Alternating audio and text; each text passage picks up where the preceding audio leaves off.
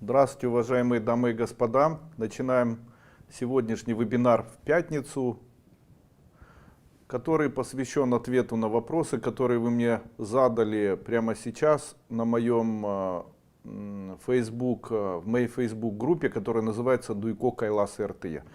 Я с удовольствием отвечу на все ваши вопросы. От этого будет зависеть, насколько вебинар получится интересный или нет. Ляля Артамонова. Здравствуйте, Андрей Андреевич. Откуда брать силы, если ухаживаешь за инвалидом первой группы, муж после инсульта? Порой так сильно голова кружится. Спасибо. У нашего тела и у нашего сознания всегда не хватает ресурсов. Мы вообще так живем, что у нас рано или поздно появляется кризис. И у нас появляется вот такое состояние, как будто у нас не хватает сил, теряется ориентация, опускаются руки. Где в этом случае человеку брать силы? В этом случае человеку брать силы нужно из своего океана харизматичности. Каким образом это сделать? Необходимо разозлиться.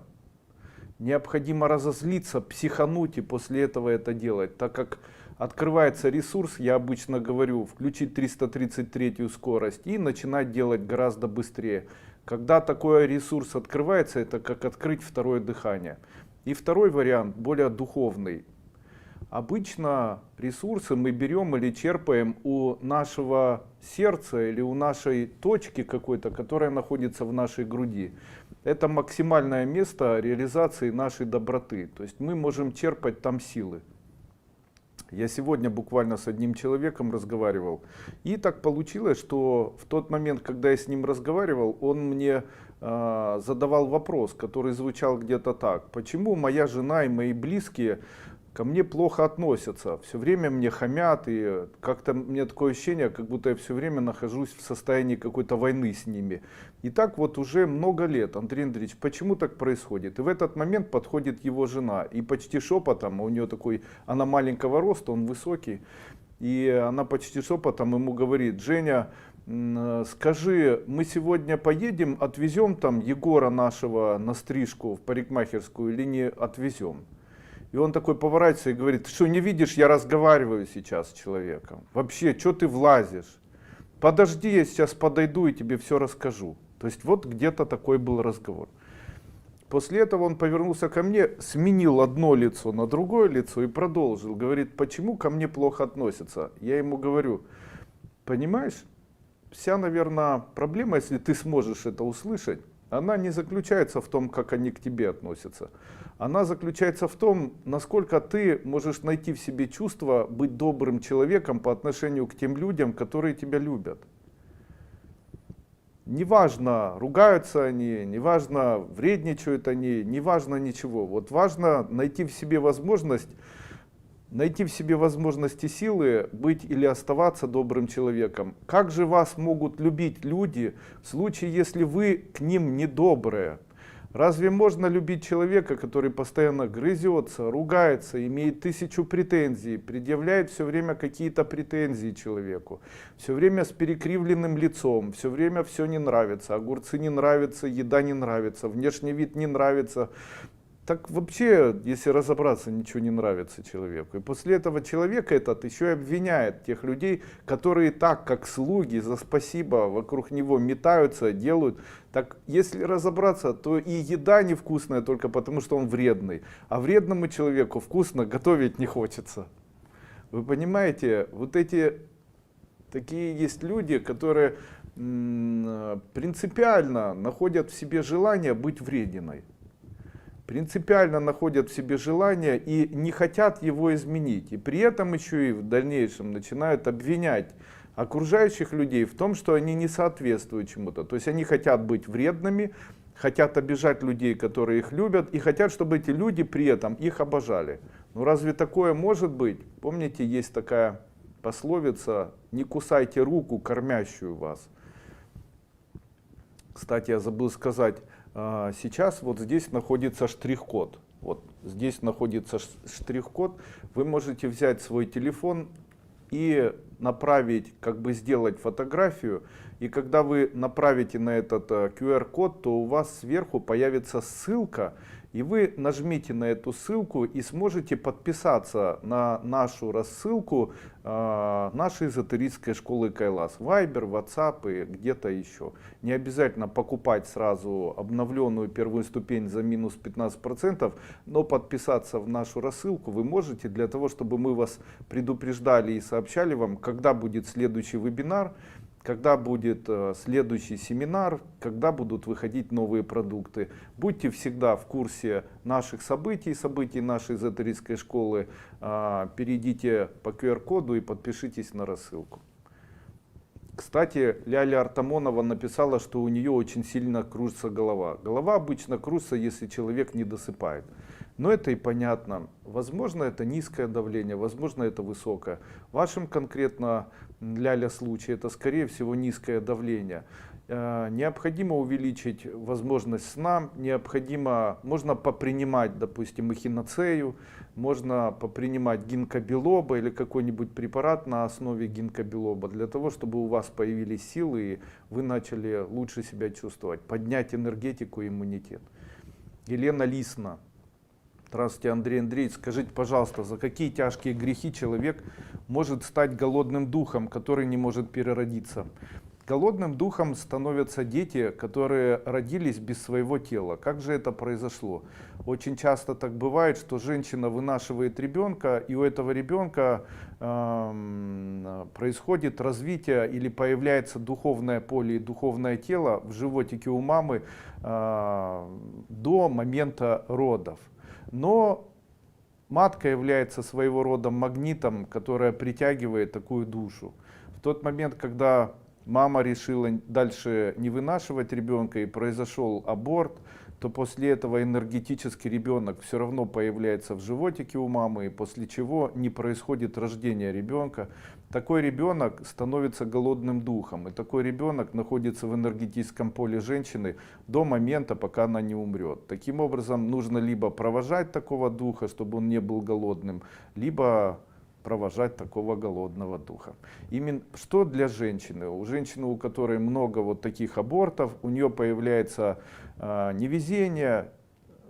Если одному человеку везет с первого раза, такой женщине обычно везет с третьего, с пятого, с 10-го раза. Дальше, могут ли все люди перерождаться? В тот момент, когда человек умирает, в случае, если он убил другого человека, то он не может переродиться на протяжении жизни возраста в тот момент, когда он убил другого человека. Допустим, если человек убил другого человека в возрасте, когда ему было 20 лет, и после этого умер, то 20 лет он не будет перерождаться. И после того, когда он переродится, то он должен... не так. Если он убил, допустим... все правильно.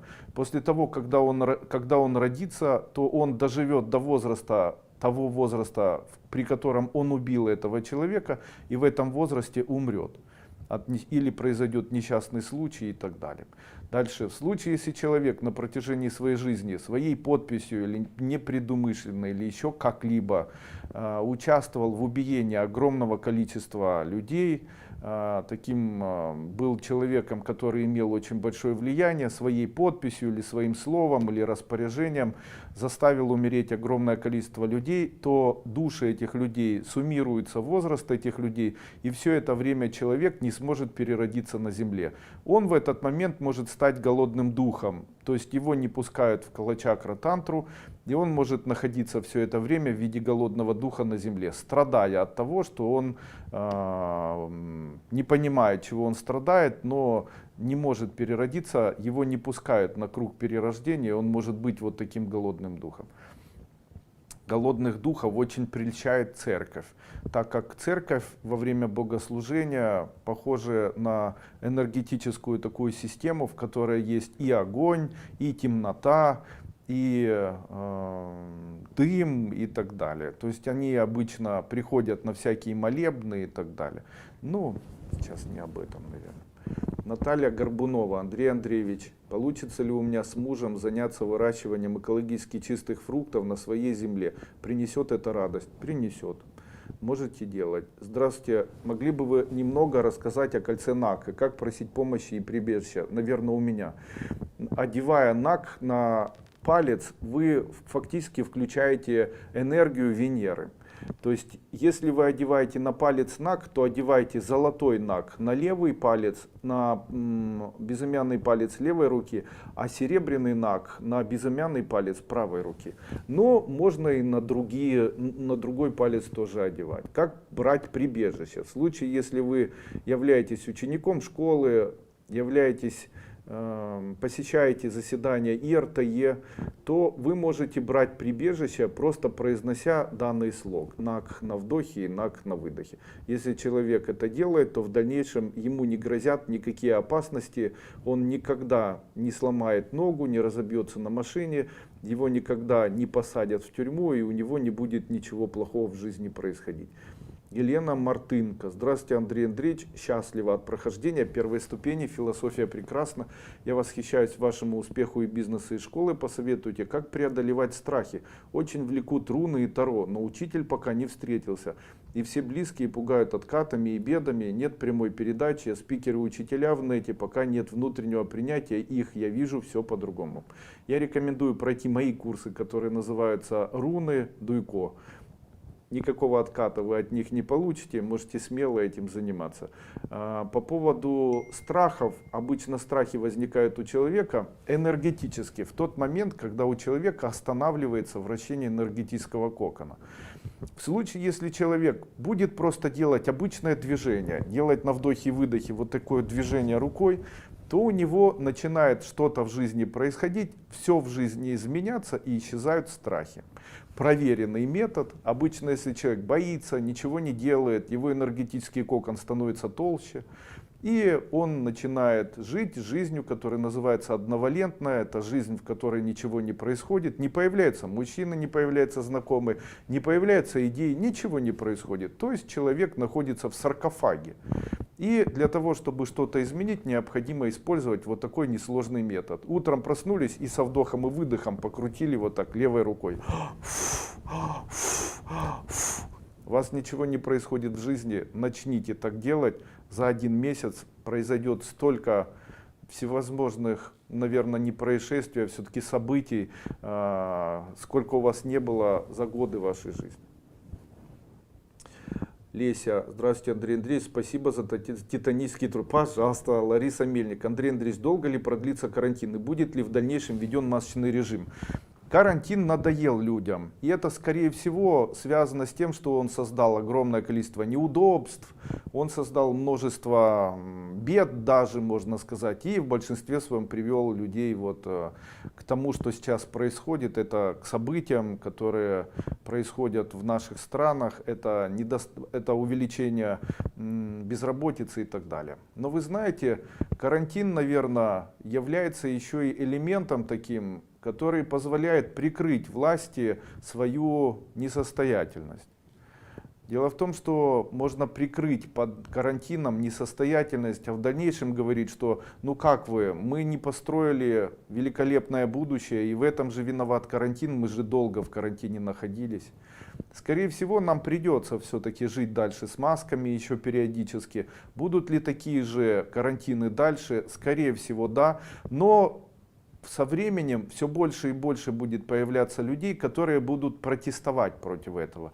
То есть, если в первый сезон карантина все одевали маски и ходили строем, то в дальнейшем, когда будет появляться карантин, все больше и больше будет находиться людей, которые принципиально не захотят одевать маски, принципиально не захотят общаться, принципиально захотят выходить на улицу в карантин и так далее.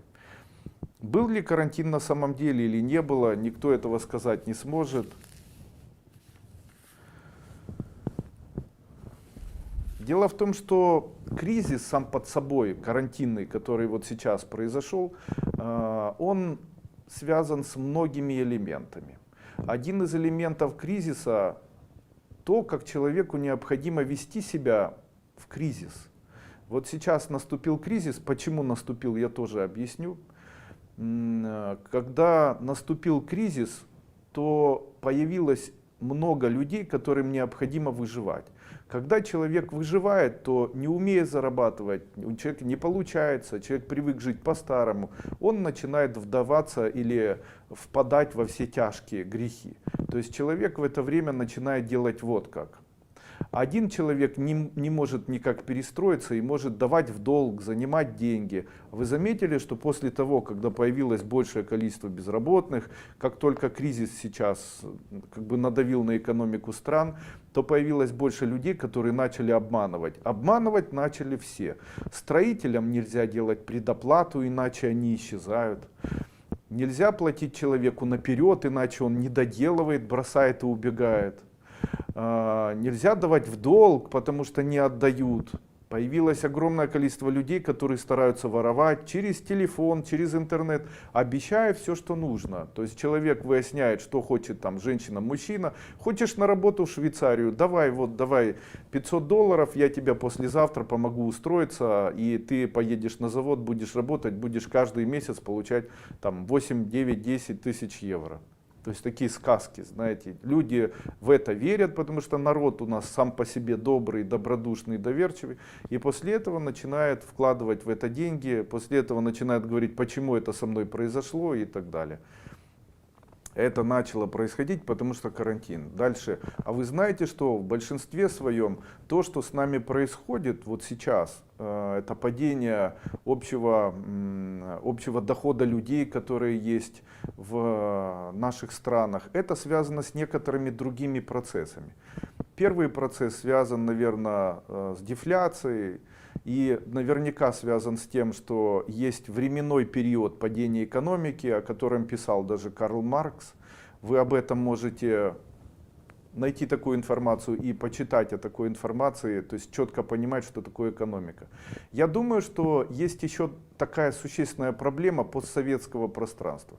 Дело в том, что человек реализует себя, и человек становится достаточно эффективным, становится руководителем, строит бизнес, нанимает людей. И обычно в развитии социума это происходит у мужчин, ну и у женщин, собственно говоря, с возраста 40 и до 50 лет. Но давайте вспомним, кто эти люди сейчас, тем, которым сейчас должно исполниться 40 и 50 лет. Это люди, родившиеся, наверное, в 65 году, ну и, наверное, закончившиеся до своего рождения там, в 80-м году, может там в 78-м. То есть это люди, которым сейчас от 40 лет и до 50 лет. А скажите, что пережили эти люди? Я давайте вам отвечу. Эти люди в большинстве своем пережили распад Советского Союза, который был на самом деле очень необычным, потому что было большое количество неформалов, а неформалы курили коноплю и принимали наркотики. Потом были волны наркомании, потом были волны сумасшедшие в 90-х бандитизма. Бандитами были все. Бандитами были все, и все группировки, практически вся молодежь, они становились бандитами, грабителями, убийцами, становились алкоголиками, становились наркоманами. Пошла волна американских порнографических, немецких порнографических фильмов. То, что было закрыто в советское время. Люди начали впадать в эти грехи, начали заниматься с кем попало сексом, при этом не предохраняться. Появились люди, которые начали очень сильно болеть гепатитом, СПИДом, начали болеть очень тяжелыми заболеваниями, там, общими заболеваниями тела. Появились, очень много было молодых мужчин убито. Также не забывайте, что были войны, которые мы проходили, был бандитизм, была конкуренция. И вот эти мужчины в большинстве своем, которые родились в 70-х и закончили в начале 80-х, эта прослойка, ее просто сейчас не существует. А именно сейчас бы эти мужчины были в возрасте 40-50 лет, а их нет. Их родители остались живы, и они сейчас пенсионеры. А те, кто в возрасте 40 и 50 лет, их сейчас нет. А это основной такой был пласт людей, которые могли бы сейчас заниматься бизнесом. Могли бы открывать компании, уже бы на это время развили бы какие-то виды бизнеса, могли бы в этом бизнесе нанимать людей, быть нужными, а их нет. Их убили 90-е годы, их убил распад Советского Союза, бандитизм, их убили наркотики, их убила постсоветская свобода. И нужно ждать, когда эти люди, когда новые люди вырастут. И сейчас как раз это время. Вы представляете, мы это время сейчас в основном и переживаем. Это время, когда просто те, кто бы мог быть предпринимателями, популярными предпринимателями, людьми, которые бы могли строить, видоизменять что-то, нанимать людей, создавать новые условия работы, этих людей сейчас очень мало. Такие мужчины, их практически не существует. Конечно же, кормить армию, я ничего против не имею, кстати, кормить армию пенсионеров за счет таких людей можно было бы, но этих людей нет, поэтому придется вот этот период переживать. Вот так. Андрей, скажите, сестра делала обряд с солью для работы и забыла ее выкинуть перед порогом. Это как-то отразится? Никак. Очень рада вас видеть, а я вас. Здравствуйте, Наташа Марченко. Валерия Кпиро. Здравствуйте, Андрей Андреевич. Какую татуировку сделать и где? Рекомендую для успеха и везения в жизни делать татуировку на руке или на спине в виде скрещенного ваджра. Скрещенный ваджр — это оберег, который помогает человеку никогда не попадать в трудную ситуацию жизненную, защищает от влияния человека и, в общем-то, помогает человеку быть более целостным, собранным. Леся БМ. Марафон 2 удивительно волшебный. Спасибо, очень приятно. Оксана Ефанова. Андрей Андреевич, посоветуйте, пожалуйста, на каком пальце лучше всего носить золотое кольцо со слогом Савитура? Золотое лучше носить на левой руке, на безымянном пальце. Тогда будет очень крепкая семья и очень огромный доход в жизни. Наташа Марченко. Почему мужчины кушают по ночам? По много раз за ночь, возраст 50 лет. По ночам мужчины обычно кушают в тот момент, когда у них очень мощная перегрузка или очень сильная перегрузка нервной деятельности, а также они очень много работают психически, то есть им приходится постоянно кому-то отвечать или с кем-либо работать. Вот врачи могут так хотеть кушать по ночам, так как ночью восстанавливается нервная деятельность. Также могут те люди, у которых в ночное время поднимается глюкоза, или же люди, у которых в жировой ткани находится большое количество инсулина. В большинстве своем люди, у которых есть инсулинорезистентность, или люди, которые болеют или страдают ожирением, а обычно это мужчины старше 50 лет, перед сном любящие вкусно покушать и принимающие особенно там персики, чай с сахаром перед сном для того, чтобы поспать, как ни странно, провоцирует выделение инсулина, а как правило выделение инсулина провоцирует падение глюкозы, а как правило падение глюкозы провоцирует появление аппетита. Именно поэтому человек, выпивающий сладкий чай, может посреди ночи проснуться от того, что он очень сильно хочет кушать, встать и идти кушать.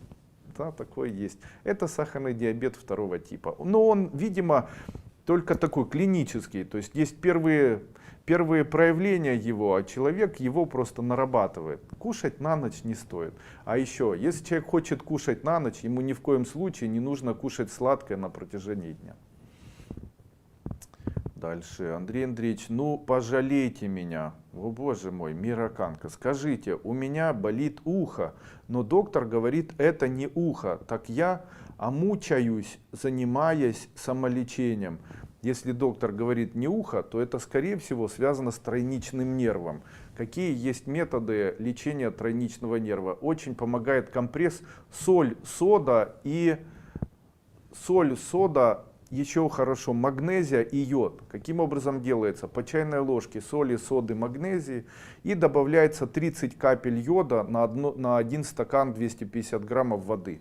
После чего вмакивается салфетка, и вот такая аппликация из вот этой салфетки накладывается на область лица и шеи. Помогает. Можно просто сода, соль и мед. Можно сода, соль и мед. Кстати, хочу вас всех поздравить. Сегодня день Маковея, по-другому называется Медовый Спас. Это день, когда проводят огромное количество обрядов. Я могу тоже посоветовать какой-нибудь обряд. Обычно в это время брали веточку вербены. И эту веточку вербены, она, кстати, сейчас именно очень хорошо пахнет. Такую веточку вербены женщины или мужчины клали вместе с собой в кровать, в случае, если они не были женаты или замужние. И считалось, что если переспать с палочкой или веточкой вербены на день Маковея, то в дальнейшем, если ее сохранить, то обязательно найдешь мужа или жену. Вот, рекомендую. Очень хороший обряд. Подскажите, пожалуйста, у близких людей коровы болеют все лето. Как им можно помочь? Обычно коровы болеют только в том случае летом, что они находят какую-нибудь проволочку и ее глотают. Сейчас бывает так, что на поле, которое загрязнено, выкармливают коровы. Коровы вместе с зеленью могут съесть там проволочку какую-нибудь. Каким образом это можно убирать? Необходимо дать коровке, чтобы она магнитик проглотила. Я говорю это серьезно. Небольшого размера вот такой. После этого она проглотит этот магнит. Небольшого только размера, такой как вот четверть спичечной коробочки. После этого к этому магниту попристают металлические детали, и она сможет с помощью дефекации это вывести из себя. Это действительно помогает. Я знаю, у меня отец так делал. Также для того, чтобы коровы не болели, необходимо обязательно давать им соль, чтобы была соль в рационе.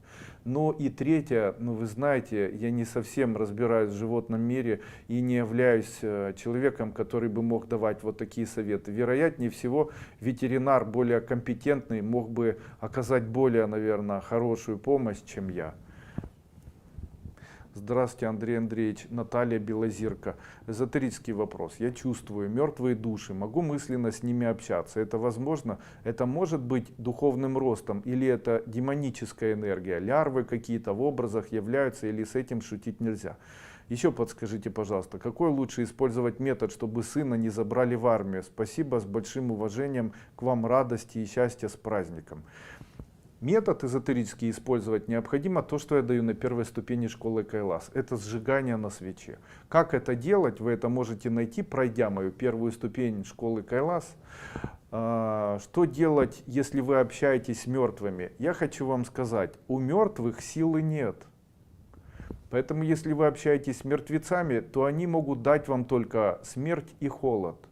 Поэтому когда человек обращается к человеку, который умер, то, согласно христианским канонам, этот человек ожидает своего воскрешения. И в случае, если он ожидает своего воскрешения, то в случае, если вы его из того мира выдергиваете, то в том мире он уже находится запечатанный и не хочет в этот мир. Если человек, обращаясь к такому существу, выдергивает его из мира мертвых, то он из мира мертвых вытягивает холод, он вытягивает ощущение краха, окончания, полного удовлетворения уже прожитой жизнью. Ну и вот смотрите, человек перед тем, как умереть, ощущает болезнь или боли. И когда он умер, вы его обратно должны достать, и вот у него тела нет, но боль он будет ощущать так, как будто он вновь появился на земле в своем теле. И это мешает этому существу хорошо себя чувствовать. Становится он при этом гневным. Я хочу вам дать совет. Никогда в своей жизни не обращайтесь к мертвецам. Есть очень хороший совет и пословица. Она звучит так. Живому живое, мертвому мертвое. Не нужно обращаться, это нехорошо. А уж тем более просить что-то у мертвецов. Мне не нравятся эзотерические практики, когда призывают мертвецов, спрашивают что-то у этих существ, а также просят, чтобы мертвецы, род мой, дай мне силу. Ну какую силу? Это же мертвецы. Какую силу тебе мертвые люди могут дать? Просите помощи у живых, они больше смогут помочь вам. Ирина Биллингтон. Андрей Андреевич, говорят, что мы здесь на земле все можем, но ничего не знаем. А те, кто на том свете, все знают, но ничего не могут. Раньше наши предки общались между этими мирами. Почему сейчас общение прервано? Говоря это, вы должны доказать, что ранее предки общались. Я могу вам сказать, что это не так. Когда человеку кажется, что общаются предки, на самом деле это не предки, это просто духи, которые приобретают форму ваших предков. И на самом деле это не связано с тем, что если вы кого-то видите, это не ваша мама. Хотя и может говорить, что это мама там, или еще кто-то. Это из астрального плана духи. Поверьте, у них неблагородное желание по отношению к человеку. Они хотят вырваться и пожить хоть какое-то время в этом мире еще. Юлия Глухманюк. Андрей Андреевич, здравствуйте. Яхве. Практически не сталкивалась с этим словом в жизни сознательно. В некоторых мантрах, увидев, сразу внутренний протест заметила и не читала их. Зашла в Википедию, поинтересовалась. Он всех под одну копирку выдал. Там и Иегова, и много других течений упоминаются как поклоняющимся князю тьмы. Ничего не понимая в общественном мнении, руководствуясь только собственными ощущениями, прошу вас, учитель, разъяснить эту тему, чтобы избежать в дальнейшем вопросов. Знаю, они будут, и люди идут такие к вам. Вот смотрите, есть очень хорошая пословица: чего моряк боится, чем женщина гордится и что крестьянин бережет. Это слово коса. Говоря о косе, я буду подразумевать, что я говорю о море. Говоря о, допустим, косе у женщины, я буду подразумевать волосы. И говоря о косе, видя мужчину, я буду подразумевать стригущие. Скажите, коса, которую носит мужчина, она может быть опасной для человека? Может быть. Но она же имеет точно такое же название, как волосы женщины. Да? И такое же название, как коса, в которую может въехать большой пароход. Да. Скажите, с одной стороны это слово опасно, а с другой стороны безопасно. Тогда скажите, косу нужно бояться или нет? И тут сразу же народ разделится на две части. Одни однозначно будут бояться косы, потому что коса в их понимании это будет ручка и там железная штучка, которой можно кого-нибудь убить. Моряки, наверное, будут бояться косы, потому что у них будет... А женщины, наоборот, будут говорить, мне бы косу да подлиннее. И тогда была бы хорошей. Вот считайте, что когда вы читаете данный код, вы не о косе, которая убивает, думаете. Вы думаете о косе, которая может быть длинной и до пояса. Таким образом, вы просто как бы с разными понятиями, имеющие одно название, карающий и дающий. И когда вы, допустим, говорите о косе карающей, то это коса, которая может кого-то убить. А коса дающая красоту, это коса, которую носит женщина на голове. Именно поэтому человек посвященный, а я тот человек, который имею право давать такое посвящение, дает людям посвящение, чтобы они могли обрести красоту длинной косы, которые будут вокруг них создавать радость и давать эту радость другим людям. А те люди, которые говорят об этом как о косе страшной, которая в руке держит смерть, они тоже со своей стороны правы. Именно поэтому использование данного слова, использование данного кода можно только исключительно ученикам нашей школы. Это как с огнем. Многие могут сказать, огонь это плохо, он может сжечь. Если взять огонь и положить на человека и разжечь его, то человеку будет очень плохо, он умрет. Но кто же сейчас скажет, что огонь плохо? Ведь огонь это же тоже хорошо, ведь огонь он греет человека, на огне можно приготовить пищу. Огонь может находиться в очаге, где может сидеть вся семья и греться. Таким образом, одно и то же может иметь и деструктивное начало, и конструктивное. Так вот, я рекомендую использовать конструктивное начало, а деструктивное используют все остальные люди. Вот так. Надеюсь, что-нибудь поняли, что я сказал. Эда Кауск Менисте. Андрей Андреевич, добрый день и спасибо за все. В предновогоднем 19 и 20 платном вебинаре вы сказали мантру на быструю продажу вещей, чего угодно, не квартиры и машины, а меньшего формата. Не могли бы вы повторить все записи, потеряла? Дети занимаются спортом и остаются вещи, снаряжение, форма, из которой быстро вырастают, что отдаем более дорогие вещи, хочется продать, но очень редко получается. Читайте по утрам слог такой, на вдохе ити, а на выдохе халатуб. И тогда вещи будете быстро продавать. Наталья Ростова. Здравствуйте, Андрей Андреевич. Ответьте на вопрос в связи с жизненными ситуациями. Стали посещать мысли о самоубийстве. Знаю, что это неправильно, но не могу с этим ничего поделать. Как от этого избавиться? Когда у человека появляются мысли о самоубийстве, это говорит о том, что жизнь ему не нравится, что он разочаровался в жизни, что жизнь перестала его вдохновлять. В этом случае я бы рекомендовал найти в середине себя, там где находится грудь, где-то маленькую долю божественной любви. Она в вас есть. Найдите ее. Для мужчин эта любовь, она может чувствоваться как наслаждение. Для женщины тоже может чувствоваться как наслаждение. Начните ее в себе находить и прикасайтесь к ней. Эта божественная любовь, она в дальнейшем даст силы и разрастется в вас, как костер, как савитур, огонь которого будет создавать желание жить и желание жить дальше. Вообще хочу вам сказать, когда у человека теряется желание жизни, он не хочет этого делать. Это говорит о том, что у него есть, скорее всего, какие-то проблемы с гормонами. Я же хочу вам посоветовать вот что. Находите возможность испытывать хоть от чего-нибудь радость, хоть малейшую. Концентрируйтесь и акцентируйтесь на этом. Кушайте, говорите, мне приятно кушать. Воспитывайте в себе желание продолжения, желание жизни. Я понимаю, что это для вас сложно, но все равно, если стремиться к этому, то обязательно поможет. Также существует обряд такой. Вечером, перед самым сном, представляйте, будто перед вами с открытыми глазами находится темное существо. И отталкиваете от себя вперед руками это темное существо. На ночь отталкиваете от себя вперед руками, а утром отталкиваете мысленно от себя назад, за спину, как бы из своего тела такое темное существо. Это темное существо, это астральная энергия, которая вошла в ваше тело физическое и пытается вылезти из вашего тела, мешая вам нормально существовать. Если начнете мысленно так отталкивать, 100% в дальнейшем сможете увидеть краски жизни и жить совершенно по-другому. Саша Кравченко. Этого избавит простой страх. Уходя туда, вы не окажетесь в темноте. Нет, это, конечно, сейчас не нужно говорить. Елена Дубровская. Здравствуйте, Андрей Андреевич. Вопрос такой. Потеряла уже 2 мужей. Один в 33 года умер, второй в 45. Что со мной не так?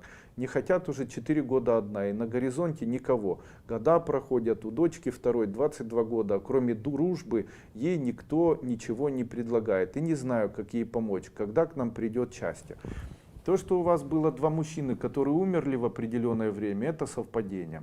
Дело в том, что да, может быть и 3 раза, и 4 раза совпадения. Совпадения такие бывают, правда я вам говорю.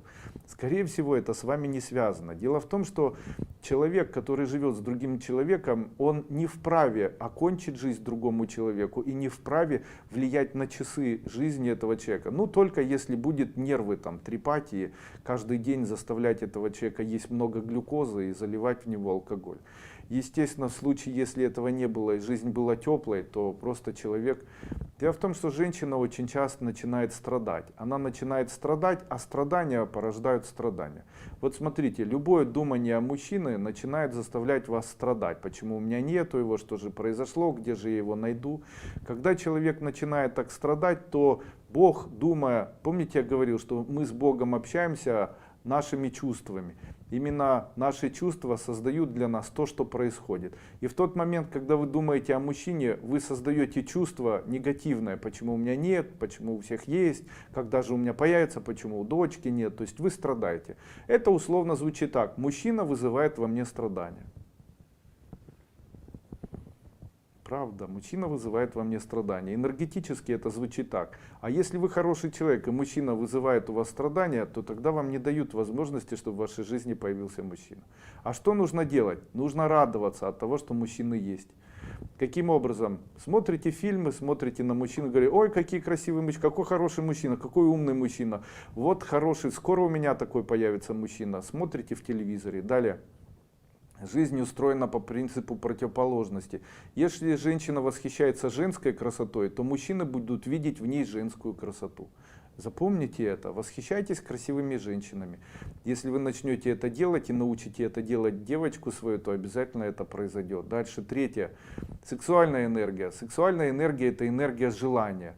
Женщина должна свое желание проявлять. Каким образом, я не знаю. Это может быть в виде одежды, это может быть в виде какой-то косметики, это может быть в виде волос. Женщина, которая не проявляет свои желания или не проявляет своего желания, это женщина замужняя. Возможно, не проявляя свое желание внешне никак в этот окружающий мир, ни вы, ни дочка, а ведя скромный такой, очень хороший образ жизни, не проявляя свое желание никаким образом во внешний мир, ну, вы не ставите на себе акценты, и мужчины, скорее всего, в вас этого не замечают. Как проявлять желание? Это должно выглядеть так. Женщина говорит: я очень хочу жить с мужчиной, мне нравится мужчина, я буду хорошей верной женой, буду ухаживать за этим мужчиной, и я хочу, чтобы он видел во мне сексуальную женщину. А для того, чтобы увидел он во мне сексуальную женщину, я хочу вот такую прическу, и вот такие сексуальные губы, и вот такую красивую, там, какую-то некрасивую сексуальную одежду, и я буду вести себя сексуально. Кстати, не стоит путать сексуальность с распутством. Потому что иногда женщины, думая о сексуальности, почему-то думают, что женщина должна быть как проститутка. Но на самом деле начинают вести себя как проститутки, которых показывают им по телевизору. А они на самом деле это образ проституток. На самом деле проститутки это обычные женщины, точно такие же, как все остальные. А проститутки, которые создавались в фильмах Советского Союза, это был вульгарный образ, я не знаю, падшей женщины, понимаете? И создавать вульгарный образ падшей женщины, это не создавать сексуальный образ. Понимаете? Ну вот где-то так. Скажите, пожалуйста, что значит любить себя? Любить себя, вот смотрите, когда вы смотрите на кошку, то можете у нее очень многому научиться. Потому что кошка, которая поела и которая лежит, и потом просыпается, тянется, облизывает себя, это кошка, которая научилась себя любить. Что значит себя любить? Научитесь у кошки это делать.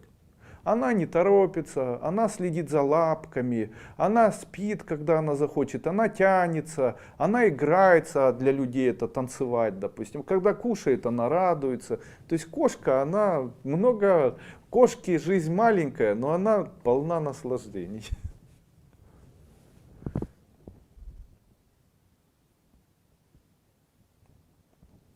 Палочкина Наталья. Здравствуйте, подскажите, пожалуйста, кольца НАК, как правильно выбрать, на какой руке носителе можно их дарить? Если вы НАК кольцо дарите кому-либо, то вы дарите оберег. И этот оберег, независимо от того, человек является человеком школы или нет, будет с ним работать. В случае, если вы ученик школы и носите кольцо золотое, то золото обычно делает человека целеустремленным, заставляет его руководить. В случае, если серебряное, то человек становится больше как попрошайка или больше как человек, которому необходимо. То есть мне необходимы деньги, мне необходимо там везение, мне необходимо еще что-то. Я одену серебряное кольцо. А если у меня уже везение есть, то мне лучше выбирать то, где я буду управлять. Смотрите, я мужчина, директор предприятия, у меня есть семья, у меня 3 девочек, дочерей. Есть нянечки, есть домработницы, на предприятии работают там много людей, женщин. В основном вокруг меня женщины находятся. Я как мужчина должен управлять этими женщинами или нет? Ну, наверное, должен. Ну вот я НАК и ношу золотой для того, чтобы управлять. А они начинают подчиняться, когда я ношу золотой НАК. Именно поэтому, если носить золотое такое кольцо, все равно на какой руке. Если честно, все равно. Но все равно рекомендация такая: носите лучше все-таки на безымянном пальце, потому что он связан с Венерой, а Венера дает человеку доброту, дает человеку семью, дает человеку какую-то возможность мягче становиться, ровнее, добрее, успокаиваться часто. И можно ли подарить медные кольца дочерям и мужьям? Конечно, можно, пожалуйста. Лилиана Лизунова. Здравствуйте, хотелось бы спросить по поводу этого месяца августа, в общем плане для всех людей. Вы говорили, что идет влияние Раху в данный момент. Скоро ли оно закончится? Месяц действительно непростой, словно череда испытаний, которые хочется поскорее перелететь. И еще подскажите, пожалуйста, действительно ли начинается волна, как я считаю, фейк-коронной эпидемии? Многие отправились отдыхать, и уже другие страны, так этот период отпусков, и вдруг их объявляют снова в красной зоне. Да, период новой короны нас ждет тоже. Сколько будет влиять на человека Раху. Раху на человека, вообще неприятности в этом году на человека будут действовать очень сильно аж до ноября месяца. Неприятности, связанные с финансами и с телом физическим, до ноября. Потом с ноября до апреля с душевными будут семьи разводиться, люди будут нервничать, кричать. А потом с апреля и аж до августа следующего года будут связаны с головой. То есть люди начнут плавно сходить с ума, злиться, там, хотеть, там, появятся вспышки, эпидемиологические вспышки психических заболеваний, как обычно это происходит. Можно ли это перелететь? Да. Существует принцип такой, который помогает отключиться от таких планет влияния. Что это за принцип? Необходимо одеть на указательный палец левой или правой руки или на мизинцы левой или правой руки металлические железные кольца. Если на указательный палец левой и правой, тогда это влияет на семью, на отношения, чувства и сознание, а на мизинцы на деньги. Влияет на денежный доход. Если эти планеты и деструктивное влияние перемещения планет влияет на вашу судьбу плохо и вам не везет, оденьте на мизинцы железные кольца. Если влияет на судьбу и у вас сейчас плохие отношения с мужем, женой, отношения с начальством, также вы там с духами общаетесь, одевайте на указательные пальцы. Я сейчас противник, вот в этом году семья моя захотела ехать куда-то за границу, я говорю, нет, мы не поедем. Почему? Вы знаете, да, коронавирус, он очень раздут, но у меня есть в моей жизни очень много случаев, когда поставленный вирус говид или ковид, которым болеют, был поставлен маме, потом отцу и потом дочке. Так вот, мама и отец нормально смогли с этим, смогли в общем ровно переболеть данной инфекцией, а ребенок ровно не смог. И ребенку, которую зовут Кристина, и которой на сегодняшний день едва исполнилось 8 лет, ей удалили легкое, потому что у нее на фоне этого вируса начался пневмофиброз, начался отек легкого, и ей пришлось удалить легкое. Ну и вот после этого, и это не один у меня случай, чтобы вы понимали, почему у людей нет таких случаев. Дело в том, что вы не контактите с такими людьми, у вас нет большого количества знакомых, нет большого количества друзей. И те люди, которые говорят, да, этого не существует, я могу сказать, это есть. Правда, это есть. Но дело в том, что оно и было. Оно и было, просто не давало таких осложнений. Раньше таким же вирусом, просто не ковидом, а другим, болели люди тоже.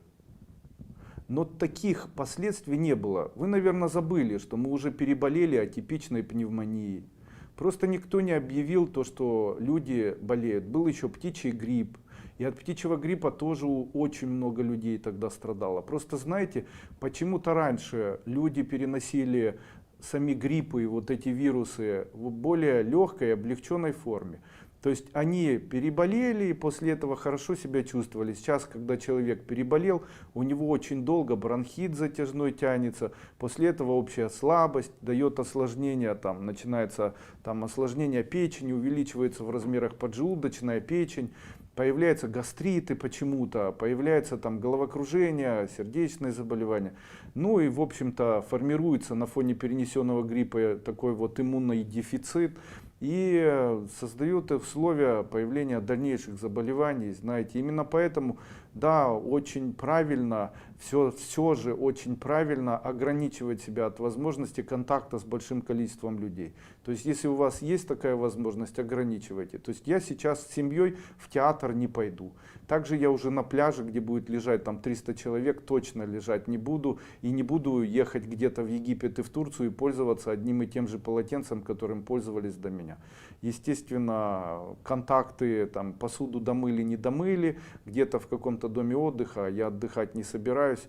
Почему? Пусть выработается иммунитет, пусть выработается массовый иммунитет, и уже потом можно будет путешествовать и так далее. По поводу того, что это обман, нет, это не обман.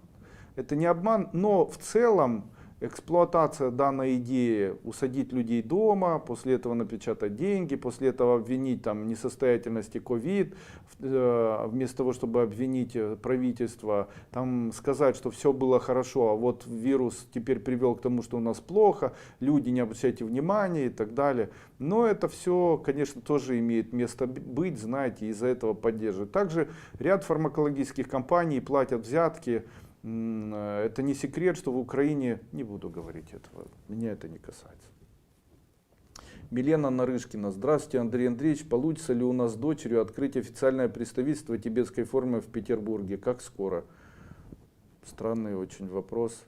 Нажимайте на кнопку «Стать представителем», открывайте и становитесь представителями. Не понимаю вас. Есть деньги, покупают. Знаете, мне очень нравится человек. Я когда-то с человеком таким общался, его звали Олег.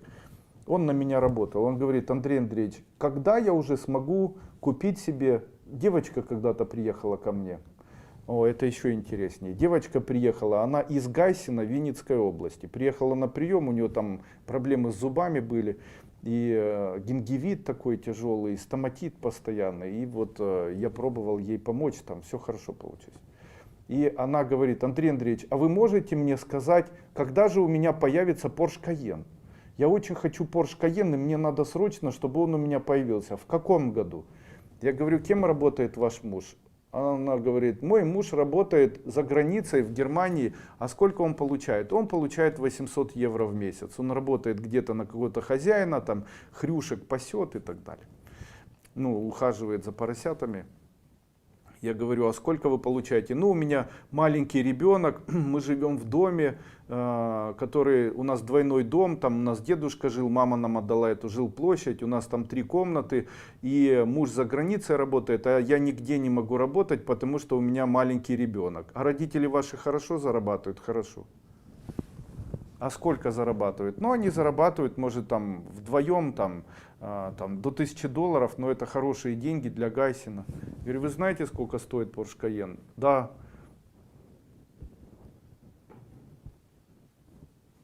Мне очень странно слышать такой вопрос. Не, серьезно, мне очень странно слышать такой вопрос от девочки, которая смотрит за ребенком, у которой муж работает на свиноферме за границей. Я говорю: ну а вы развиваетесь, может быть, вы умеете ногти делать там или еще что-то. Она говорит: нет, я решила всю жизнь посвятить своей семье. Понятно. Ну что ж, тогда, скорее всего, у вас с условием всех компонентов, которые есть сейчас, наверное, одно или из двух. Либо прилетит волшебник в голубом вертолете и внезапно подарит Porsche Cayenne, либо все же у вас его не будет. Я говорю, не в Porsche Cayenne счастье, а счастье в том, что ваша дочь радостна, о том, что вы молодая и красивая, о том, что муж ваш любит и поехал даже за границу зарабатывать, о том, что ваши родители рядом живут и помогают вам с ребенком и так далее. А вам хочу дать совет: развивайтесь. Развивайтесь духовно, развивайтесь материально, проходите курсы, не потребуется их использования, хоть у вас будут знания, там какие можно пройти курсы, девочки, ну не знаю, наращивание ногтей, волос, как делать массаж, там эпиляция, депиляция, ну и так далее. Все это, мне кажется, хорошо бы получалось. Вадим Кулик: добрый день, хочу заняться золотом. Что посоветуете? Занимайтесь. Добрый вечер. Вы настраиваете людей на радость и восхищение. Но кто и для чего придумал страдания? Если Бог хочет, чтобы люди радовались, то значит существует какая-то другая сила в противовес Богу, которая заставляет людей страдать. Кто это? Что это за сила? Знаете ли вы что-то о ящике Пандоре? Если да, что за ним делать? Давайте постепенно я отвечу на эти вопросы. Скажите, когда человек становится добрым, то что его заставляет стать добрым? Давайте я отвечу. Добрым человека заставляет быть какая-то неприятность жизненная. Правда. Человек приобретает самые лучшие свои качества в тот момент, когда испытывает самые тяжелые состояния в своей жизни. Человек не может приобрести доброту в случае, если до этого он не переступал через огромное количество зла в свою сторону. Представляете? Именно поэтому человеку дается испытание, потому что данное испытание дает ему возможность выковать в себе добродетель. Именно поэтому, а вы знаете, что если человек живет бесконечно в добродетели, то он начинает проявлять в характере своем злость, злословие, злость. Это все от того, что человек себя вот размазывает, знаете, там, и это ему не нравится. Это горе от жира. Я очень часто это замечаю, что в семьях, где там тяжелые отношения, где вот папа там кричит очень сильно, где ну вот не бьют к радости детей, где ребенок, который вырастает в школе, которого там обижают где-то, у которого есть стресс, и вот в жизни все получается. Общаясь с этими людьми, они хорошие, они добрые люди. А у людей, которые выращивают детей, у них там много всего, они от жира бесятся, они злые, беспринципные, наглые, вредные становятся. Вот вам и ответ на вопросы. Почему я противник убирания первопричин, вот, допустим, первопричин, как сказал Будда, причинно-следственных связей. Почему я противник расстановок по Хеллингеру, почему я противник гештальт-терапии, когда необходимо выяснить, где была первопричина скандала или еще чего-то, его убрать. Дело в том, что когда люди начинают это делать и используют механизмы, которые могут из его сознания или подсознания убрать воспоминания плохие, то мы теряем самые золотые, выкованные неприятностями прекрасные качества нашей души. Таким образом мы эти качества теряем, и обычно люди, которые используют данные методы, они становятся черствыми. Я это замечаю, я это давно заметил. То есть человек, который вроде хочет убрать то, что ему мешало быть человеком, мешало ему в его жизни, как считается вот в данных механизмах воздействия на человека, то есть найди первопричину зла, уничтожь ее, и в дальнейшем ты будешь хороший. Да, злое воспоминания уходили, но уходило и доброе качество характера, которое нарабатывалось за счет того, что какое-то зло вот такое происходило. Именно поэтому я все время говорю, не нужно бояться зла. А вот смотрите, как устроена моя система. Я говорю, что не нужно ждать и ковать, и делать так, чтобы негативные и плохие случаи в жизни происходили. Необходимо сразу найти в себе качество радости и доброты. Этим самым мы убережем свою судьбу от того, чтобы судьба ковала в нас хорошие качества. Это разумно, то, что я сказал? Скажите, я ответил на вопрос? Саш, я ответил на вопрос? Ну, здесь понятно стало, да? И знаете ли вы что-то о ящике Пандоры? Я об этом ящике тоже знаю. О ящике Пандоры пишется очень много. Пишется о том, что конец света наступит, о том, что выпустят там зло вселенское и так далее. Так вот, я вам хочу сказать, мы в этом ящике находимся, и мы его выпускаем постоянно. Этот ящик выпускают все люди, они выпускают его ежедневно. Ежедневно они ругаются с кем-то, критикуют кого-то, ненавидят кого-то, как некоторые ученики моей школы, которые прошли мои семинары, которые пользуются моими практиками, но потом отворачиваются от школы и потом обсуждают меня и мою семью, считая, что Дуйко урод, какашка, дебил, и его женщина тоже негодяйка и так далее. Я вам хочу сказать, более хорошего и доброго человека в мире найти сложно, как я. Я говорю серьезно, я говорил многократно и дома повторяю, и детям говорю. Учитесь у папы быть добрым человеком. Учитесь у папы быть заботливым человеком. Да я никогда в жизни не пройду рядом с чужим ребенком, который не накрыт одеялом. Я остановлюсь, 100 раз он будет чужим и накрою. Я поэтому и в поездах не езжу, потому что если я прохожу по плацкарту, то я чужих детей накрываю одеялом. Почему? Потому что я считаю это одним из самых главных эзотерических, могучих качеств настоящего эзотерика. Колдуном становится только тот, кто развивает в себе потенциальную, огромную, человеколюбивую энергию. И с этой энергией живет. И я все время это говорю, за то, чтобы все люди были такими. Зачем проявлять злость, чтобы жизнь тебя била? Если можно сразу проявлять доброту и не заставлять, чтобы судьба давала плохие моменты. Именно нету борьбы добра и зла. Как сказал в свое время Гёте, Он сказал: я тот, кто вечно хотел сеять зло, но получал лишь благо. Именно поэтому очень часто то, что мы думаем благо для нас, является элементом проявления самых деструктивных сил, доказательств. Идем в банк и говорим: вот я хочу купить себе недвижимость, куплю себе, возьму кредит. Потом берем этот кредит и говорим: о Господи, спасибо тебе, аллилуйя, Господь. И после этого начинается день отдачи. И у нас не получается отдать, не получается второй раз отдать. Вообще все плохо получается. С работы увольняют как назло, недвижимость забирают, а еще и забирают, еще и цепляют пеню, и мы потом еще 10 лет выплачиваем. И после этого кто же дал нам это? Бог. И кому мы говорили аллилуйя в этот момент? Скажите. Мы Богу говорили аллилуйя, или это был не Бог? Господи, ну все получится, пускай у меня все будет. Ну вы же к Богу обратились. Тогда почему вам дали кредит? Это что, Бог помог вам потом страдать? Надеюсь, ответил. Светлана Мегерова. Как выходить из зависимых отношений? Не провалиться в претензии. Все очень банально. Обычно человек делает так.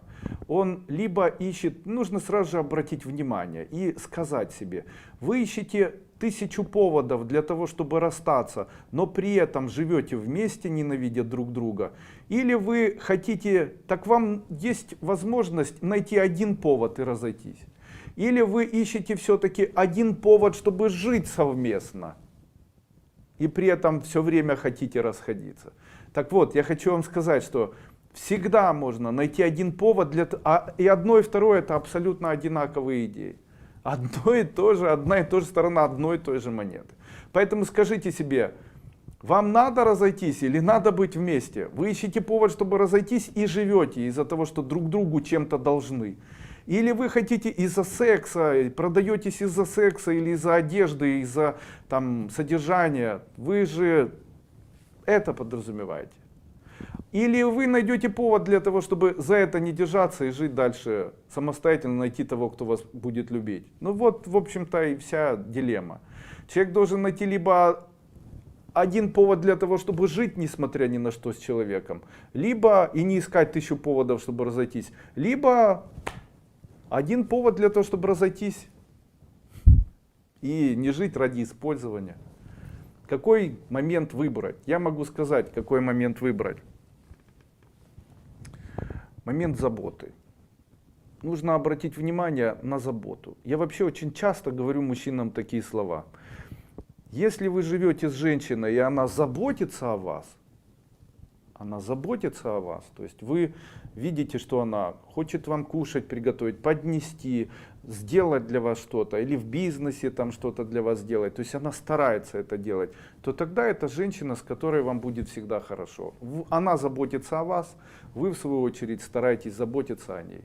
Самые страшные женщины — это которые не заботятся. Женщина, которая не заботится о мужчине, это женщина, которая мужчину не любит. То же самое о мужчинах можно сказать. Мужчина, который не заботится о женщине и своей семье, не зарабатывает деньги, ничего не хочет предпринимать, лежит все время, пьет и так далее. Это все, он не заботится, ему все равно. Это для него, семья для него это балласт. О любви речи и быть не может. Добрый день. Есть судьба предопределения, или все в наших руках, или 50/50? В наших руках все абсолютно. Любая судьба дана, любые вожжи судьбы даны человеку в руки. Чем человек управляет своей судьбой? Человек управляет своей судьбой, создавая свои эмоции. Хорошие эмоции, много хороших эмоций, великолепная, красочная, счастливая судьба. Много плохих эмоций, много страданий, плохая судьба, нехорошая, деструктивная. Ирина Биллингтон. Ого, это очень много вопросов вызывает. Андрей Андреевич, вы часто говорите о гневных духах. В этом году их влияние сильнее в разы, чем в остальные годы. Как обычному человеку, помимо запечатывания пространства, научиться отправлять их в те места, где им положено быть. Ведь они застряли между небом и землей. Вы не имеете права этого делать. Для того, чтобы человек мог общаться с духами и отправлять духи, у него должно быть очень большое астральное поле. Когда он сделает большим свое астральное поле, как это сделать, я объясняю на 7 ступени, когда человек делает большим свое астральное поле, ему начинают сниться сны, где он общается с Богом. каждый день сон, где он общается с Богом и видит Бога онлайн. Говорю это серьезно. Когда пройдет 7-я ступень, у большинства учеников это будет. А сейчас там, ну никак, как сделать так, чтобы духи не влияли на человека. Если в человеке много человеческого и жизненного, если он не сидит дома, если он не все время погружен во что-то там, в поиск истин каких-то, если человек живет, стирает, убирает, дрова рубит, детей куда-то водит, читает, после этого смеется, танцует, ест, гуляет, на велосипеде ездит, на орбитреке, то никакие голодные духи к нему не пристают. Почему? У живущего человека энергетический кокон очень быстро работает. Когда мы наслаждаемся, когда мы харизматичны, когда у нас есть страсть жизни, тогда мы крутимся, понимаете? Тогда ни один дух на человека не влияет. Влияет на тех, кто дома закрылся, и надо прятаться, надо все заберу, что же делать, так что же поделать, это меня обидело, сейчас как подействую. Вот все, конец, голодные духи будут у этого человека. Таисия Яхно. Что вас мучают эти духи? Что же вы с ними справиться не можете? Живите просто. Таисия Яхно. Здравствуйте, Андрей Андреевич, ученица обновленной ИРТЕ. Простите, что задаю вопрос. Я 14 лет живу в Киеве.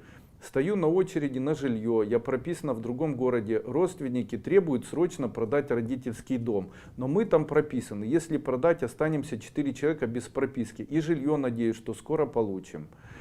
Сегодня я одаривала родственников подарками, вчера меня просто трясло, помогло, но что делать с наследством? Меня немного, мягко говоря, коробит, в коробку складываю мелочь, но требуют сейчас продать, пожалуйста, стоит ли соглашаться сейчас на продажу дома или нет? Не продавайте его вообще, никогда. Независимо от того, получите вы недвижимость или нет. Скажите, я по желанию отца сохраню эту недвижимость, начните делать там ремонт, покажите всем, поменяйте мебель, покажите всем, что это ваше желание, и вы сделали или внесли деньги в то, чтобы это выглядело хорошо. Вы живете вчетвером, это дом ваш, живите дальше. Все в порядке. Хотят они там, хотят продать это сейчас, чтобы что сделать? Решить свои проблемы. А ваши проблемы кто будет решать? Вы вчетвером живете, а там хотят продать, чтобы одному хорошо было. 4 против 1. Пусть 4 будут, как это говорят, в сахарах. Наталья Пенс. Здравствуйте, Андрей Андреевич. Большой благодарностью за все, что вы нам даете, делитесь такими нужными знаниями. И у меня вопрос, как победить страх, который мешает, и принять какие-то решения, да и просто посещать врачей. Страх любой, его можно преодолеть действием. В случае, если человеку страшно, нужно дышать, приседать, чесаться, бежать, что-то делать. Страх побеждается действием. Поэтому страшно перед стоматологом. Вставайте и ходите туда-сюда, приседайте, кашляйте, чешитесь. Страха не будет. Проходите первую ступень, все об этом рассказываю, широко так рассказываю. Марина Гугушвили. Андрей Андреевич, что сделать после пневмонии?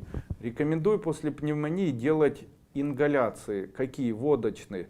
Берете салфетку из марли, при этом в эту салфетку смачиваете водкой, вкладываете в повязку носогубную и повязку эту носите 10-15 минут, 30 минут. Делайте так на протяжении дня до 6 раз. Перед сном брызгаете из пульверизатора на подушку водкой. Если будете делать сегодня-завтра, до послезавтра никакого бронхита не будет, остаточная пневмония исчезнет. Ольга Печникова. Здравствуйте, какой для начала выбрать метасоник? Выбирайте 6-й. Артур Тбилисский, как бы вы отозвались о грибе рейши, его пользе? Я считаю, что гриб рейши имеет способность полностью убирать у человека онкологические новообразования женских органов, особенно матки и яичников. Ну, много очень видел таких вот моментов. Ольга Насонова. Здравствуйте, Андрей Андреевич. Как приятно и радостно видеть вас в эфире. Ваше тепло очень помогает нам и вдохновляет. Спасибо. Подскажите, пожалуйста, уровни духовности определяются ступенями школы? Нет. И у духовности свои ступени тоже нет. Если да, то как понять, на какой находишься? Ответ этому вот какой. Дело в том, что каждый человек рожден с максимальным проявлением божественной любви в себе. А мы, как эзотерики, пытаемся ее открыть и откопать. А ничего мы в себе не зарождаем. Вот возможность открыть и возможность ее почувствовать, это является основой вот такого духовного роста. Для одного человека это ступень, а для другого человека это просто его жизнь. Таким образом, мы просто находим то, что в нас есть, в каждом, и в маньяке Чикатило, и в обычном ребенке, который только родился и который станет очень хорошим врачом. И в одном и в другом человеке есть врожденная, вложенная Богом, чистая, искренняя, божественная любовь, которую человек может почувствовать как любовь к себе, но ее не нужно искать во внешнем мире, ее можно найти в середине себя. И когда человек находит ее, он открывает колоссальный, огромный океан внутренних сил, которые его поят, кормят, создают, поднимают, дают силы и делают из него человеколюбивого, милосердного, человеколюбивого человека. Это может быть и христианство такое сделать, это может быть и иудаизм, и индуизм, и любая религия, и может просто обычная жизнь человека. Это как один из инструментов, который поможет человеку откопать это и стать очень-очень духовным существом, стать существом, которое чувствует милосердие, чувствует любовь и чувствует вот эту любовь, которая постоянно в нем находится. Огромный океан вот такой вот радости. И очень хочется спросить со своим будущим мужем, я знакома или предстоит знакомство? Предстоит знакомство. Марьяна Балкарова. Добрый вечер, Андрей Андреевич. Спасибо за то, что вы есть. У вас лечусь с марта месяца. Недавно сдавала анализы и обрадовалась. Ревмофактор отрицательный. Ура! СРБ отрицательный, гемоглобин 111, тоже хорошо, эритроциты 3,5. Жду ваши препараты канцерамидин, рутин, метасоник номер 10. Нужно ли мне добавить еще препараты при таком результате анализов? Я вас поздравляю, вы больше не болеете ревматоидным заболеванием, это победа. Если надо, хотела сразу заказать, чтобы перерыва не было. Если анализы в норме, принимать больше ничего не нужно. Поэтому можете успокоиться и жить. Вот попринимайте 40 там мастопатин и кальций с черникой, и больше ничего не нужно. Вы здоровы. Татьяна Олым. Здравствуйте. Дети ссорятся между собой, ленятся учиться и убирать. Какие практики можно делать для них? Как привлечь успех и веселье в их жизнь? На первой ступени обновленной, которую вы можете приобрести вот так, если вот сюда клацните сейчас фотоаппаратом, там я рассказываю о методе вымаливания, когда нужно сложить ручки и что-то говорить для ребенка. Также я на первой ступени объясняю обновленной, я объясняю вот здесь, я объясняю в этой ступени о том, как привлечь везение в жизнь детей и как соединить их кровью для того, чтобы у них появился стимул и мотивация и учиться и жить. Все это есть первая ступень. Светлана Шавыкина-Нестеренко. Здравствуйте, Андрей Андреевич. Стоит ли ожидать еще волну так называемого карантина в Украине? Стоит. Ольга Рудая. Уважаемый Андрей Андреевич, спасибо за марафон. Спасибо большое за ответы на вопросы вчера. Про то, что стоит возвращаться в Москву и вновь начать там свою адвокатскую деятельность. Подскажите, какой талисман мне лучше всего приобрести? 9. Анастасия Мукметзянова. Андрей Андреевич, здравствуйте. Как смена буквицы в имени может повлиять на человека? Правда ли это? А если у меня 08.08.1980, что это значит? Шаг вперед или 8 назад? Надоедает, как рак задом ходить. Спасибо за ответ. Я хочу вам сказать, никакие буквы в имени, никакие цифры в натальной карте не могут сделать человека несчастным. Более несчастным человека может создать его эмоциональное состояние. Если вы в течение дня все время накручиваете себя, обижаетесь, кого-то ненавидите, злитесь, ищете это. Если вы просто злитесь, то это говорит о том, что вы просто плохую жизнь будете жить. А в случае, если вы еще и ищете, как специально ищете какое-то зло, то это говорит, что какое-то астральное существо в вас проникает. Поэтому проходите мои ступени. Это все уберется. Я просто это гарантирую. Дарджан Аубекерова. Здравствуйте, уважаемый Андрей Андреевич. Хочу пропить Хаббл для профилактики. Можно ли? Да. До этого пропила супруги Мартан, начала чувствовать лучше, силы прибавились. Выпады давления, беспокоили, шум в ушах прошел. волосы гуще стали и меньше выпадают. В общем, мне все нравится. Вот теперь Хаббл жду. Правильно, к вам он подходит. Еще Битулин бы. Наталья Довгопол. Еще вопрос. Конфликты по всему миру — это смена границ мирового порядка или это изменение самого человека? Наверное, все-таки раньше, когда люди жили в Советском Союзе или люди жили где-либо, они обычно были ограничены своим социумом. Также они ограничены были своим социумом, и человек на протяжении дня не мог создавать огромные волны ненависти. То есть он жил где-то приблизительно так. Пошел на работу, отработал, пришел домой, поругался. Ненавидел начальника и так далее. Сейчас же это все очень массово. То есть кто-то создает видео, которое звучит как «ненавидим там Петра», «ненавидим там батьку», «ненавидим Петьку» или «ненавидим Вовку». И все начинают в один голос: «Да, ненавидим собаки», чтобы они там... И начинают власть критиковать, мир критиковать, людей критиковать.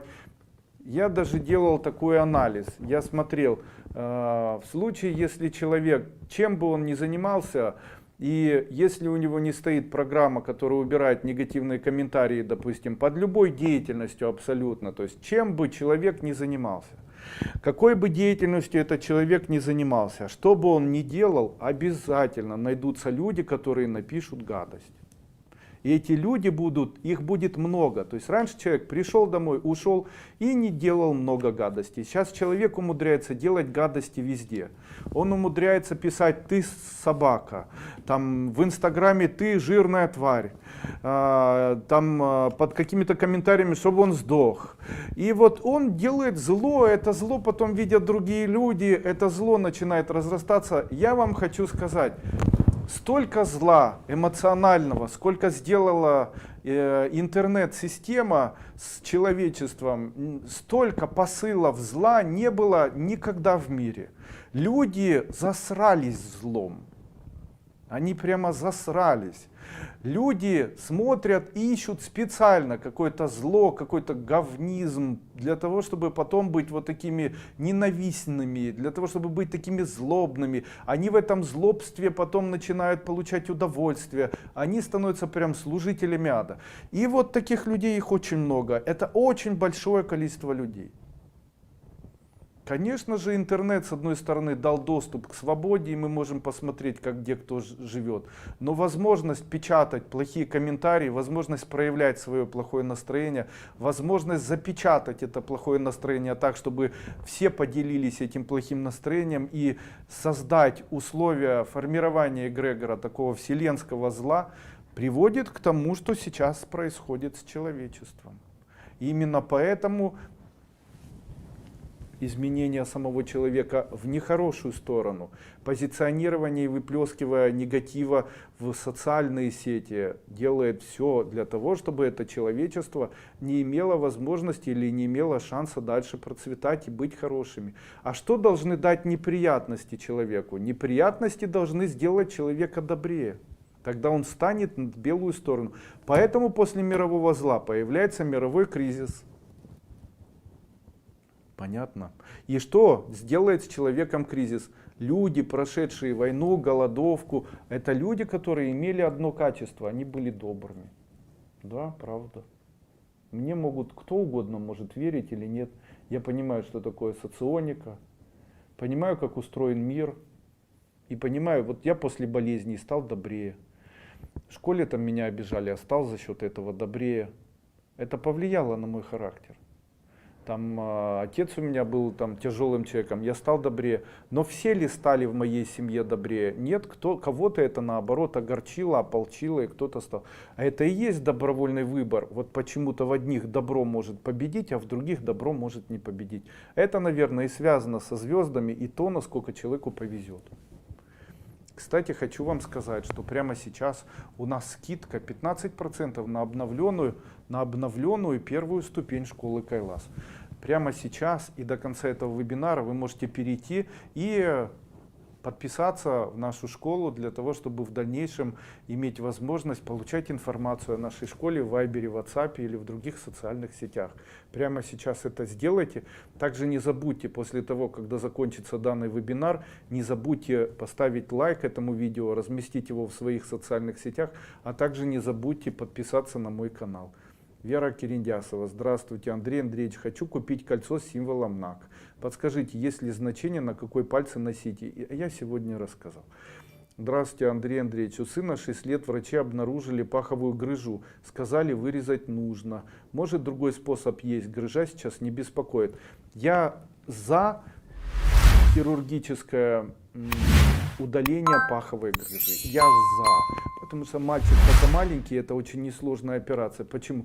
В дальнейшем, спустя годы, это все равно проявится. Даже если вы ее загрызете, она исчезнет и так далее, в дальнейшем это будет существенная проблема этого ребенка. Какая? Паховая грыжа может влиять на потенцию мужчины. Она может влиять в дальнейшем на появление водянки в яичках. Она может повлиять на увеличение непропорционально гормонального фона, на непропорциональный рост живота, на осанку повлиять и так далее. Это очень опасно. Любите наших детей. Если есть паховая грыжа и ребенку больше 11 лет, то считай, 6 лет, ну можно как бы подождать лет до 11. Если до 11 не исчезнет сама по себе, то тогда необходимо прооперировать. Зачем носить дырочку в животике?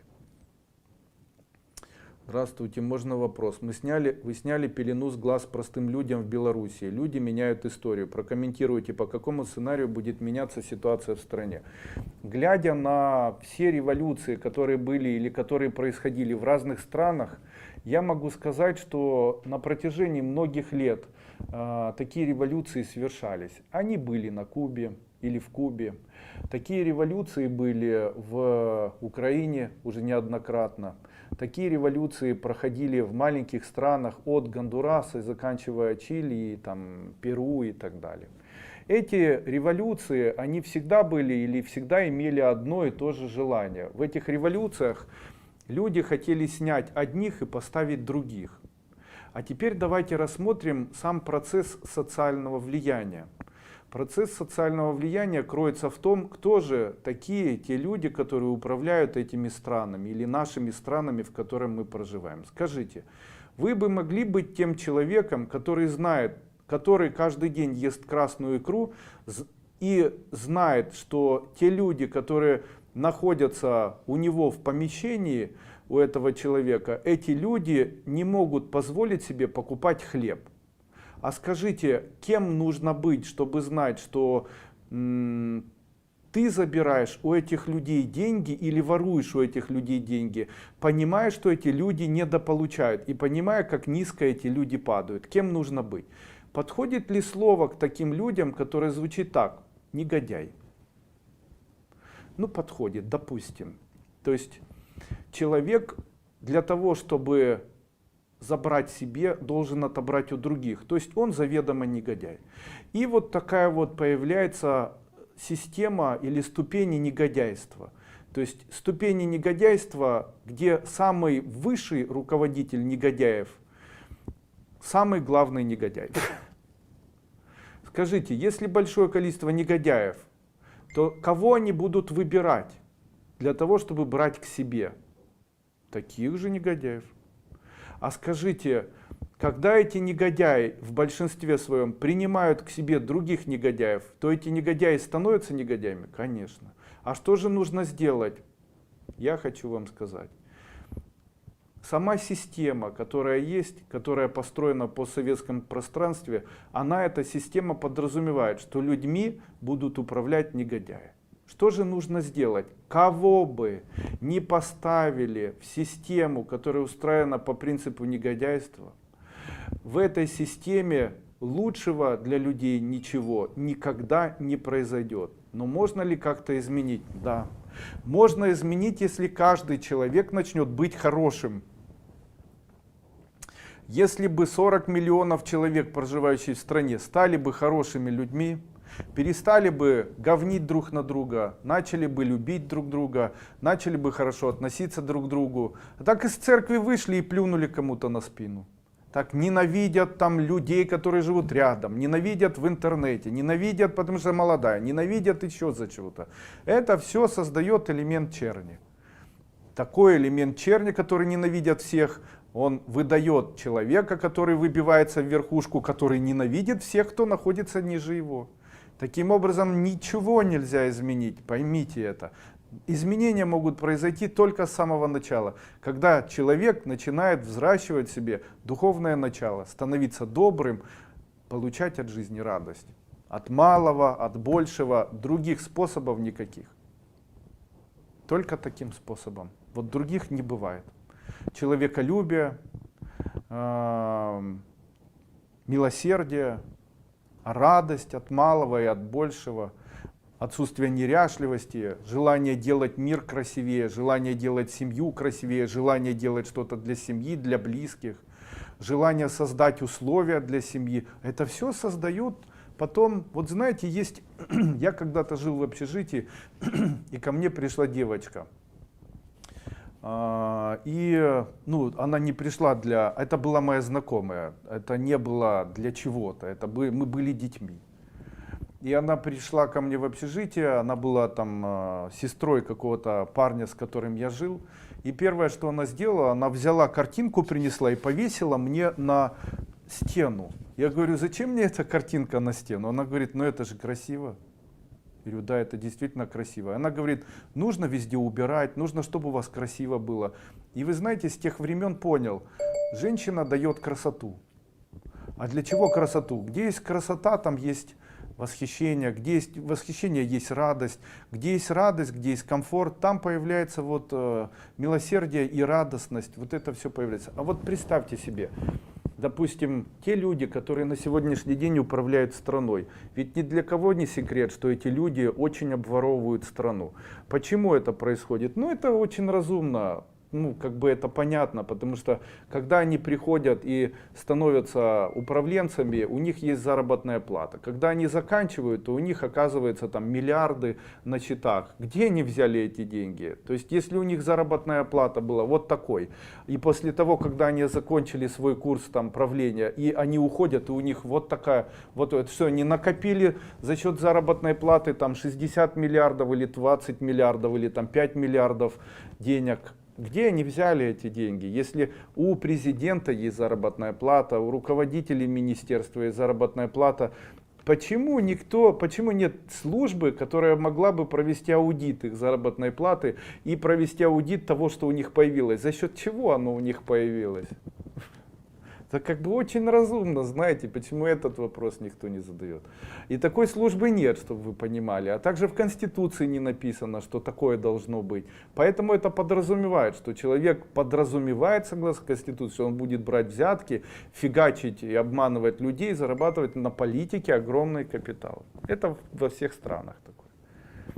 Вот теперь представьте, вдруг такой человек, его щелкнуло по лбу, и у него в груди появилось такое ощущение, что он не хочет быть подлецом. Ему надоело, что бедные нищие люди есть, его достало, что есть. И так произошло у всей верхушки, они стали хорошими людьми.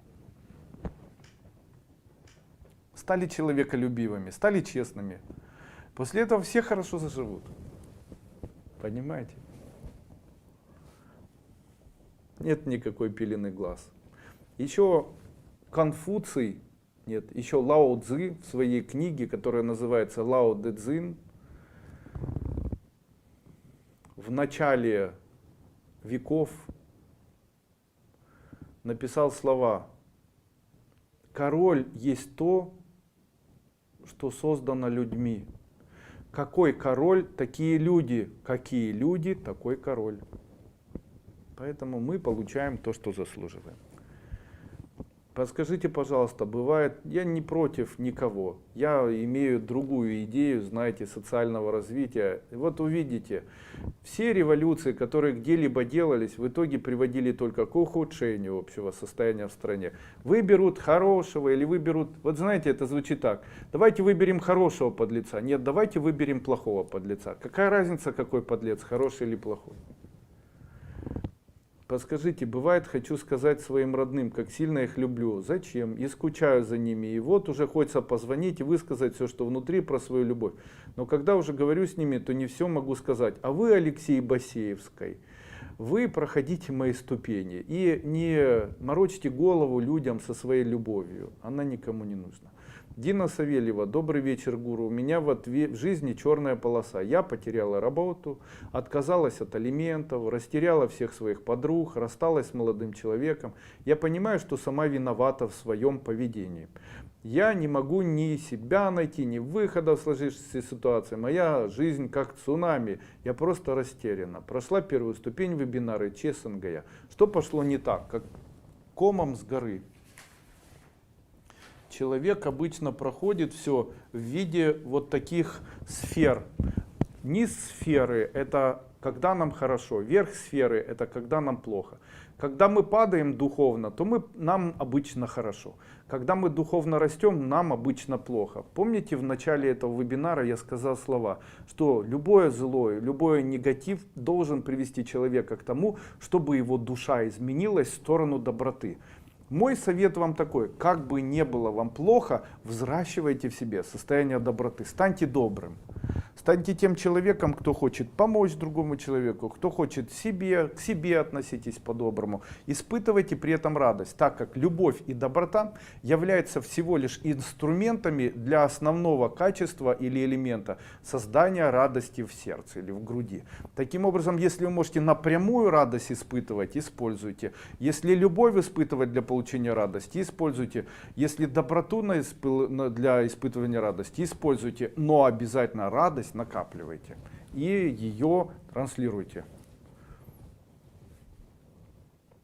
Вера Хлынова. Добрый вечер, Андрей Андреевич. Я где-то читала, что слова «время стало идти быстрее» не просто слова. Это на самом деле так. И что это доказано? Расскажите, как это можно доказать?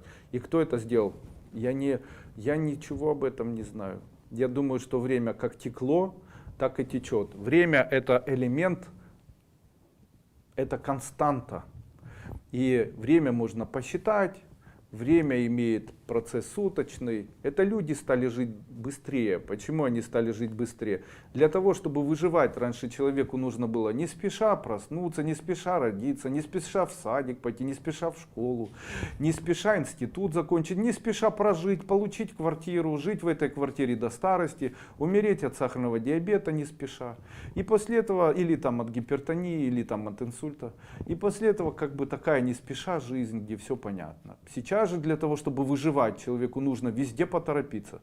Поторопиться родить детей, поторопиться заработать, поторопиться много получить знаний, поторопиться. И у нас это все как бы новый виток жизни, это получение огромного количества информации. Раньше сильный побеждал, это были средние века. Потом побеждал умный, это были века, там, когда были заводы. А теперь и творческие, это были века заводов. А сейчас побеждает и умный, и сильный, и творческий в одном лице, причем как можно быстрее получающий информацию. То есть если ты еле получаешь информацию, тогда тебе будет сложно. А если ты быстро получаешь, быстро схватываешь, быстро применяешь, быстро адаптируешься, тогда есть возможность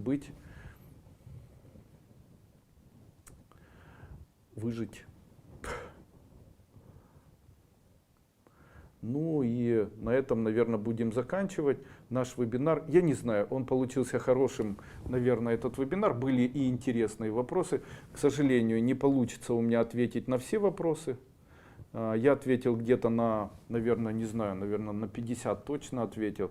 Ну что, я желаю всем счастья, всем реализации, всем творчества. Не забывайте, что у нас есть семья. Танцуйте, когда вам грустно. Радуйтесь в случае, если вам грустно. Ищите возможность хоть какое-нибудь удовольствие испытывать. Слава Богу, природа нас этим награждает все время. Сейчас идет осень. А осень — это запахи, цветы, листья. Это красивые дождики. Не нужно грустить.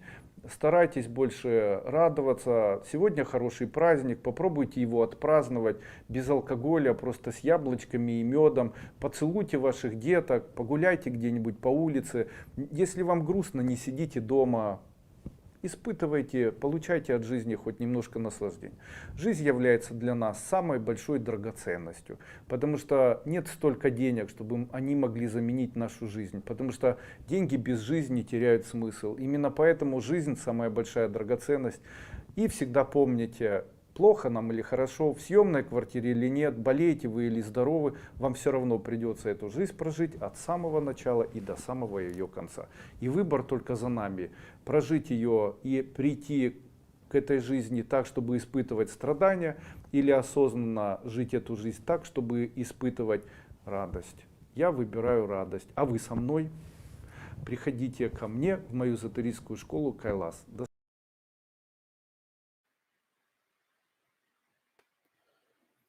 Здравствуйте, уважаемые дамы и господа. Начинаем трансляцию. Меня зовут Андрей Дуйко. Сегодня я трансляцию провожу из своего дома, и поэтому качество будет у нас немного хуже. Так. Людмила Голосан, здрасте. Татьяна Шестова, здрасте. Татьяна Лефиренко. Здравствуйте, Андрей Андреевич. Ученица первых-вторых ступеней купила Сангая и 2 замечательных вебинара.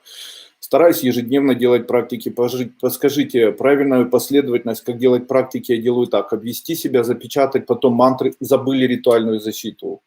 Если у человека каждое утро или если у человека постоянно есть какие-то нервные состояния, потрясения, появляются панические атаки, депрессии, то необходимо 1, 2 или даже более раз на протяжении дня выполнять ритуальную защиту. Делать ее несложно, вы знаете, о чем я говорю. Итак.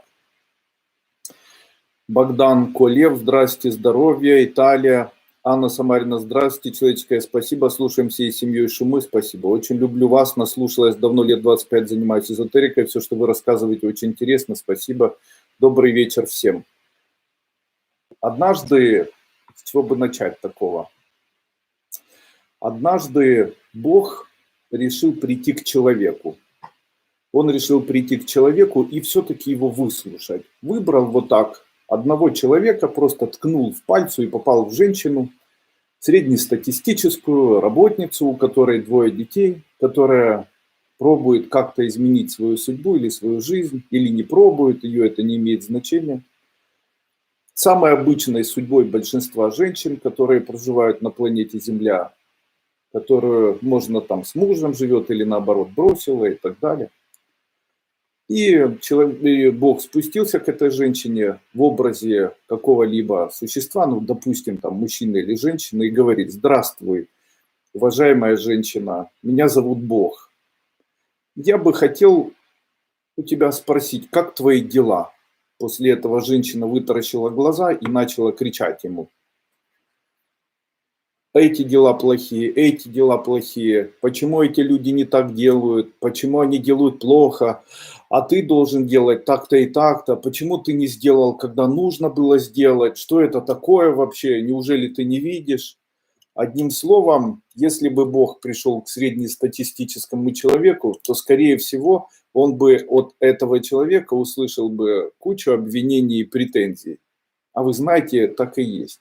Большинство людей живет по принципу: я даже не исповедую, а я проявляю себя через призму претензий, через призму обвинений, стараясь максимально все время кому-либо ставя задачу.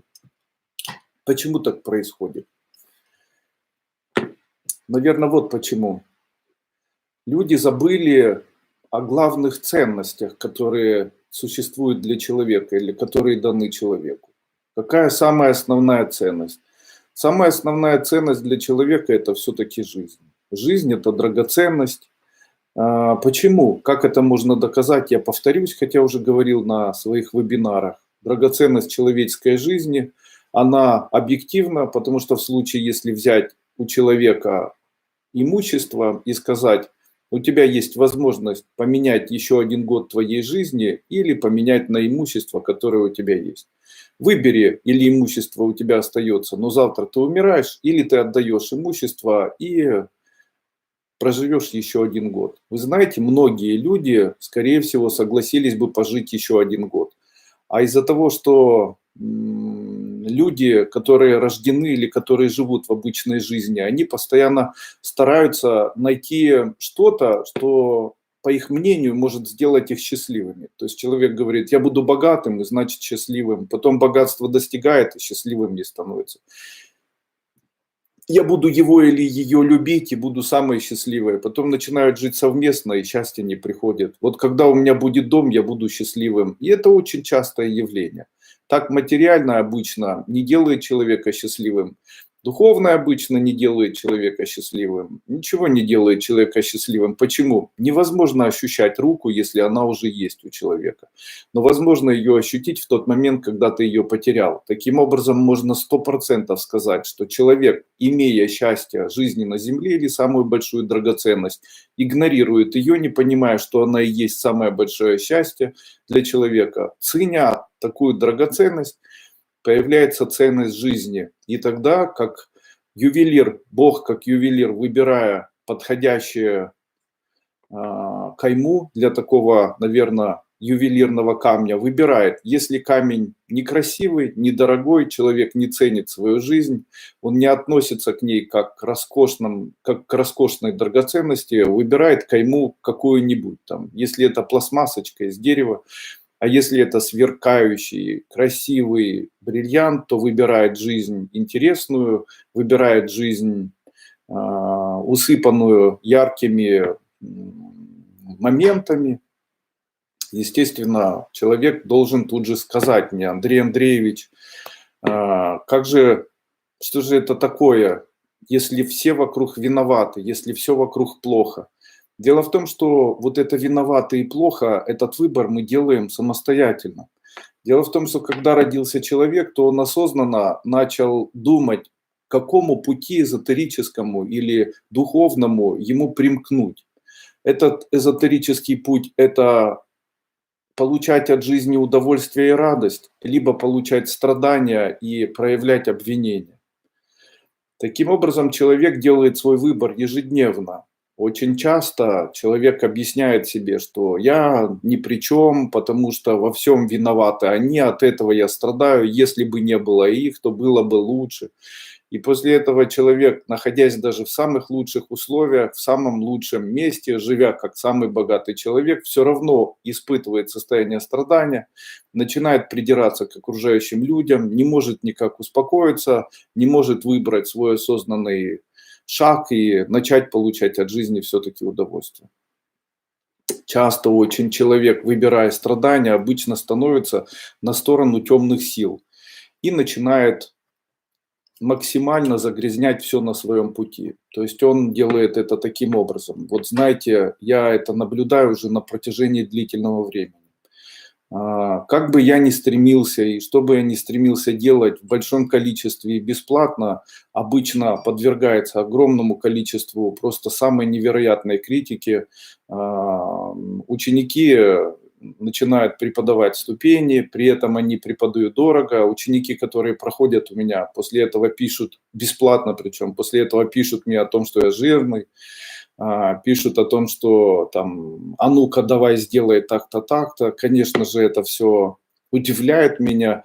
Почему? Ну, вы знаете, это иногда похоже на то, что человек, который гипотетически хочет сделать для мира окружающего что-нибудь хорошее, то его обязательно ждет большое количество таких людей, которые на стороне темных сил, даже думая, что они на стороне света, попытаются максимально это все загадить. Это особенность такая есть в нашей жизни. Допустим, выбирая страдания, обычно становится на сторону темных сил, начинает искать возможности загрязнять все на своем пути. Он дает задания вместо того, чтобы самому что-то делать.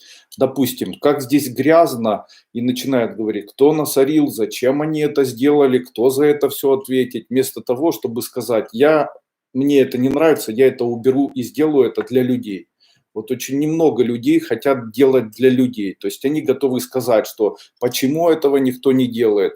почему никто не придумал, почему это до сих пор за нас там кто-то не сделал. Но если ты можешь сделать, и очень часто я вижу, как люди не хотят делать для себя и для людей. Они говорят, а что я должен делать, если кто-то насорил? А зачем мне это делать? Пусть кто-то за это ответит. Ну, а можно же было это сделать так, чтобы сказать, мне не нравится, я уберу. Вот я в своей жизни занял позицию эзотерика, который не остается сбоку. То есть я не обвиняю того, кто сделал этот вирус, не ищу виновных, не говорю о том, что это, возможно, там какая-нибудь война, как в свое время Левашов сказал, не говорю, что это для чипизации и так далее. Мне не нравится, и я делаю максимальное от себя желание это убрать. Вы, наверное, заметили, что первое, что я сделал, это сделал шум, который называется шум от вирусов. Получил при этом очень большое количество благодарностей. Но вы представляете, люди, которые пишут эти благодарности, они пишут, болела этим, ушло за столько, там, выздоровела. После этого обязательно находится человек, который пишет, почему никто не пишет, что выздоровели, и как же оно выздоравливает. А ну-ка докажите мне, ну как же я тебе могу доказать? То есть мне необходимо не спасать, а доказывать. То есть недостаточно 2000 комментариев благодарных людей, которых, согласно тем критикантам, которые пишут, я, скорее всего, нанял, и при этом эти люди постоянно пишут, вот там, Дуйко это самовнушение, почему тогда помогает детям грудным? Дуйко это там плохо. Ну, почему плохо, если это людям помогает? А ну срочно убери, нужно Богу каяться. Богу, если бы каялись, то помогало бы. Италия самая верующая страна. Почему там болеют? Так у человека постоянно ощущение появляется. Очень часто люди поддаются этому ощущению, что судьба человека и жизнь – это не его жизнь, а чья-то ответственность. То есть кто-то должен для него убрать, кто-то должен для него создать, кто-то должен быть ему обязан, кто-то должен там для... То есть человек живет как потребитель. Вы должны знать, жизнь, она уникальная и связана вот с чем. Если человек живет как потребитель, то этот человек никогда ничего в жизни не добьется. Он не будет богатым, он не будет успешным, но он будет вредным. Есть еще второй тип судьба, это руководитель своей судьбы. Когда человек, если хочет, делает, если придумал, создает, если хочет помочь, помогает, не ищет виновных.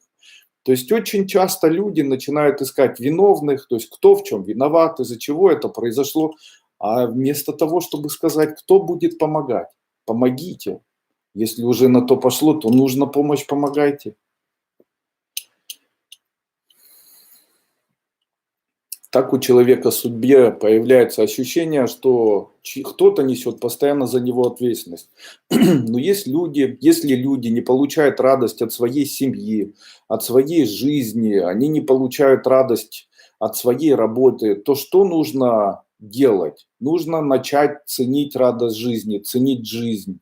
То есть сделать так, чтобы они больше находились в семье, сделать так, чтобы они приехали к своим родителям, сделать так, чтобы они успокоились и не думали все время о работе, сделать так, чтобы их душа снова начала расцветать, одуматься, заставить их одуматься. И для того, чтобы одуматься, возможно, и появился коронавирус. Чтобы человек в какой-то момент понял, что он гонится куда-то, что деньги это не самое главное, что успех, возможно, не самое главное, что есть такие ценности, которые находятся постоянно под рукой. Это спокойствие, это радость, приема пищи с близкими, это дети, с которыми можно побыть вместе, это возможность отдохнуть для себя, что всех денег не заработать.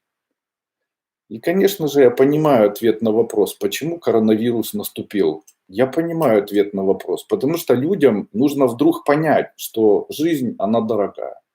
Что в какой-то момент человек может оказаться в заперти и не видеть весну. Что в какой-то момент он может понять, что дети, оказывается, это важно, что на семью есть смысл обращать внимание, что, оказывается, есть более важные для человека моменты, которыми является жизнь, что всех денег не заработаешь.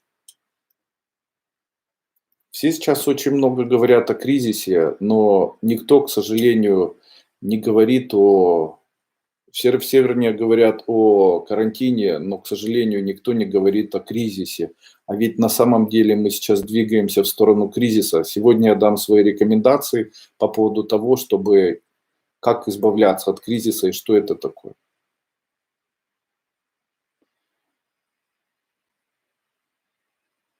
Вот Ирена Клевер пишет. Подтверждаю здесь, что шум от вирусов помогает. Излечилась от боли в горле. Видите?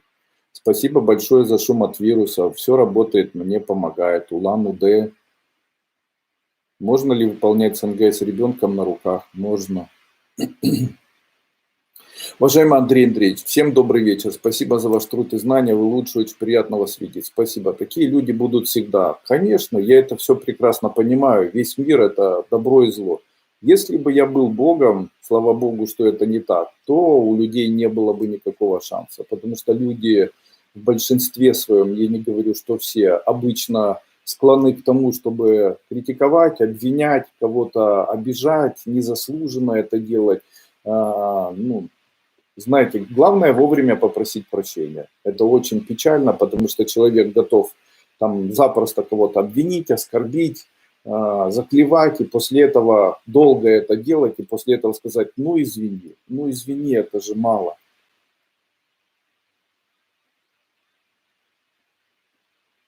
Здравствуй, купили в магазине ваджу, как активировать не можем. Ничего не нужно активировать, если ваджа куплена у меня. Я все делаю. Зеленая нить спасла мой позвоночник. Уже очень редко, но миновазином пользуюсь. Слушаю, шумы очень помогает.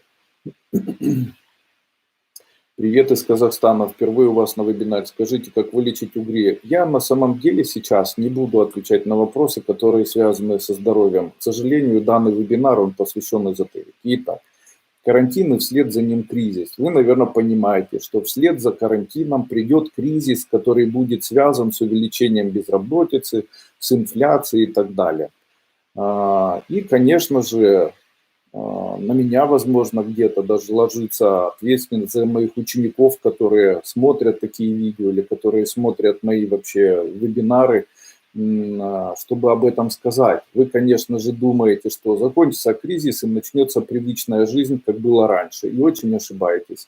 Привычной жизни, как раньше, не будет, потому что нас ожидает кризис 2020.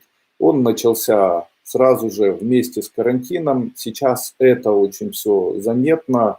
Это видно по последним публикациям того, как Международный валютный фонд отказывает в кредитах, при этом считает, что кредиты можно давать не странам, которые нуждаются в них, а странам, которые больше всего пострадали от кризиса, эпидемии и так далее. И вот становится понятным, что, в общем-то, год такой будет у нас не совсем приятный. Почему? Ну, наверное, пострадают прежде всего обычные люди, так как у обычных людей вновь появится безработность, у людей появятся определенные проблемы с зарабатыванием денег и так далее. Ну и мне хотелось бы сказать, что же делать по этому поводу, как быть максимально подготовленными. Сегодня начну об этом говорить. Итак, первое. Не стоит страдать и жаловаться. Вести себя необходимо и не вести себя так, как будто вы выясняете или обвиняете кого-то, как будто кто-то может решить ваш вопрос. То есть в тот момент, когда у вас появляются неприятности, в этот момент вы начинаете искать, кто виноват в этих неприятностях. Скажите, в случае, если вы найдете виновных в этих неприятностях, а ими может быть Международный валютный фонд, там, кризис, страна, руководство, если вы это будете знать, вы сможете это поменять? Давайте я отвечу, нет. А если вы будете обвинять, что-то может измениться, давайте я отвечу, нет. А потеряете вы время? Ответ такой, да. То есть в тот момент, когда человек говорит, я получу доскональную информацию и буду все знать, то могу вам сказать, что получение доскональной информации не улучшает состояние человека в момент кризиса, а только ухудшает его состояние психическое, физическое и так далее. Почему? Ну, потому что люди, а власть имущие. То есть у нас совершенно разный подход к жизни. Есть такой анекдот, когда очень богатый человек встречает своего одноклассника, очень бедного человека, и очень бедный человек говорит, Коля, как дела? И этот говорит, о, Костя, я тебя давно не видел, а у тебя как дела? Он говорит, есть ничего нету у меня, ничего не могу есть, потому что денег нету, ничего есть. Второй, не услышав, говорит, ну, Коля, ничего страшного, нужно себя заставлять. То есть, видите, у них совершенно разные идеи жизни. То есть есть и будут люди, которые будут себя заставлять кушать, а появятся люди, которым будет нечего кушать. Конечно, себя выяснять, кто виноват в том, что нечего кушать, ничего не даст в итоге. Именно поэтому, когда у вас появятся неприятности, уволят с работы, исчезнут деньги и так далее, вам нужно будет собраться и перестать искать кого виноватого или жаловаться на то, что что-то не так, и выяснять или вести себя так, как будто выяснение, обвинения смогут решить ваш вопрос. Второе. Создавайте как можно большое количество знакомств. Это поможет в дальнейшем в коммуникации с миром. Почему? Не имей 100 рублей, имей 100 друзей. Это проверено. В случае, если у человека все очень плохо, он не может найти работу, то этому человеку необходимо объединяться. Уже очень давно я говорю о том, что необходимо объединяться. Именно для этого я создал даже социальную сеть в потоке.ком, куда вы можете перейти и пользоваться ей. Это объединение людей, которые учатся в школе Кайлас между собой. Также там находится интернет-магазин, в который можно выложить свои продукты. Он становится с каждым днем все лучше и лучше. Вы можете им пользоваться. Все это совершенно бесплатно в данный момент. Конечно же, создавайте большое количество знакомств, коммуницируйте с соседями, с друзьями, там, ищите людей, которых можно пригласить на чай или которые могут быть для вас друзьями по-настоящему. В кризис понятие, чем вы хотите заниматься, необходимо убрать из своей жизни совершенно. Необходимо его заменить на слова «буду делать то, за что мне платят деньги». Сегодня мне написала одна женщина, буквально это звучало так. Раньше я работала там в Верховном Совете, в комитете, потом я работала еще где-то, была там замом народного депутата, потом я была еще юристом, потом я была еще кем-то. И уже 2 года я не могу найти работу для себя, меня не берут на работу. Андрей Андреевич, почему? А ведь много есть идей, очень хороших дел, которые можно провернуть, почему же все стоит на месте? История это известна, я таких людей уже в своей жизни встречал. Дело в том, что, видимо, что-то энергетически опустило ее до того уровня, в котором она сейчас находится. И для того, чтобы пройти этот уровень, ей необходимо перешагнуть его. Каким образом? Если очень плохо, то тебе необходимо заниматься не тем, что ты хочешь, и не тем даже, что ты умеешь, а тем, за что очень много платят. Таким образом, если тебя не берут в Верховную Раду, то нужно устроиться администратором. Необходимо устроиться складовщиком, необходимо устроиться уборщицей, досматривать детей, там, я не знаю, там, досматривать взрослых, там, быть няней, быть поваром, быть, я не знаю, складовщиком, кем угодно. Одним словом, искать ту работу, за которую платят деньги, а не ждать, когда вновь из вас сделают там большую начальницу и будут вам давать большое количество денег, а вы управлять будете только денежными потоками. Нет, так не будет. Далее. Нужно помнить, что в кризис люди становятся более голодными и увеличивается конкуренция. Именно поэтому самые лучшие виды бизнеса в это время – это производство продуктов питания и косметических моющих средств. Теперь вы будете это знать. 5. Есть смысл пересмотреть все виды своего бизнеса. И то, что необходимо длительно развивать, необходимо закрыть. То есть, если у вас есть магазин или какие-либо виды бизнеса, а также все, что вас топит, допустим, вы не зарабатываете, и теперь у вас нет работы, и вам необходимо оплачивать квартиру. Собирайтесь, уезжайте к родственникам, где не нужно платить за квартиру. В случае, если у вас сейчас бизнес, который можно было или нужно было бы раскручивать еще долгое время, закрывайте его, раскрутить в кризис вы его не сможете. Именно поэтому пересматривайте свой бизнес, и тот, который у вас хоть каким-то образом, хотя бы одной стороной тонет, обязательно его закрывайте. Дальше, 7. В кризис не работает понимание опта. Опт обычно топит людей. Именно поэтому необходимо переходить в формат розничных продаж. Ничего не делайте со скидкой, старайтесь максимально удерживать свою аудиторию и не верьте в то, что можно продать в кризис оптом больше, чем продать в розницу. Это неправда. Дальше, 8. Нужно пересмотреть все виды своих затрат. и перейти к умеренным затратам, то есть не самый лучший колорист, а нормальный колорист, не самый лучший ресторан, а нормальный ресторан.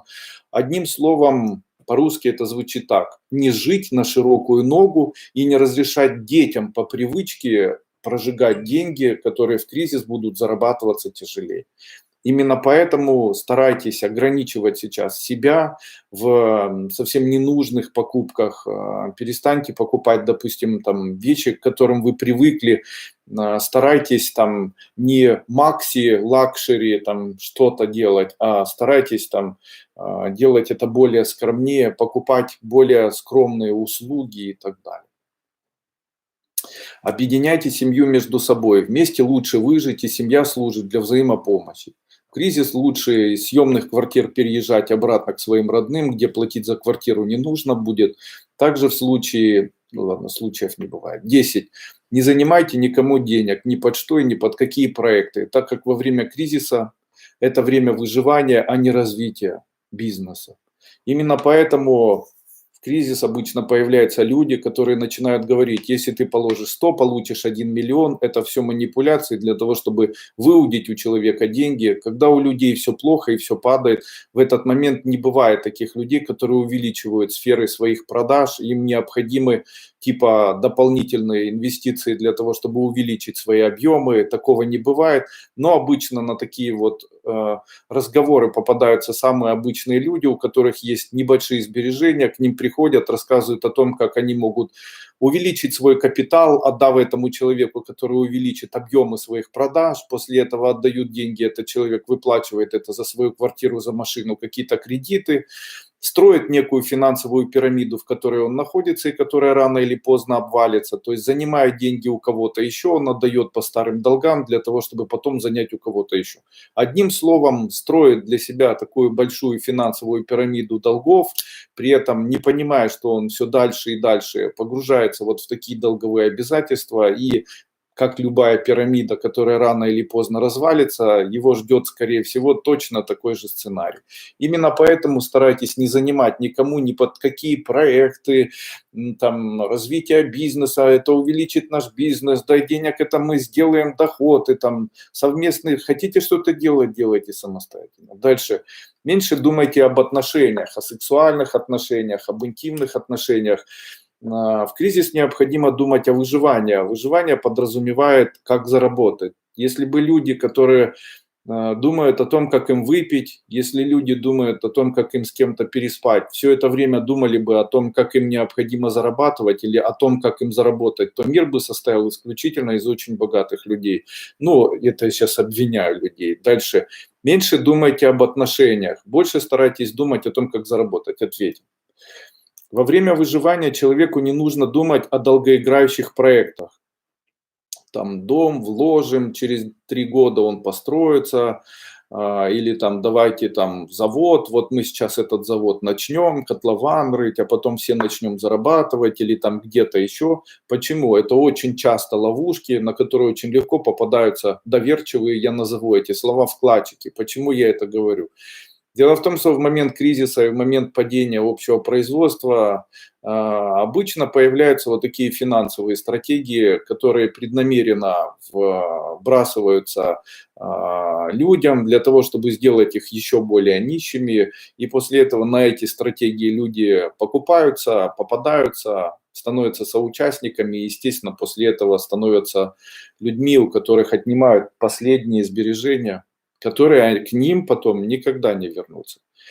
Старайтесь дальше, старайтесь начать максимально работать на себя. Каким образом это можно делать? Там, вот сейчас можно научиться складской логистике, поварскому делу, присмотру за престарелыми людьми.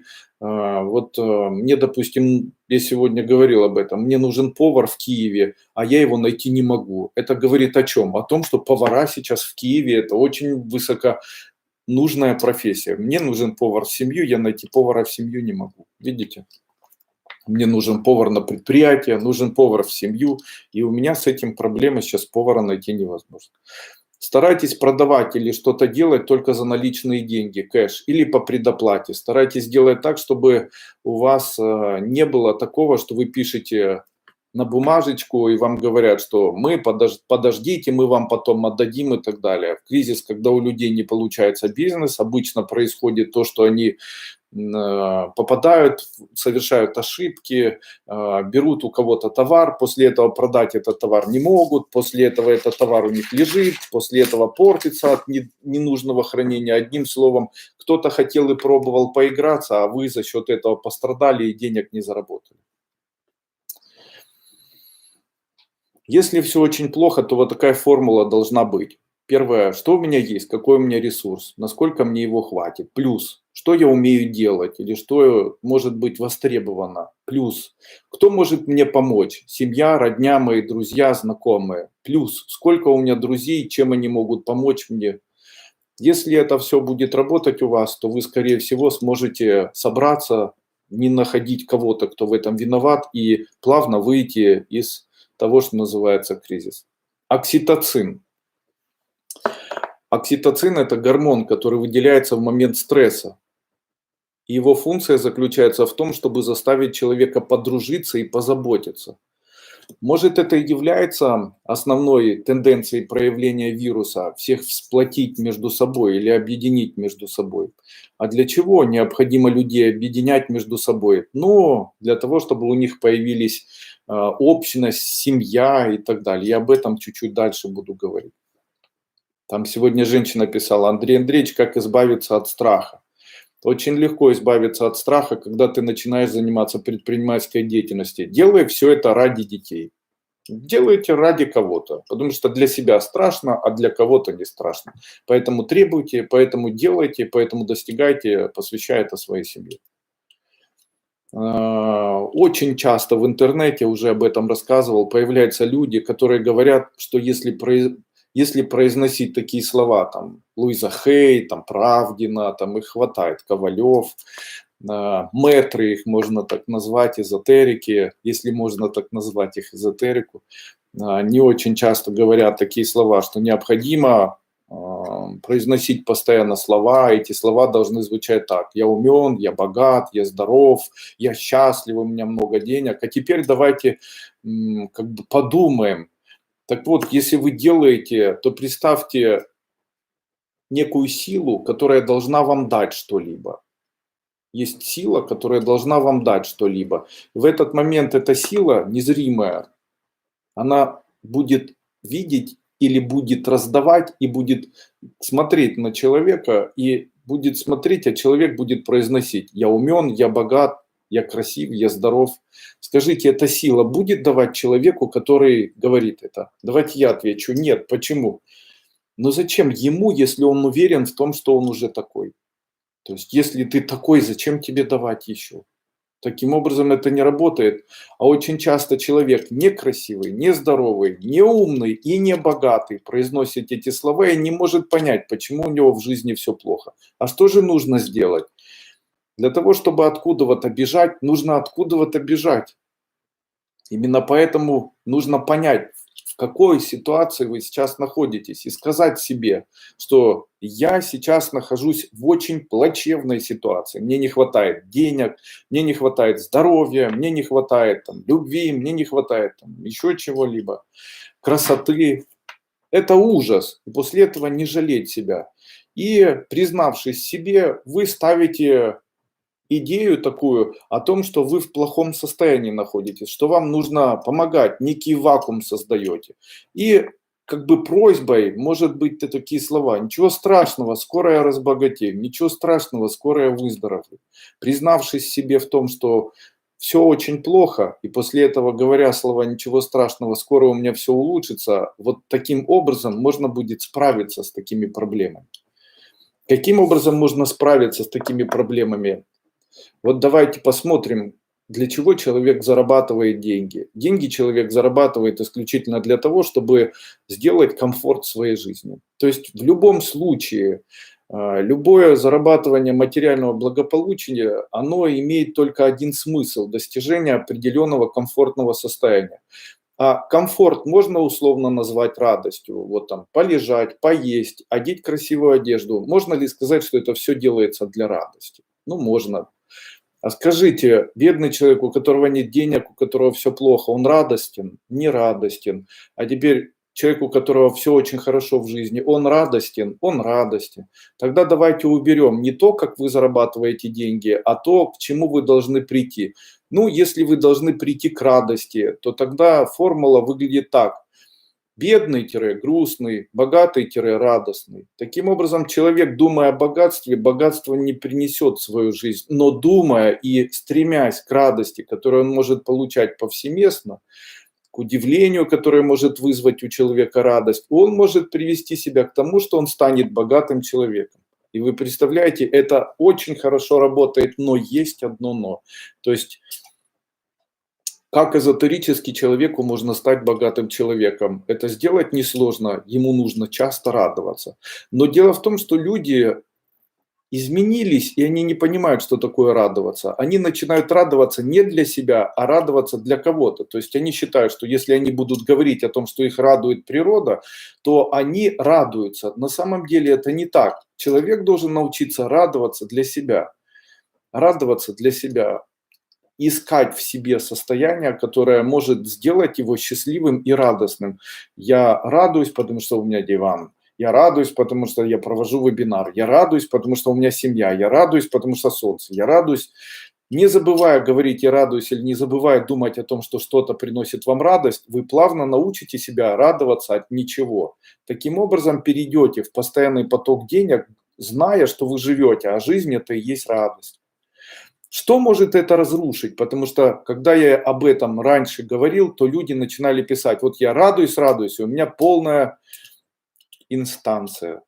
Так вот, дело в том, что люди совершают ошибку. Они их совершают таким образом. Человек очень часто радуется, и потом, когда у него что-то появляется, то он считает, что он за это должен кого-то поблагодарить. И начинает в этот момент говорить благодарю. То есть там появились деньги, он благодарю тебя, Бог. Или там появились, вот скажите, благо это что? Благо это ваш комфорт и радость. То есть ваша задача прийти к тому, чтобы у вас эти блага появились. А когда вы говорите благодарю, то что вы делаете? Вы благо это кому-то дарите.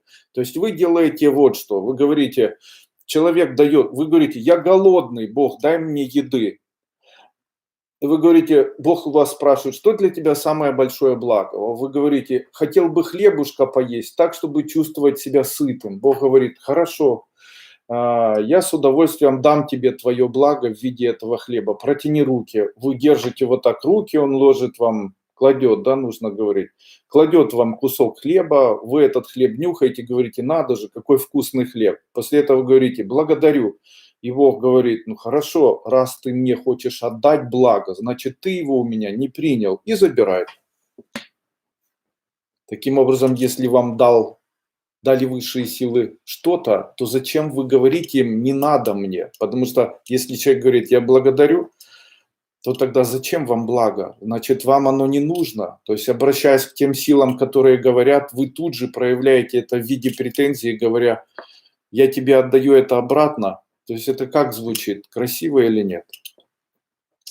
Ну, а я буду Богу спасибо говорить. Но это тоже не очень хорошо. Почему? Бог за спасибо не работает. Почему? Поверьте, Богу спасибо ваше не нужно. Вот то, что вы просто радуетесь от того, что у вас это появляется, это и есть божественная благодарность.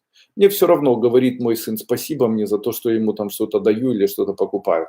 Мне самое важное, даже не видя его, понимать, что он в комфорте, наеденный, ходит в чистой одежде, и у него, в общем-то, со здоровьем и с жизнью все хорошо. И мне его бесконечное спасибо по телефону, вот поверьте мне, точно не нужно. Вообще не нужно человеку искать все время кого-то, кто должен сказать спасибо. Почему? Каждый работает или живет для кого-то, и каждый работает для себя. Поэтому все, что человек не делает, в итоге это все будет касаться исключительно его. У меня была такая ситуация, человек со мной работал, и после этого говорит мне, Андрей Андреевич, я на вас много лет проработал. Я говорю, ну видишь, и у меня к тебе сейчас есть какие-то претензии. Он говорит, но я так много для вас всего сделал. Неужели это не считается? Я говорю, нет, не считается. Почему? Дело в том, что ты все, что ты делал за деньги. А вот если бы ты это делал бесплатно, то тогда я бы тебе сказал спасибо и за тебя держался.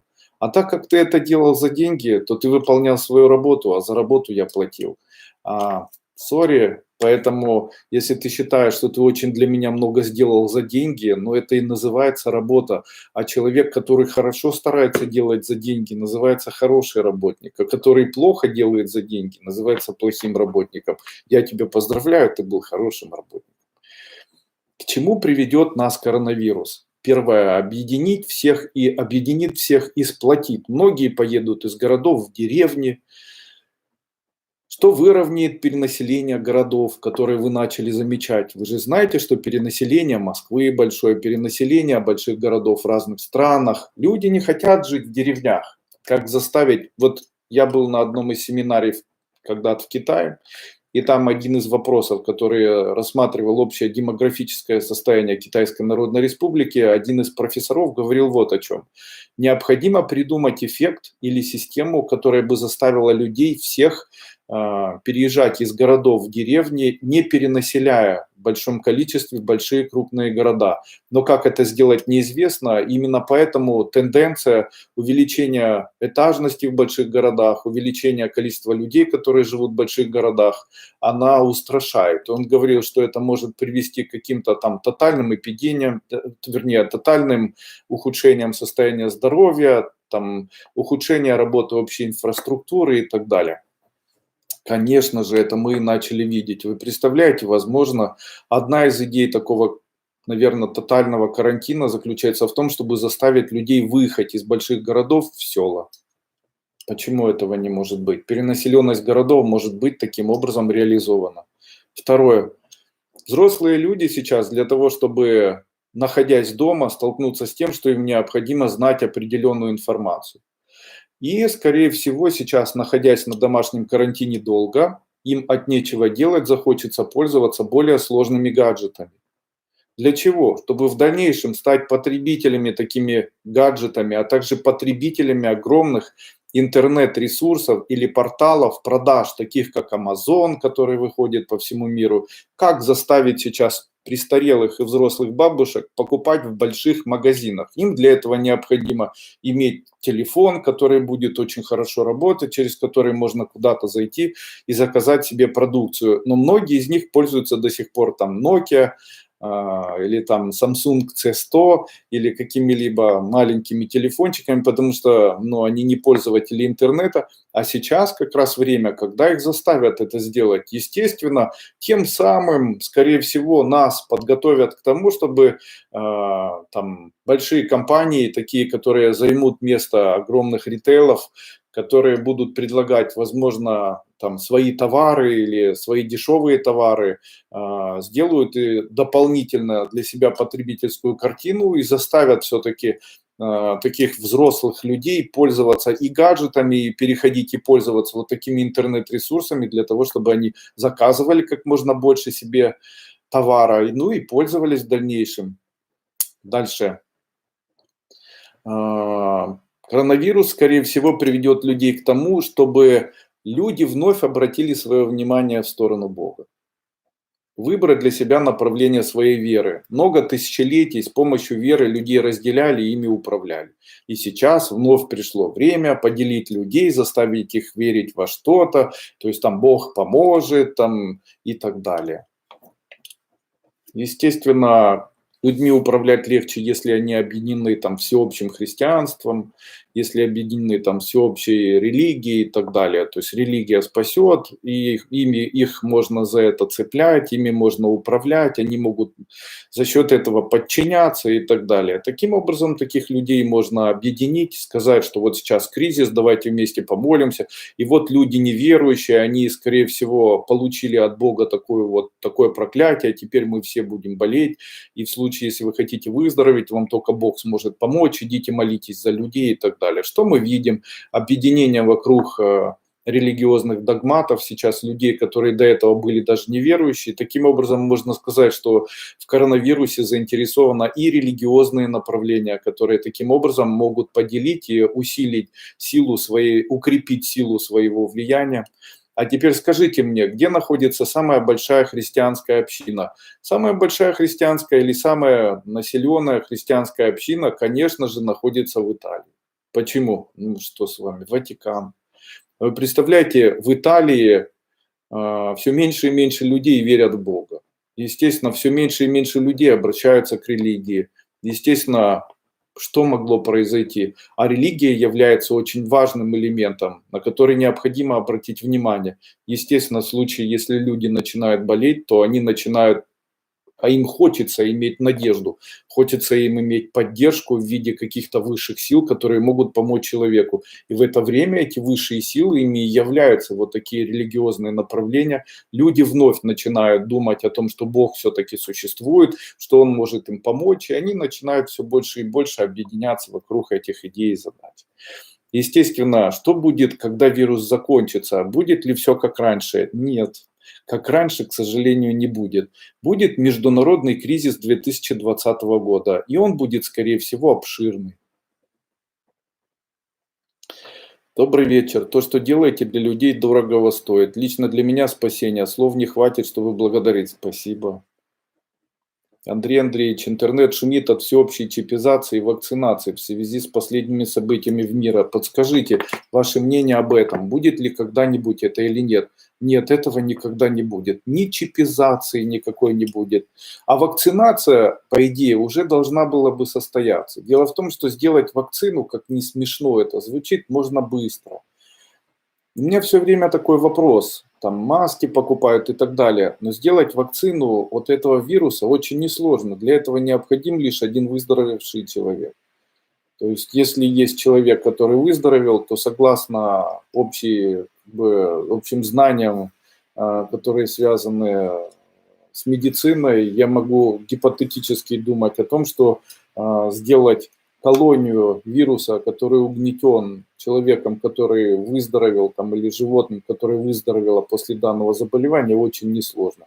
Сделать после этого прививки и начать эти прививки. Я понимаю, когда болели только в Китае, но сейчас же штамм выявлен и в обычных странах. И у меня постоянно такой вопрос, где прививка? Где прививка? Прививку можно было сделать за месяц, но уже 3 месяца все болеют, еще месяц собираются. Тогда почему этих прививок нет? Я знаю, почему нет, но для того, чтобы не нагнетать вот это состояние, говорить об этом не хочу. Будет ли чипизация? Смотрите, для того, чтобы сделать чипизацию, необходимо сделать стабильный, везде покрывающий Wi-Fi. Потому что информация, для чего делают чипизацию? Слушал эту информацию, там человек говорит о том, что эта чипизация, она должна быть исключительно для того, чтобы все знать о человеке, все контролировать в человеке и так далее. Теперь я хочу вам сказать, если вы думаете, что о вас никто ничего не знает, вы ошибаетесь. Если вы думаете, что не знают, что вы где-то живете и сколько вы зарабатываете, тоже это не так. Дело в том, что это информация, которая существует. Вы находитесь в общем государстве, которое о вас все знают. Если вы больше зарабатываете, знают, сколько вы зарабатываете, сколько вы левым зарабатываете, об этом все знают. Просто люди думают, что никто не знает и ничего никто не контролирует. Это не так, потому что о каждом человеке абсолютно все известно. Просто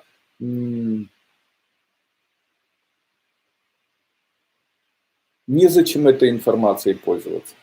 Там люди говорят, там перенаселение людей. Я хочу вам сказать, что это ошибочное мнение. Почему? Дело в том, что сейчас вы, наверное, заметили, очень много людей, наоборот, не могут иметь детей. И людей, которые не могут иметь детей, их количество увеличилось во много сотен и даже тысячи раз. Почему-то в последнее время начали появляться дисменористические состояния. Это когда у женщины нет месячных. Это может быть уже в возрасте там, 14, там, 15, 16, 17, 18, 19. Далее очень часто молодые люди не могут иметь детей после совместной жизни. Это очень частое явление. То есть я могу сказать вам на 100%, что преувеличение по поводу того, что в мире увеличивается количество людей, это неудачный, удачный на самом деле, но фейк, который на 100% не рабочий. Почему? Людей рождается меньше, количество людей, которые умирают, больше. И, скорее всего, вот эти слова о том, что людей будет больше, чрезвычайно преувеличены, потому что каким-то образом, я думаю, это имеет такую цикличность, в общем-то, параболическую. И мне кажется, что сейчас, вот в прошлом году, это был как бы максимальный элемент увеличения численности населения, и в дальнейшем численность населения будет точно так же уменьшаться. За счет чего? За счет естественных смертей, за счет невозможности забеременеть. А почему невозможно забеременеть? Радиация увеличилась и так далее. Дальше. Для того, чтобы использовать чипы, необходимо знать, что любой чип, внедренный в человека, должен будет пройти определенные участки организма, которыми является кожа. Кожа является таким зондом, который глушит все все на свете. То есть наша кожа, она так устроена, что если в середину нашего тела ставить какой-либо чип, то этот чип, соединяясь с Wi-Fi, должен преодолеть барьер нашего организма, что практически сделать невозможно. Такой чип вживить для того, чтобы прогонять человека или там как-то с него снимать информацию, тоже невозможно, потому что он будет садиться. Там Wi-Fi, который должен будет покрывать всю территорию Земли, это тоже невозможно доказательство. Да невозможно сделать дороги в Российской Федерации. О каких Wi-Fi вы говорите вообще? Что Wi-Fi в лесу?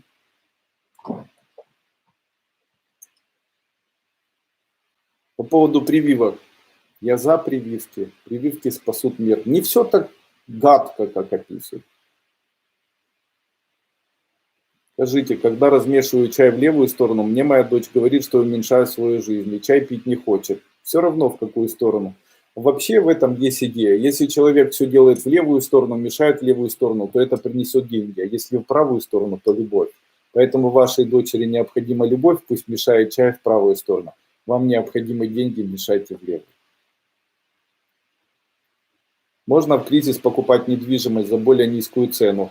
Не сразу, а позже. Дело в том, что вот это мое высказывание, что я на горе не наживаюсь, оно правдивое. Но я хотел немножко по-другому сказать. Я хотел сказать не наживаюсь, а не спекулирую. Дело в том, что не стоит спекулировать на кризисе. То есть в тот момент, когда человек начинает спекулировать, то в этот момент он совершает большую ошибку, и он за это обязательно ответит. То есть не нужно продавать там, допустим, чеснок там в 10 раз дороже, не нужно продавать маски в 100 раз дороже, то есть заниматься спекуляцией. Если это спекуляция, то делать это не нужно. Я считаю, что за это придется ответить. Что будет с рублем? Я не буду ничего предсказывать, мне это не нужно. Здравствуйте, есть ли смысл забирать деньги из банка? Есть. Скажите, можно ли пить аспаргам? Можно. Моя зеленая нить помогла сразу же в тот же день. Супер. Как можно найти предназначение? Не знаю. То, что вы делаете для людей, дорогого стоит. Вы лично для меня спасение. Слов не хватит, чтобы благодарить вас. Ваши знания драгоценные. Будьте с нами. Я рассматриваю вопросы. Вот мне очень интересует этот вопрос. Я рассматриваю как бы любое проявление там, свое с позиции науки. То есть для меня это очень интересно. Ну, возможно, таких экспериментов, которые в дальнейшем я, скорее всего, опишу в книге какой-нибудь. И вот такой эксперимент был поставлен мной с этим шумом, который называется шум от коронавируса. Я провел это в виде эксперимента. Люди разделились на два типа людей. Люди, которые сказали «спасибо, нам помогает». Люди, которые сказали там «нам не помогает, это все полная чухня, это Кашпировский, он людей разводит». Хотя как я до сих пор не могу понять, это второй тип людей. И я все время ожидал, появятся ли люди, которые мне напишут: Андрей Андреевич, я выздоровела, как мне вас отблагодарить? Вот там написать Андрею Дуйкову, что он толстый, страшный гад, легко. Но почему не находятся люди, которые... Вот 2 года я делал этот шум. 2 года, наверное, даже больше. 2 года, и вот в этом году, наверное, с с Нового года. То есть этот шум не был сделан быстро, он очень медленно делался. Какие системы я использовал? Я хочу сказать, что если это непонятно людям, это не говорит о том, что я должен объяснять, как это работает. Почему я должен это делать? Давайте исследовать, давайте, возьмите мой шум, после этого проводите исследования, поставьте меня в известность, заплатите свои деньги за исследования, предоставьте мне исследования, захотите пользоваться, заплатите. То есть в случае, если человек говорит, что Андрей Андреевич, мне подошло, Андрей Андреевич, нам помогло, ну почему же никто из 2000 человек, которые написали большое спасибо, не предложил мне 1 рубль? Почему?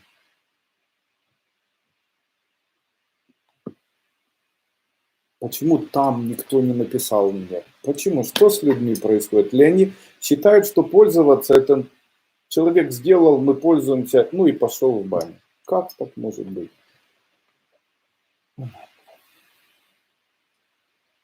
Здравствуйте, Андрей Андреевич. Есть ли смысл забирать деньги из банка? Есть. Скажите, во время кризиса правильно вкладывать деньги в хобби ребенка? Платные программы по рисованию? Есть смысл. Простите, что не в тему. Скажите, получится моей семье получить отдельную квартиру в Москве? Получится. Эзотерические причины лимфомы, обидчивость. Что, по вашему мнению, должен осознать человек, чтобы выздороветь? Он должен, человек, который болеет онкологическим заболеванием, скорее всего, на кого-то был обижен, а также разочарован в своей жизни, а также когда-то сказал, как же мне все надоело, или сказал так многократно. Таким образом, сказав, как же мне все надоело, у него забирают жизнь, раз она ему надоела. Естественно, как можно выздороветь? Наш организм очень сложная система. Я считаю, что лимфома – это чрезвычайно закисленная лимфа. Можно ли лимфу как-то восстанавливать? Да, необходимо пить уксус, а также уксус с солью, а также делать обертывание солью и купаться в солевых ваннах. Это дорого, сложно, но можно попробовать это сделать. Ученица, ни в коем случае при лимфоме нельзя сода. Одной платной, второй бесплатно. Спасибо за помощь, как излечить дочь от алкоголя. Только родила 2 месяца, но не живет. Делаю ритуал, отделяю ее от бутылки, помогает. Купила ей антистор, помогите, пожалуйста. Итак, завершением, наверное, этого вебинара будет, я дам вам метод такой, который поможет человеку выздороветь и выполняя который для своего близкого человека, можно помочь ему избавиться от алкоголя. Что необходимо при этом делать? Дело в том, что алкоголь для человека – это большая проблема, с которой он не может справиться. Эзотерически это выглядит или символистически это выглядит так. Человек сидит в подвале, в котором находится все, из которого не может найти выход. Что необходимо сделать? Нужно представить, будто вы берете этот подвал, ломаете стену и за руку этого человека достаете из подвала. После чего представляете, как подвал этот заливаете цементом. После чего представляете этого человека, будто вы его берете на ручки и поднимаете на небоскреб счастливой жизни, где он радуется и смотрит на солнце. Также представляйте очень часто, будто вы видите лицо этого человека прямо очень красивым и молодым, умывая его. То есть представляете, как оно пьяное, страшное, и умываете прямо, и представляете, как оно становится молодым, красивым, как у ребенка. Делая доставание человека из подводных вот таких подвалов можно 1 раз, а представлять человека на протяжении дня необходимо, будто вы его вытираете от вот этой алкоголя и всего остального, как бы меняя ему лицо. Представляю, будто перед вами молодая, красивая, очень веселая такая девочка, как была она маленькая, когда ходила в школу и так далее. Не угрюмая алкоголик, а веселая, красивая девочка. Шум от коронавируса помогает. Спасибо большое, Андрей Андреевич. Пожалуйста. Я сегодня отвечаю еще и в вебинарной комнате YouTube. Спасибо за ваши вебинары. Все это вселяет надежду и веру. Помогает ли шум от вирусов, не знаю. Слушаю. Это тоже дает уверенность. Ну, да. Муж, ученик школы, читал мантры, сейчас напился. Вы прям в тему от алкоголя. Почему человек напивается? Человек напивается обычно от неудовлетворенности. А почему человек напивается от неудовлетворенности? Что такое неудовлетворенность? Большое количество информации, ненужной информации, обычно заставляет человека быть неудовлетворенным. Если бы мужчина жил с одной женщиной и не видел остальных женщин, он был бы удовлетворен своей женщиной все время. А так как у него есть огромное количество там ютубов, этих инстаграмов, порносайтов, которые нужно было бы поубирать, то у него появляется неудовлетворенность, он не может никак это высказать своей жене, у него появляется в дальнейшем с этим проблема. Ну и неудовлетворенность какая-либо еще. Каким образом можно справиться с неудовлетворенностью? Необходимо восхищаться этим человеком. Вообще человек разрушается, если он в момент того, когда выпивает, страдает, и человек приобретает в случае, если... Почему разрушается? И почему алкоголизм приводит к тому, что у человека исчезает материальное благополучие? Деньги формируются у человека в чувствах, в груди. Если много радости в груди, будет много денег у человека. Что создает радость? Семья усиливает, потому что семья, 7 человек, а 1 человек в середине них. Каким образом усиливает? Вы, наверное, заметили, что когда дети рождаются, то увеличивается материальное благополучие. Даже есть в народе такая пословица: Бог дает детей и для детей дает тоже. И в тот момент, когда вы делаете что-то хорошее для кого-то в семье, участвуете в семье, создаете радостные моменты в семье, и все радуются, и всем это нравится, то обычно появляется увеличение материального благополучия. Но в случае, если вы тот человек, который приходит домой и начинает кричать, скандалить после того, когда у него бадун, там что-то делать, и все начинают от этого страдать, то это и купирует или закрывает возможность появления материального благополучия в семье. Поэтому, если ваш муж выпивает, радуйтесь в этот момент. Восхищайтесь, я не знаю. Говорит, папка пьяный, такой веселый, такой весельчак. Ха-ха-ха.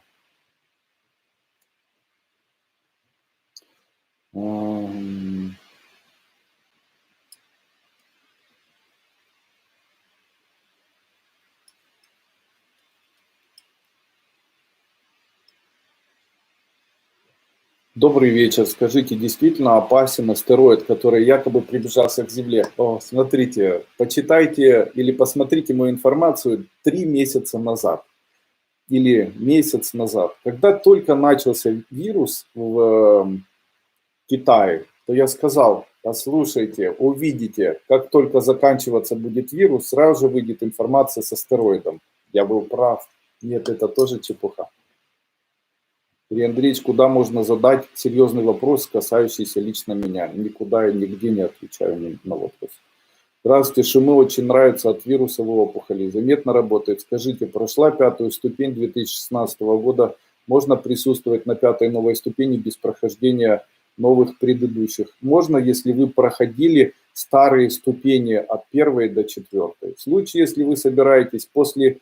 Вы не проходили 1 и до 4, то идти вам на 5 не нужно. Так человек разрушит себе свою судьбу, и я буду это инициировать. И мне будет неприятно. О, Добаева Лена, да, вы говорили об астероидах. Ура.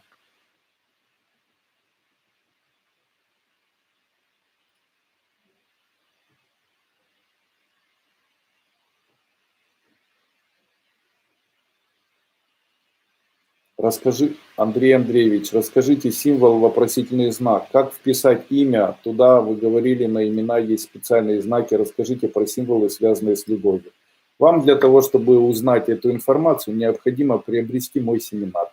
Данный семинар называется «Построение символов и знаков», 1 и 2 часть. Также есть семинары, семинары для любви, семинары здоровья, Sunshine называется. Здравствуйте, спасибо за труд. Скажите, пожалуйста, когда наступит беременность? Подскажите, как увеличить сексуальную энергию девушки? Стоит ли менять работу в кризис? Нет, не стоит менять работу в кризис. Андрей Андреевич, как увеличить сексуальную энергию девушки? Для того, чтобы увеличить сексуальную энергию девушки, ей нужно влюбиться. И, конечно же, как либидо женщины полностью уничтожить, найти того мужчину, который будет все время говорить женщине о том, что у нее некрасивые ноги, некрасивые ногти, там плохо пахнет изо рта, некрасивые волосы, некрасивая походка, она делает все неправильно. То же самое с мужчиной. Почему у мужчины ничего не получается? Потому что женщина говорит, и там это не то, и это не так, и ты вот такой, и там у тебя ничего не получается, и в бизнесе ты там плохой, и лучше бы ты этого не делал. Ну, одним словом, претензии. А когда будет мужчина, который будет с утра до ночи говорить, им нравится, и ручки хорошие, и пальчики красивые и так далее, то это все будет увеличивать сексуальный мир.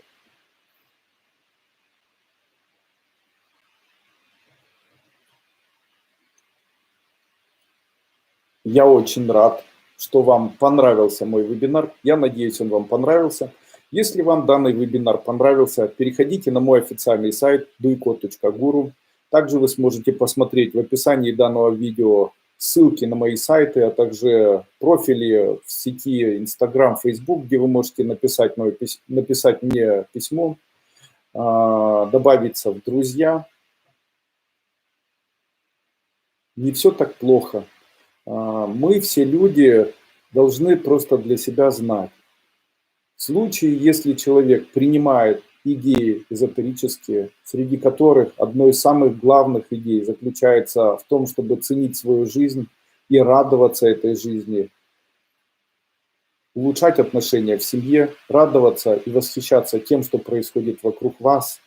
Вначале это сложный путь, неподъемный путь, потому что мы привыкли жить с позиции претензий и обвинений. Но все равно, если плавно и медленно над этим работать, то в дальнейшем и появится и материальное благополучие, и деньги, и любовь, и хорошие отношения, и улучшенное там, и приход материального в семью и так далее.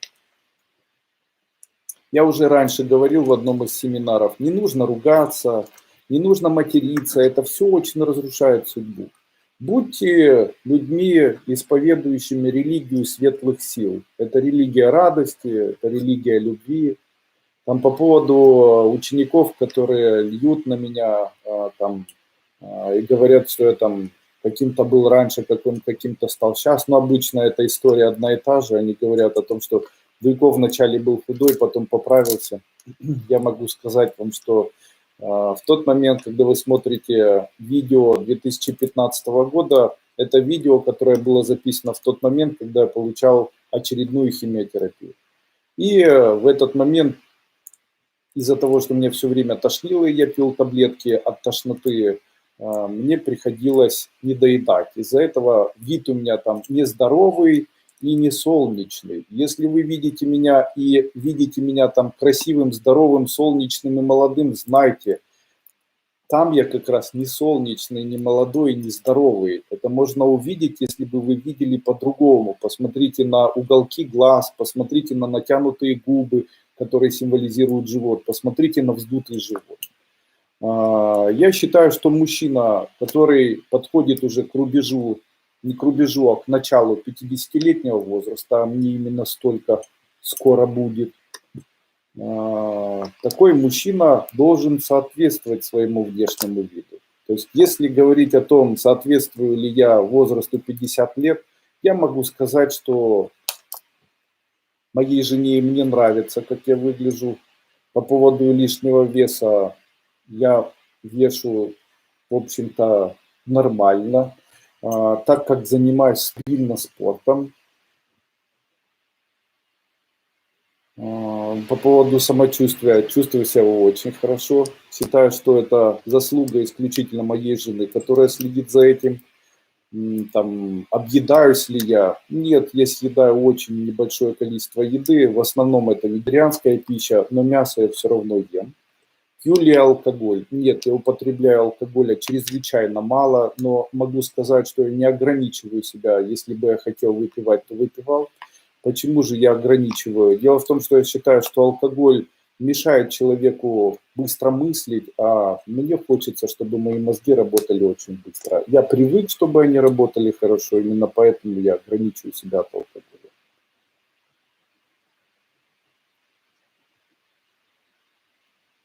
Здравствуйте, Андрей Андреевич. К вашим пожеланиям о шуме от коронавируса мною сделано в начале апреля поблагодарить вас записью. Спасибо за шум вируса. 10 гривен с комиссией перевода. Спасибо. Но нужно же было мне говорить. Почему вы это делаете без меня?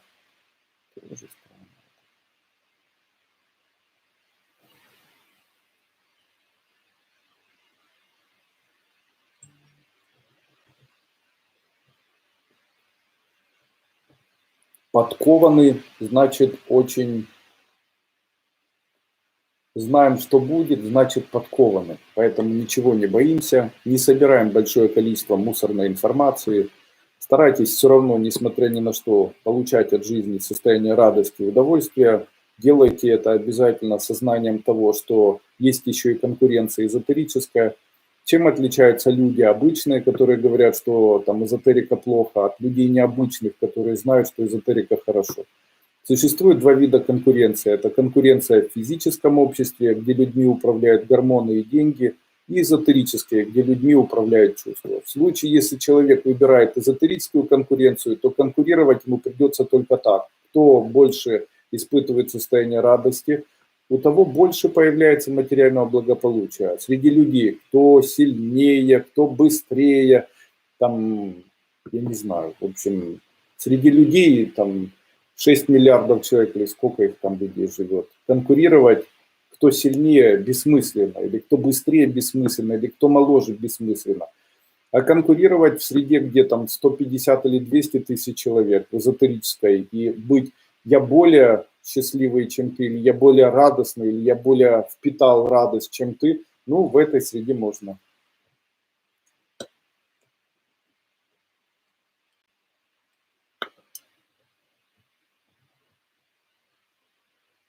Большое спасибо, понравился ваш ролик, где готовите волшебную курочку и замечательный штрудель. Нравится все, что вы делаете для нас. Спасибо, и мне нравится что-то делать для людей. Создавая что-то для людей, происходит реализация. Таким образом, благодарности людей делают меня тоже человеком, который получает от Бога.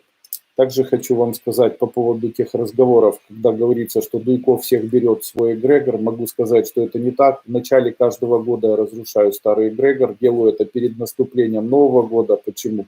Я считаю, что эгрегоры заставляют людей болеть, и заставляют людей страдать, поэтому ни одного человека, который проходит мои семинары или который находится в школе, обычно я этих людей не объединяю в эгрегориальные элементы, и это все не делается таким образом. Ну, еще раз большое спасибо за соучастие в данном вебинаре. Как вам понравился такой формат моей деятельности? Это место, где я сижу. Это мой кабинет. Вот так вот он выглядит. Вот так, перед лампой. Здесь диван, а также шкаф и настоящая елка. Я очень люблю елку, она настоящая. Там стоит диванчик кожаный. Ко мне приезжают часто люди, и я прямо вот на этом диванчике с ними сажусь и обсуждаю определенные вопросы, которые касаются бизнеса и так далее. Я желаю вам успеха. Пусть у нас у всех всегда все будет хорошо. Пусть ни мы, ни наши дети никогда не болеют. Большое вам спасибо за участие. До свидания.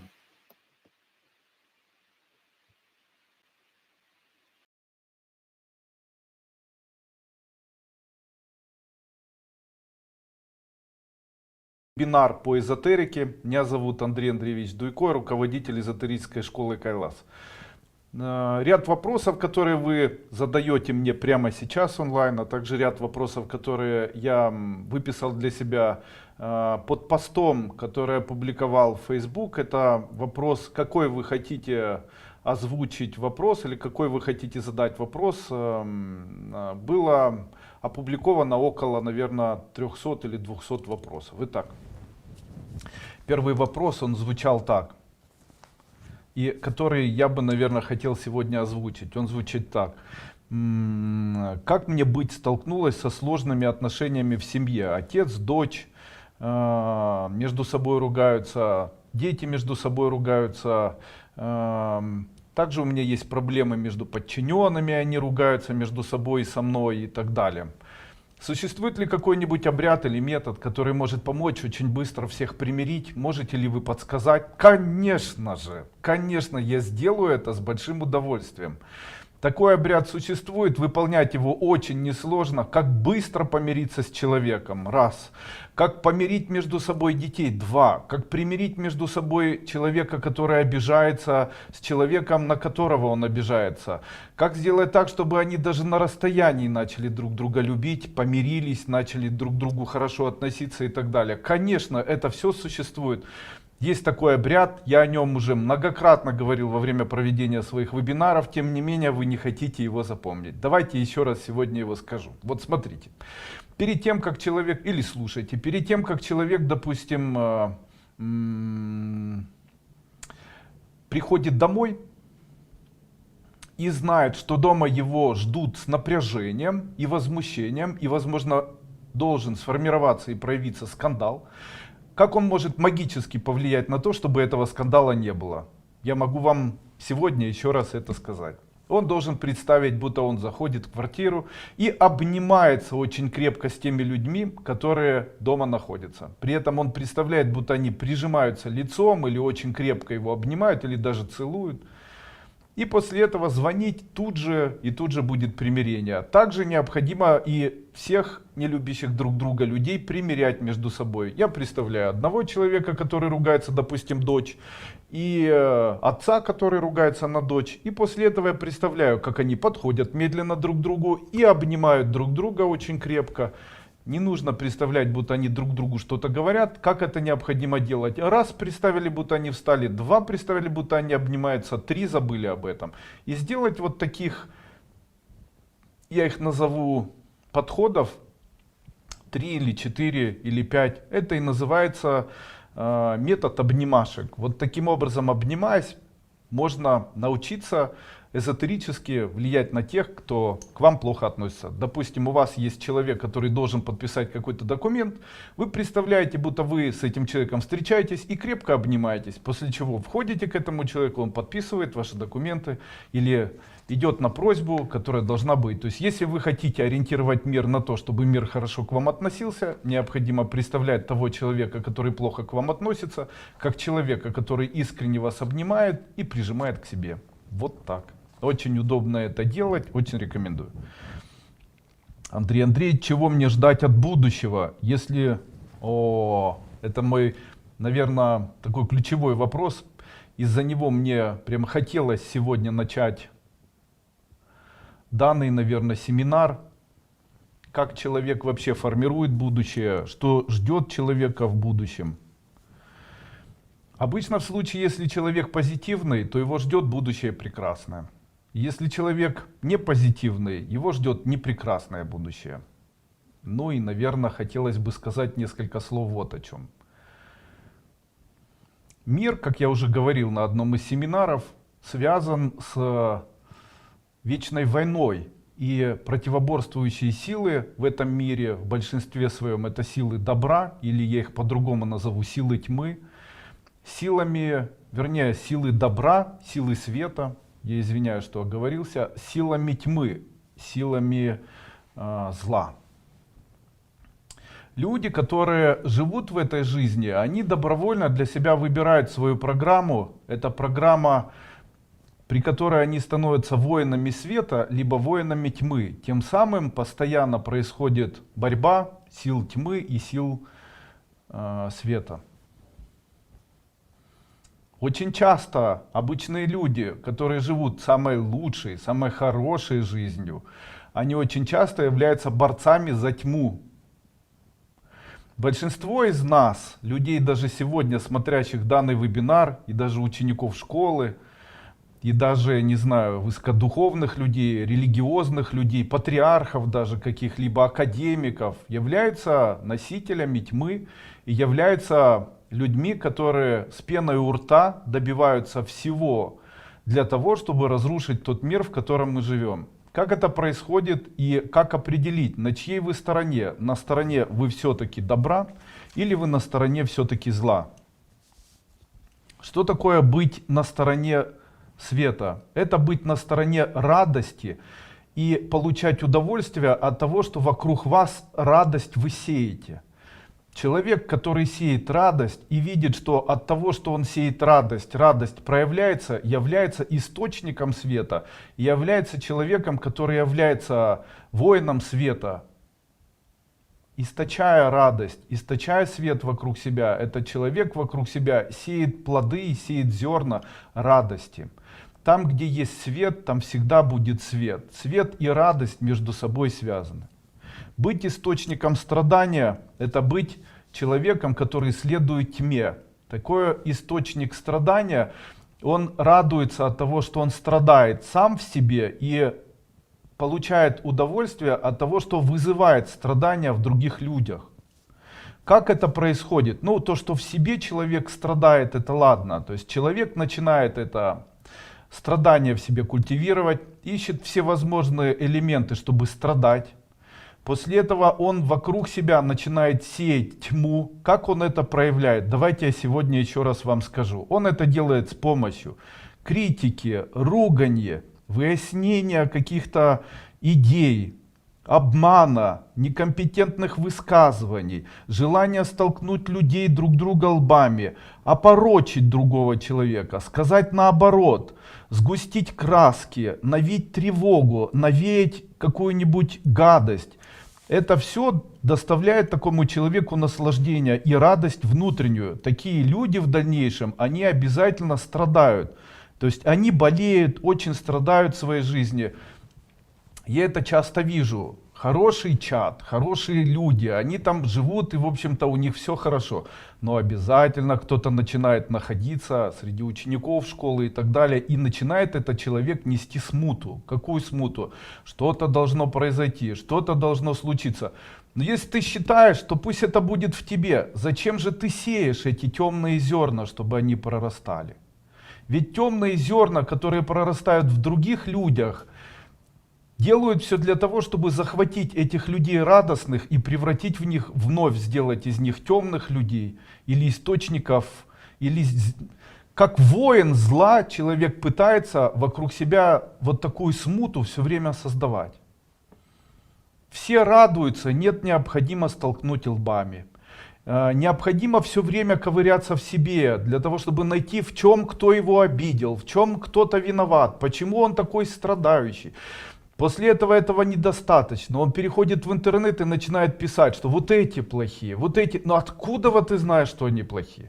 Ну какая тебе разница, кто там плохой? Обязательно, вот я знаю точно. Ну откуда ваш ты знаешь точно? Ты что там на периферии находишься? Откуда у людей берется столько желания сеять зло? Вы мне скажите, товарищи, те люди, которые меня смотрят, напишите в моих комментариях под этим видео.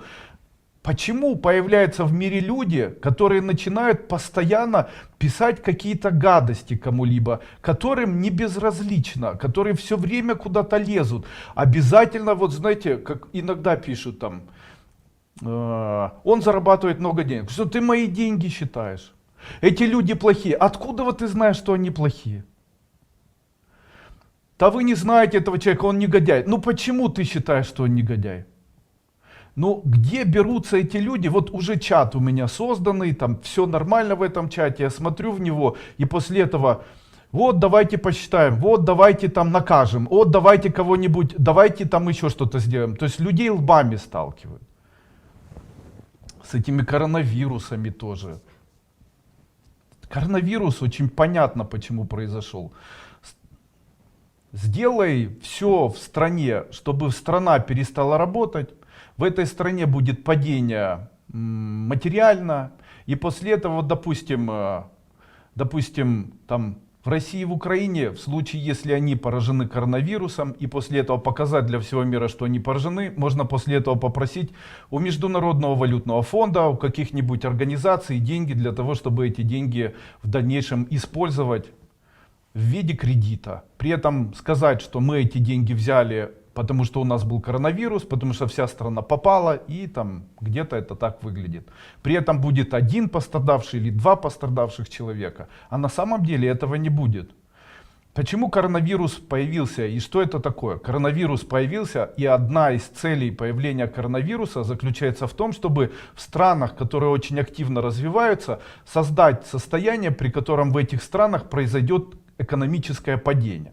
В тот момент, когда произойдет экономическое падение, заставить эту страну взять кредит под проценты, чтобы восстановить свою экономику, без того разрушенную. Ну и какими деньгами они возьмут? Подумайте сами. Они возьмут евро, они возьмут доллары. А для того, чтобы выдать евро, их просто нужно напечатать. Для того, чтобы выдать доллары, их просто нужно напечатать. Тем самым просто напечатав деньги и передав это в виде кредита, можно забрать в дальнейшем в виде там чего-то материального и так далее. А почему страны, в которых там нет ничего, делают это? Потому что в этих странах падение, и им никто не хочет давать кредит. Им достаточно объявить, что у них коронавирус, как у всех, после этого показать вид, что все закрылись и все переболели, обвалить свою экономику без этого обваленную, после этого сказать: мы тоже пострадали, нам тоже деньги нужны, вы же этим дали, давайте и нам. Конец. А люди не имеют значения. Почему? Я считаю, те люди, которые находятся у власти, в большинстве своем, люди, живущие и нацелены на то, чтобы делать все для того, чтобы быть против населения. Ну, я ни при чем. Я вообще против любой власти. Я за людей. Но я к этому не призываю. Я не призываю власть свергать, пусть они сидят, лишь бы людей не трогали.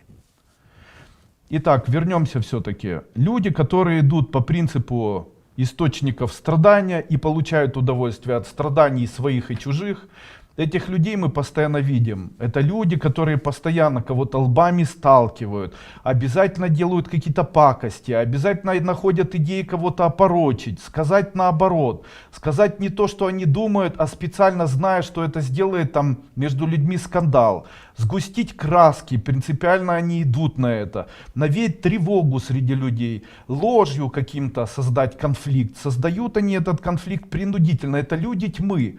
Они уже страдают, они вокруг себя сеют эти страдания и делают все для того, чтобы окружающие люди страдали. Мне очень не нравятся ученики школы, которые в чатах там начинают: ты порчи, зачем ты сеешь зло в человеке? Я их сегодня поудалял из своих групп. Естественно, такие люди, которые это сеют, находят таких же людей, которые их поддерживают. А это кто такие? Это самые настоящие подельники, люди, предатели света. Я хочу вас попросить, выберите для себя окончательно или наконец-то концов, вы на чьей стороне. Вы на стороне все-таки людей, которые сеют радость в своей семье, в середине себя, вокруг себя. Вы сеете радость или вы сеете смуту? Если люди сеют смуту, они являются людьми тьмы. Не напрасно в средние века таких людей даже имели, люди такие даже имели название, их называли черные люди, чернью. То есть люди, которые не могли между собой помириться, они все время сталкивали друг друга лбами, они все время друг друга там обижали, обманывали, подкалывали, ябедничали, наклепы делали. Это были времена смуты, понимаете, средневековой смуты. Зачем это делать сейчас? Вы на чьей стороне? Вы воины света или вы воины зла? Давайте проявлять радость в жизни. У вас же нет в доме сейчас коронавируса. Зачем вы о нем разговариваете? Что вы его обсуждаете? Сколько можно? Стойте на стороне добра. Будьте источниками света. Создайте доброту в середине себя. Расцветайте, распуляйте, я не знаю, разбрызгивайте доброту. Пусть дети радуются от того, что вы проснулись. Пусть близкие, наоборот, успокаиваются рядом с вами. Обнимайтесь, целуйтесь. Весна ведь на улице, прекрасно. Откуда у вас столько вот гадостей? Люди света, будьте людьми света.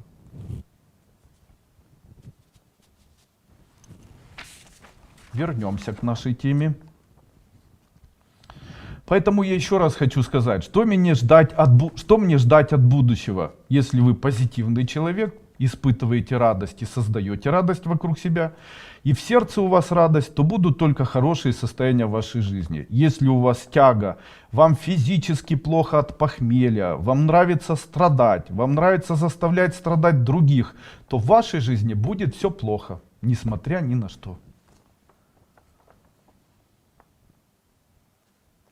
Андрей Андреевич, у нас в Италии коронавирус, все в панике. Как избавиться от паники, как можно избежать этого и не поддаться панике? Отвечаю.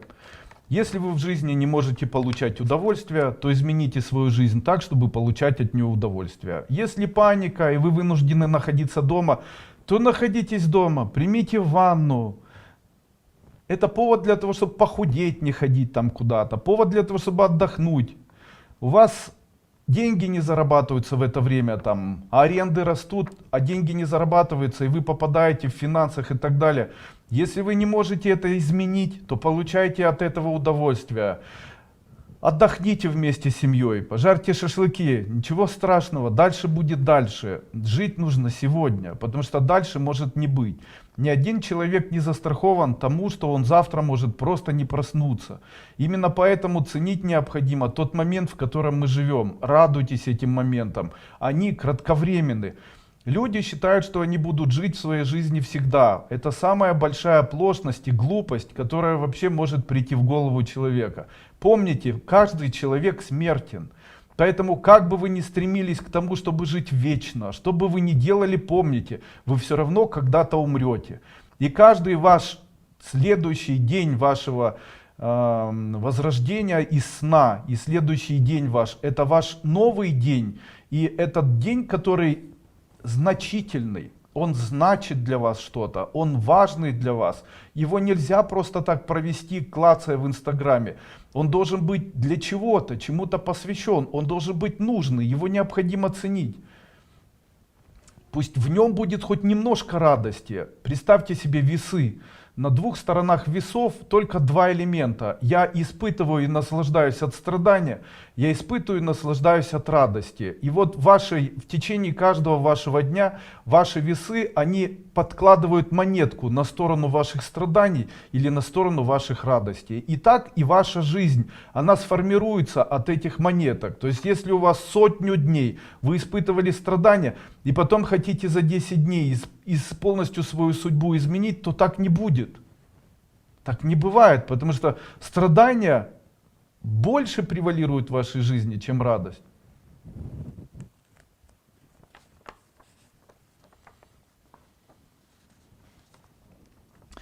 Алкоголизм и наркомания, что с этим делать? В любом случае не отказывайтесь от такого ребенка, который у вас алкоголит или наркоманит. Я уже давал в свое время эзотерические практики, особенно на прошлом вебинаре, и говорил о том, что необходимо ругать. В эзотерике есть такое понятие, как одушевление. Представьте человека пьяным или наркотически пьяным. Представьте его вот во всем его мерзопакостном виде. И представьте, будто ваш сын, которого вы знаете в детстве, он рядом с вами где-то находится. А перед вами, представьте, находится вот такое мерзопакостное, опьяненное, залитыми глазами, там, слюнявое, не знаю, какое-либо существо, которое вы не знаете, которое вам очень мерзко. Сядьте и начните с вытаращенными глазами громко это существо ругать, говорите: ах ты подлюка, чтобы ты сдохла, задавилась и так далее. Делайте это 20-40 минут. Если делать так месяц, то ваш сын обязательно бросит принимать алкоголь и наркотики. Скажите, это не сложно?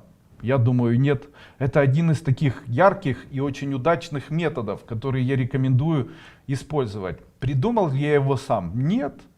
Это известные методы, которые не мной придуманы, и кто их придумал, я даже не знаю. Они даже не имеют своего, наверное, хозяина. То есть это и, наверное, методы, которые используют и в Индии, и в Китае, и в Тибете, ну и наверняка сейчас в тех как бы извращенных религиозных или оккультных системах, которые на сегодняшний день появились, о них очень часто говорят. Конечно же, если весь мир живет или выбирает место, если весь мир выбирает для себя систему быть на стороне зла, если для человека также естественно критиковать, злословить, ругаться, обвинять, искать виновных, постоянно наказывать кого-то, опорачивать, сталкивать лбами, сгущивать краски, преднамеренно, я это называю еще словом говнить, преднамеренно делать это, то после этого я начинаю обращать внимание на людей, которые являются религиозными деятелями. Не может человек, который занимается религиозной деятельностью, сгущать краски. Не должен этот человек. Почему? Он должен давать благость, благодать. Что такое благословить? Это благость дать другому человеку, это дать человеку веру, надежду, любовь, что все будет прекрасно, что не стоит расстраиваться, что Бог Создатель нас спасет, что есть помощь, она в Боге там, и так далее. Нет, все будет плохо, они хотят там...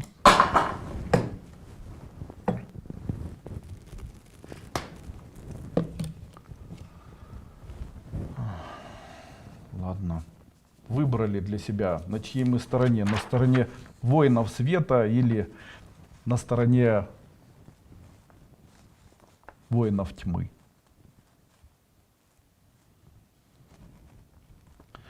Цель коронавируса — это диверсии на страны, которые во время вируса теряют огромное количество денег. После этого вынуждены брать в органах займы под проценты, которые в дальнейшем отдаются. От этого страна становится более бедной. Такие люди есть в правительстве, они создают панические настроения среди людей. Далее. Мужчина спрашивает, почему у меня в жизни получается плохо предпринимать? Сейчас, одну секунду. Давайте уже я прочитаю. Почему у меня в жизни получается плохо предпринимать? Я дальше более подробно рассмотрю этот вопрос. Давайте дальше. Наконец оставим. Какую профессию выбрать ребенку? Вот задала женщина вопрос такой. Мой ответ такой. Сейчас сделан сайт. Этот сайт нужно найти. Он так и называется. Сайт с перечнем и видами профессий, списком направлений. Очень удобный сайт, на нем вы можете клацать, и появляющийся кубик нажимаешь, и там перечень профессий, и сразу же написана их заработная плата. После этого ребенку можно это все показать, более активно это все изучить и дать ему информацию, чтобы он выбрал. Если вы эзотерик и пользуетесь маятником, то можете выбрать список из того, что ребенку более-менее подходит, и после этого выбрать для него направление с помощью маятника. Буду ли я счастлива с тем мужчиной, с которым я встречаюсь? Ответ мой звучит так. Женщина и мужчина не будет счастлив никогда и ни с кем до того момента, пока он не найдет радость в середине своего сердца. Поймите, это очень важно для человека. Радость в середине вашего сердца, ее нужно найти. И в случае, если человек эту радость задавил тем, что там меня не любят, на меня не обращают внимания, никому не нужна, я некрасивая, то никто обратного этому человеку доказать не сможет никогда. И начав жить с мужчиной, такая женщина или такой мужчина будут все время что-то искать, чтобы кто-то доказывал, что они все равно красивые, что они все равно нужные, что они там востребованы и так далее. И это всегда будет иметь какую-то проблему. Поэтому найти необходимо сердце в себе, вернее в своем сердце доброту, вот такую внутреннюю радость, внутреннюю сердечную радость. Где мне жить? Неважно где жить. Неважно где жить, если в сердце нет радости, везде будет плохо. С кем мне жить? Неважно с кем жить. Если в сердце нет доброты, с каждым будешь жить и с каждым будет плохо. Радости нет в сердце, будет с любым человеком плохо. Андрей Андреевич, а что вы можете посоветовать, допустим, тем, кто собирается выйти замуж, как правильно выбирать? Одно могу вам сказать на 100%. Если отношения в самом начале строятся на какой-нибудь лжи и выгоде, особенно материальной, ложь материальная, вернее ложь в отношениях делает людей служителями лжи. При этом ложь является знаменем таких отношений. А если ложь это неправда, то отношения равняются неправде. То есть если отношения хотя бы с одной стороны, они строились на состоянии неправды и кто-то кого-то использовал, то рано или поздно вся их семья станет ложью, то есть неправдой. А если неправда, то это не так, как есть. То есть фактически семья, построенная на лжи, в дальнейшем лживая и не являющаяся семьей, она уже является ложью, то есть она существовать не будет. На энергетическом плане все, что создано под знаменем лжи, в дальнейшем существовать не будет. Именно поэтому такие семьи распадаются. Там, как это выглядит? Вот я много знаю таких случаев. Там мужчина закончил там училище, уезжать домой не хотел в деревню, ему девочка там понравилась, как он говорил, на самом деле не понравилась. Начал жить, родились дети, он начал жить с этой девочкой, начал бухать, потому что она к нему плохо относится, но он там жил, ребенок чуть-чуть подрос, после этого они разошлись. Кто виноват в этом всем? Мальчик, потому что в самом начале он выбрал девочку, не хотел он ее, то есть это не по любви, это как бы по привычке были, просто они встретились, между ними интим произошел, ему не хотелось уезжать в деревню, то есть было это выгодно, или там девочка приехала, нашла какого-нибудь мужчину, использовала, в квартире его жила, и рано или поздно это все разрушается. Все, что устроено по принципу лживости или использования, оно недолговечно, потому что все, что идет под знаменами лжи, разрушается.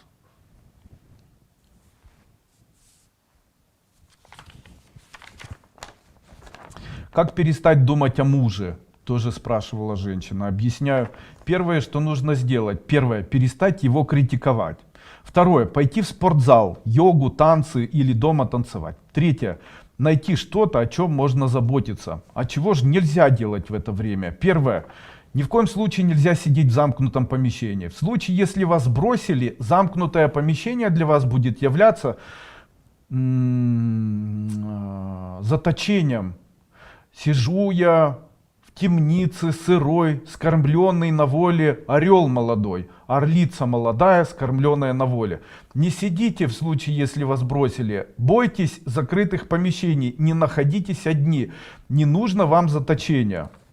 Второе, ни в коем случае нельзя обсуждать свои страдания в социальных сетях. Я недавно видел, вы видите эту женщину, эта женщина, она бросила своего мужа.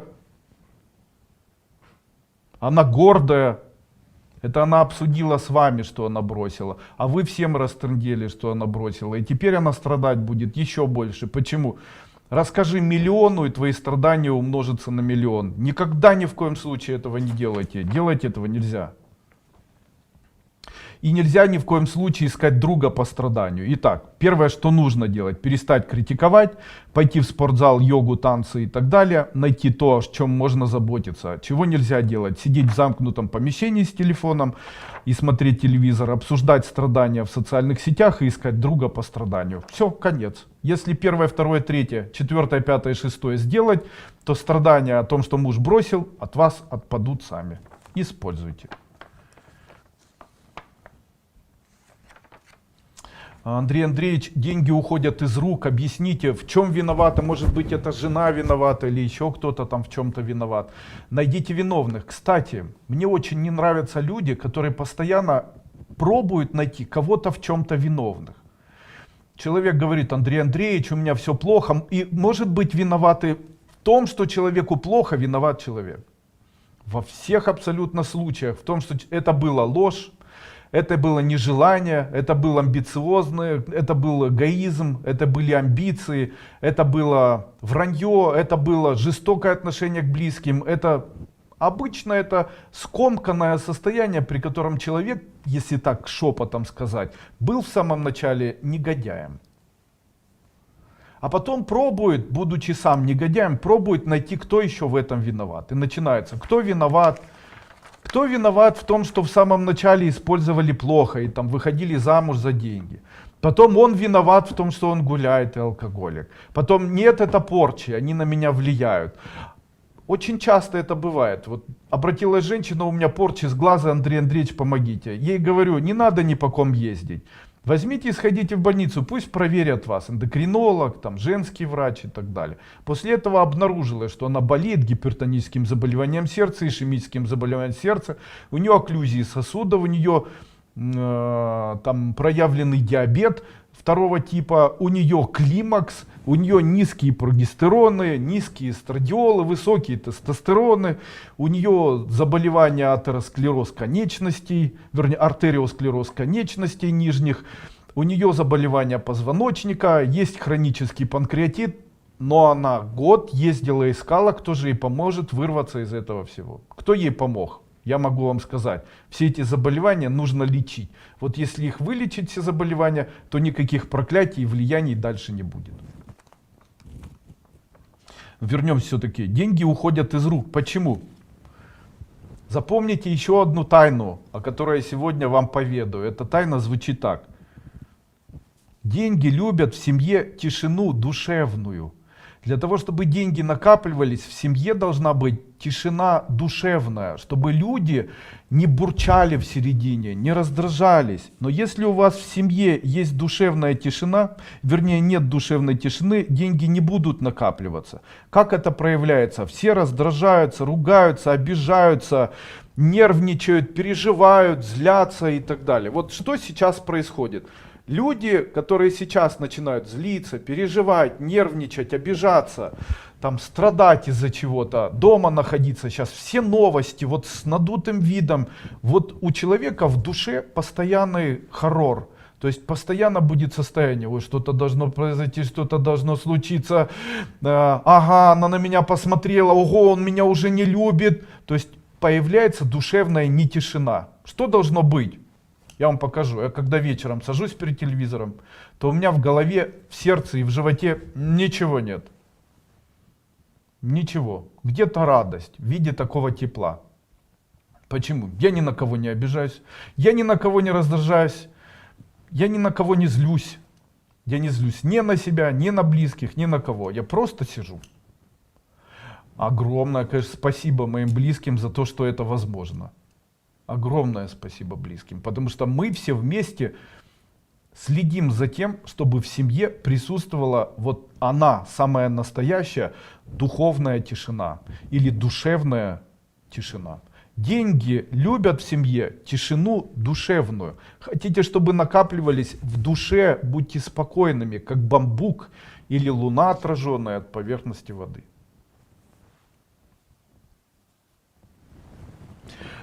Спамит нас какой-то человек с буквой А, ученица школы, помогите, страдаю от того, что время переживаю, что-то это происходит, все время не просто переживания, панические атаки. Может это эгрегоры, философию школы практиковать, не злюсь и радуюсь, жизнь не исключаю, занесена психическая травма в детстве, которая продолжалась и сейчас.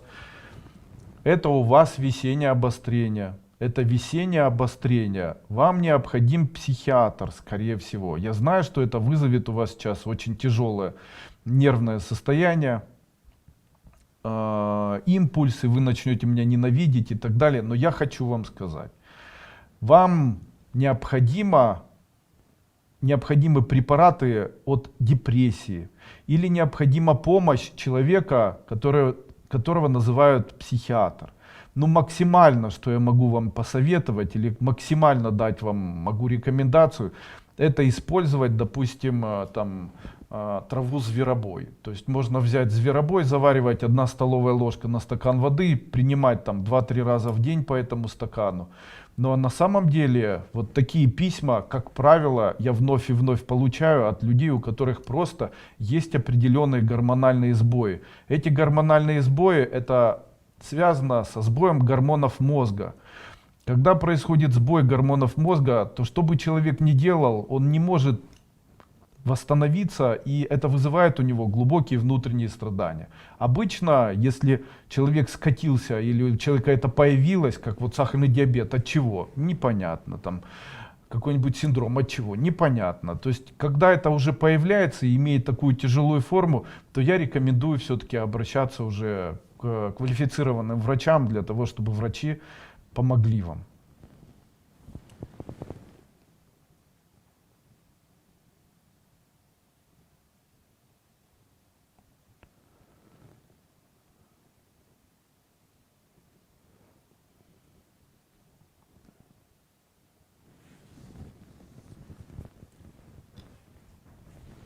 Александр, здравствуйте, Андрей Андреевич, ученик школы. С чем связано, что сейчас наступил период, когда хочешь продолжать выполнять практики, но с утра тяжело вставать, потом собираешься и на работу никак не проснуться. Любая энергетика, которую человек из себя выпускает, то есть, допустим, ваше намерение, которое было укреплено кодами, мантрами или там, символами или еще чем-то, забирает небольшое количество вашей жизненной энергии. Именно поэтому, когда этой жизненной психической энергии вам не хватает, вы чувствуете усталость.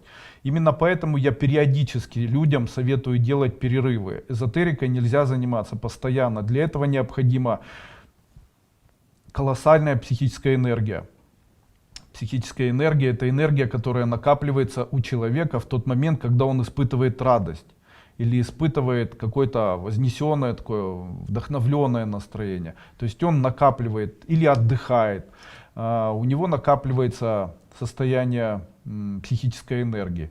В тот момент, когда вы устали, еще и читаете коды, или читаете мантры, или там работаете энергетически, то вы еще более будете уставать. Наоборот, старайтесь доспать. Вообще эзотерика для людей, которые только начинают, она должна быть невидимой. Она может быть невидимой. То есть эзотерика может заключаться просто, прежде всего, в философии.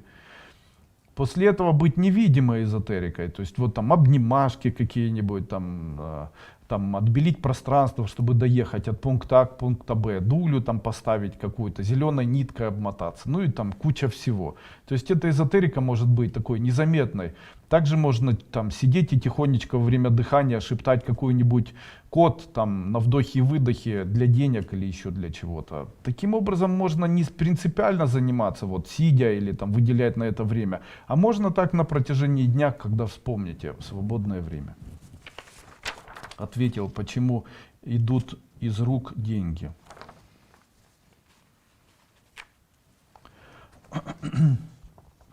Андрей Андреевич, я прошел 3 ступени, почему у меня ничего не получается? Где же мой пер, о котором я мечтал? Итак, ответ мой такой. Первое, под лежачий камень вода не течет. Второе, для того, чтобы что-то получалось, нужно что-то делать. А для того, чтобы хорошо получалось, нужно это делать хорошо. А для того, чтобы получалось суперово что-то делать, нужно это делать суперово. Вот смотрите. Ну, сейчас я пример скажу. Ну, все-таки сейчас пример скажу. Вот.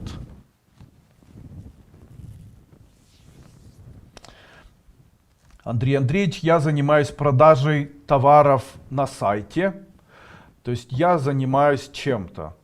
Но у меня не получается их продавать. Почему? Потому что умение продавать в интернете, оно связано с тем, чтобы это делать просто или хорошо. А для того, чтобы хорошо делать это, необходимо знать, что такое контекстная реклама в самом сайте. Нужно знать, что такое SEO-оптимизация сайта. Необходимо, вот я сейчас делаю так, вот допустим, как продать товар. Вот обратилась женщина и говорит, у меня есть там 100 часов, Андрей Андреевич, у меня есть 100 часов, которые я покупаю в китайском магазине и не могу эти товары продать. Ей сразу же такой вопрос задаю. Скажите, вы когда, перед тем, как вы начали покупать там на Више или там на Алибабе или еще где-либо ваш товар, скажите, вы провели исследование этого товара и посмотрели ли на то, какая стоимость у ваших конкурентов данного товара? Она говорит, нет. Ну, как же вы его покупали? Ну, он же китайский, дешевый. Ну, давайте проверим, насколько он дешевый. За сколько вы эти часы купили? Я их купила за 1200 гривен. А вы посчитали переезд сюда? Да, я еще 1200 заплатила за то, чтобы они сюда приехали. Хорошо. А их нету в интернете. Мы сейчас посмотрим, как они называются. Так-то, так-то. После этого я вбиваю «купить в Украине часы». И сверху прочитал название. Рада, Прада, я не знаю. И после этого у нее часы, которые она сюда привезла, которые купила на китайском сайте, стоят 2400. А такие же часы за 2000 можно купить уже на чужом сайте в Украине. Я ей говорю, так а кто у вас будет покупать, если есть люди, которые дешевле в 2 раза это продают? Ну не в 2 раза, а в четверть. Еще и с доставкой, бесплатной. Говорит, ой, я не знала, и что же мне теперь делать? Так не сейчас уже нужно делать, а нужно было до того момента делать, когда вы начинали это все предпринимать или начинали это покупать. Вот тот мальчик, который мне написал о том, что он не может что-то сделать и прошел 3 ступени, он говорит мне, ну вернемся все-таки к женщине, она говорит мне, у меня есть интернет-магазин, я продаю, но ничего не продается. И это часто, и оно не должно продаваться, потому что есть тысячи людей, которые продают такое через интернет-магазин. А есть еще сайты такие продающиеся, это OLX, Укрго, Флагмайо, это есть Инстаграм и так далее. Там везде есть какие-то ниши, и вот нужно там продавать, нужно обучаться этому. Человек говорит, я с базара ушел, хочу в интернете продавать, даже сайт сделала. С чего вы решили, что кто-то этот сайт вообще когда-либо должен найти? Вы должны этот сайт как-то продвигать. Там есть контекстная реклама, есть продвижение при помощи денег этого в интернете, есть там создание рекламы, это нужно сделать группы разные в Инстаграм, ВКонтакте, объединить людей между собой полезными статьями, обсуждать что-то с кем-то, фотографировать, не только тыкать этот товар, а помнить о том, что собираются люди, которые по чуть-чуть это все смотрят. Сделать так, чтобы это было красиво, интересно, увлекательно, удобно. И куча еще. А так, я нашла товар, вот я его продаю, сделала свой сайт. Почему нет продаж? Их и не будет, потому что об этом сайте никто не знает. Потому что для того, чтобы хорошо продавать, нужно хорошо обучиться, как продавать в интернете. А для того, чтобы супер продавать, нужно быть супер специалистом, как продавать в интернете. И вот этот мальчик, он мне говорит: Андрей Андреевич, почему у меня на Amazon ничего не продается? А ты что, специалист великий по продаже в Амазоне? Нет, ну я думал, так ты думал, потому что ты прочитал статью о том, как на Amazon продают, вернее в Amazon или в eBay продают там на миллиарды долларов. Продают тех, кто супер умеет продавать, они и продают. Тех, кто вложил и супер умеет продавать. Как Роберт Шарма, или Шарман, я не помню там фамилию, который написал «Бедный папа, богатый папа». Перед тем, как он начал продавать книгу, он взял $1 миллион США или 10 миллионов долларов США. И в каждом букинистическом магазине, который находился в Америке, повесил свой портрет, написал «Бедный богатый папа Роберт Шарма». И после этого ежемесячно оплачивал стоимость этого баннера во всех абсолютно книжных магазинах Америки.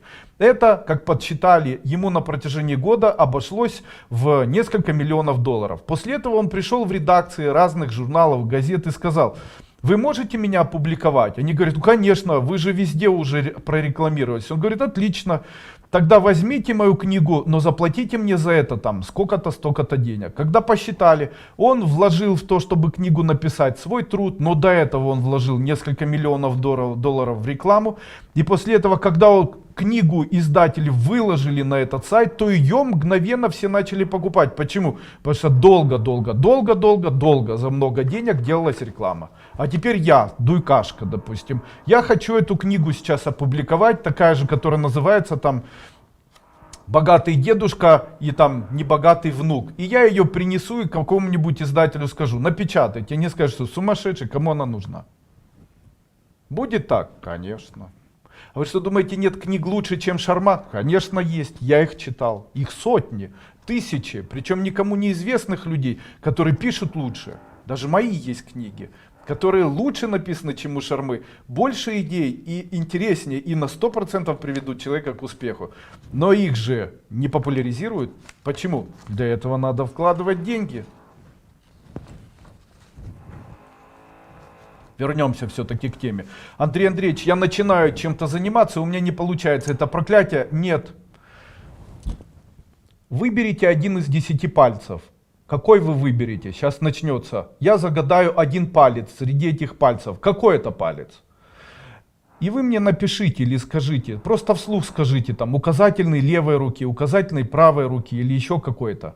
А я вам сейчас скажу, какой палец я загадал. Я загадал мизинец на правой руке.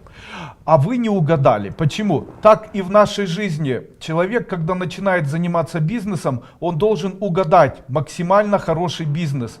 Но чем больше раз ты пробуешь угадывать и у тебя не получается, тем больше шансов в дальнейшем угадать, потому что количество элементов сгущается. Вот точно так же и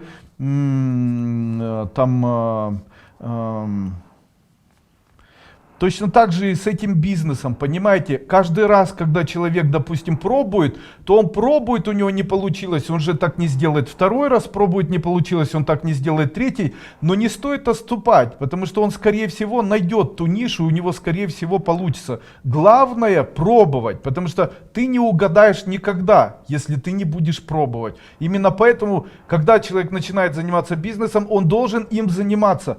Поэтому для этого мальчика хочу сказать, надо пробовать, а не трындеть.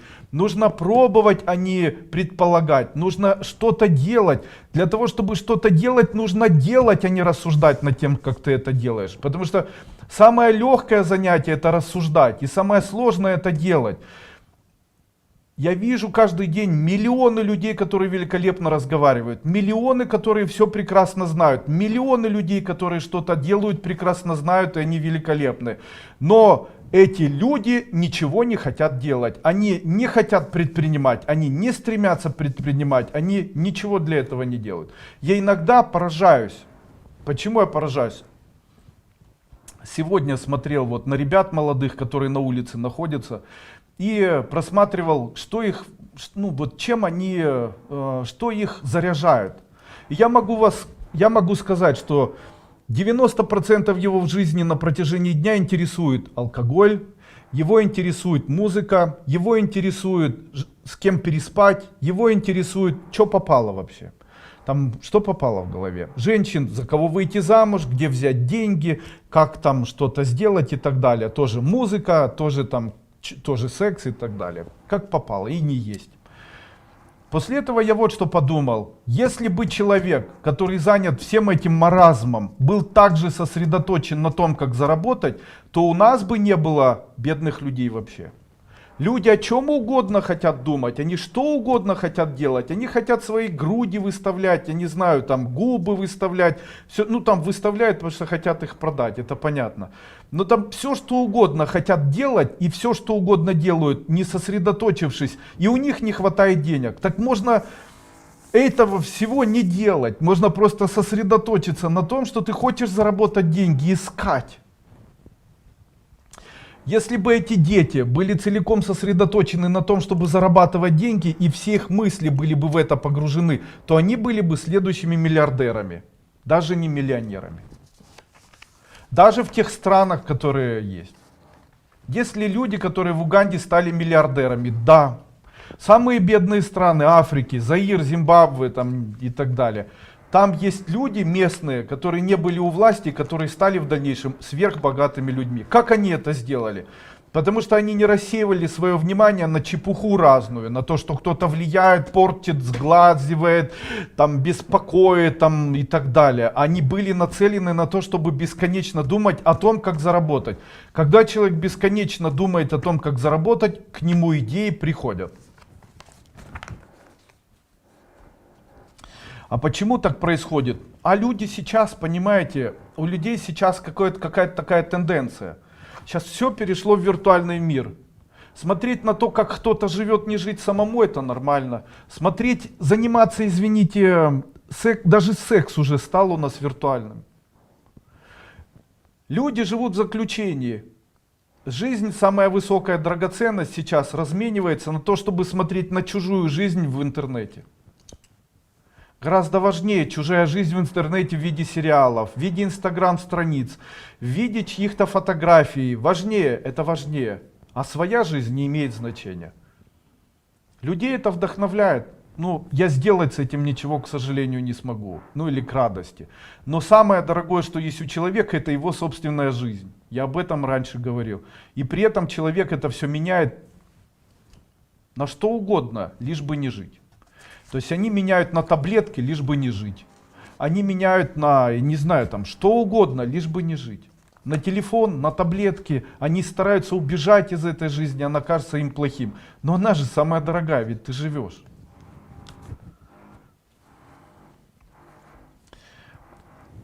Проблема людей обычных в том, что они очень красиво разговаривают, но стоит дойти до дела, и они тут же начинают тормозить. Почему? Нельзя мечтать. А нужно делать. А если ты не делаешь, то не мечтай, чтобы тебя не раздражало и не возмущало это. Нет денег, то тогда тебе придется работать больше, чем человеку, у которого деньги есть. Почему? Потому что каждый человек начинал с нуля. Но он начинал это при помощи вспышки. Он начинал делать много, ежедневно, мало спал, много работал, выгрызал, старался, делал это. А когда есть много денег, то можно кого-нибудь заказать или кому-нибудь дать, чтобы этот человек делал вместо тебя. И тут же найдутся люди, которые мне напишут: ты, Дуйко, не прав, в этой стране, где все, это люди тьмы. Конечно же, человек ищет для себя объяснение, почему ничего невозможно сделать. А я говорю, что возможно, потому что те люди, которые добились чего-то, они не обязательно были подлецами, ворами или скотинами. Они были тоже обычными людьми, обычными инженерами, обычными предпринимателями, обычными людьми.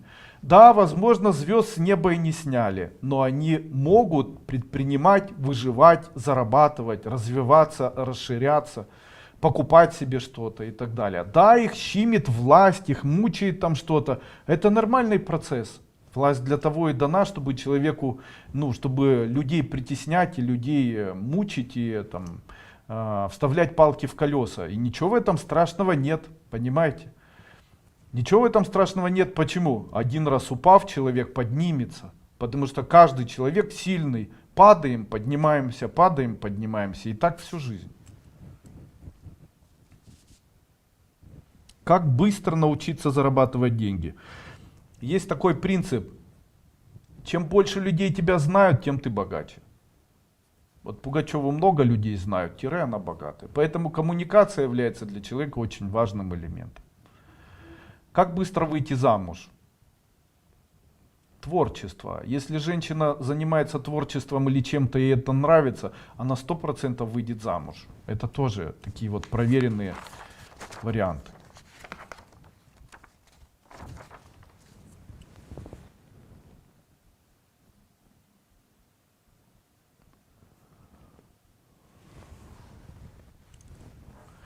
Огромное спасибо за новые ступени. На 4-й сижу полгода, высший пилотаж. Да еще саманы, спасибо, ждем 3-й саман. Внутреннее состояние сильно меняется, выстраивается и натягивается струна, чувствуется.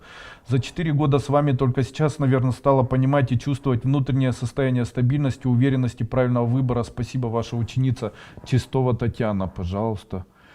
Как определить, чем заниматься в жизни, пока прохожу ступени? Смешно, только что сказал. Откройте сайт, посмотрите, чем заниматься. Слова Андрей Андреевич очень часто говорят, ну все, давай пока. Что им нужно давать? Давайте я вам сегодня объясню. Слово пока, это слово сокращенно звучит так, покайся. И когда человеку говорят, давай покайся, это предложение в том, чтобы человек покаялся. Таким образом, каяться — это сожалеть о поступке, который ты совершил. Именно поэтому, когда человек говорит «давай покайся», то это нормально, потому что каждый такой поступок человек там мог наврать или еще что-то сделать, и человек ему дает совет: иди покайся в том, что ты это со мной сделал. Ну, такой вот народный стёб получился. Мне очень не нравятся люди, которые говорят, что спасибо — это сокращенное «спаси Бог». А теперь сами подумайте, это что же за верующие люди такие, которые сократили самое священное слово «Бог», убрав из него одну букву? Это же ужасно. Люди верующие или человек верующий, он никогда в жизни не сократит слово «Бог». Никогда. Поэтому, когда человек, это как сказать Иисус Христ. То есть спаси Бог. То есть спасибо, это спаси Бог, только сокращенная буква Г. Алло, так не может быть. Потому что нельзя Бога сократить. Можно спаси сократить, может спас Бог. Вот тогда вот я бы поверил, знаете, спас Бог, это значит спасибо. А спасибо, и это сокращенное Бог, нет, так не будет, это неправильно, это не Бог сокращенно, Бога нельзя сократить, потому что для верующего человека это нонсенс, понимаете. И люди, которые говорят там, спасибо, это спаси Бог, нет, Бог никто не мог сократить. Спасибо, это спаси от боли. Бо — это боль, бо. Что у тебя, бобо? Говорят так люди? Говорят? Конечно, говорят. У тебя что там сегодня? Ой, у меня голова бобо. Вот, голова болит. То есть по-другому это спасибо. То есть спаси от боли человека. То есть когда говорят спасибо, то говорят, пусть в твоей жизни не появляется боль. Душевная, чувственная, какая-либо еще. Далее. Ничего себе очень часто люди говорят, я уже об этом когда-то рассказывал. Когда человек говорит ничего себе, то это некий ритуал. Это ритуал продавцов. Обычно, когда люди приходили на базар, то кто-нибудь что-то рассказывал и говорил там: о, вы знаете, у тети Лизы сегодня котята, вернее кошечка принесла котят. И человек, который продает, допустим, там шапочки какие-то, слушая это все, говорит: да что вы говорите, ничего себе. И после этого про себя проговаривает: все тебе. Тем самым у человека появляется некая сеть, которая заставляет этого человека приобрести или купить все, что есть в магазине. Но люди слышат только то, что сказано вслух. А при этом это как привычка пошло, скорее всего, из Одессы, где люди на базаре торговали таким товаром, зная, что такое ничего себе, говоря мысленно «все тебе». При этом люди научились произносить только «ничего себе». Когда они говорят «ничего себе», то может найтись такой человек или найтись такой человек, который про себя скажет слова «ничего себе». И он про себя скажет «все мне». Тем самым, когда человек говорит «ничего себе», он отказывается от того, что у него есть. И человек, который про себя говорит «все мне», забирает то, от чего человек отказался. Далее, плохое слово «благодарю». Почему? Потому что благодарить чужому человеку не нужно. Так как в случае, если один человек скажет «благодарю», а другой скажет «хорошо, я принимаю», то он фактически у этого человека заберет благо, и причем заберет их надолго. И это называется магическое влияние черной магии. Делать так нельзя, потому что свое заработанное собой является честно заработанным, а все сворованное бесчестным заработанным. Человек, когда ворует, он идет как бы путем тьмы. Вообще очень много таких слов в русском языке есть. Допустим, там хохма в переводе с иврита это мудрец. Юбилей это йовель, 50 лет, тоже в иврите. Ну, там очень много есть этих разных текстов. Суббота это шувота. Это значит покаяться. Балда это балдат, мудрец, дурак и так далее. То есть это ряд иудейских или еврейских слов.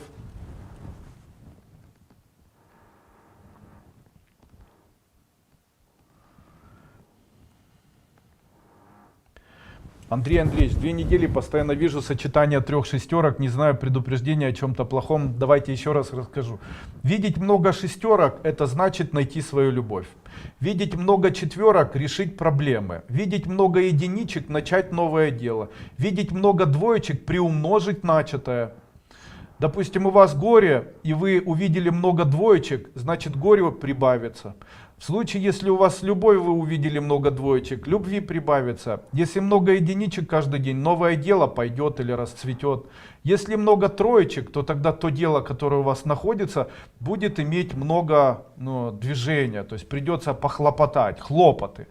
Если пятерок много, это к деньгам. Если шестерок, к семье. Если семерок, радоваться начнете. Если восьмерок, то может произойти разрыв отношений или можете поссориться с кем-нибудь. Если девяток, то тогда поумнеете или есть вероятность обратить внимание на свое собственное здоровье.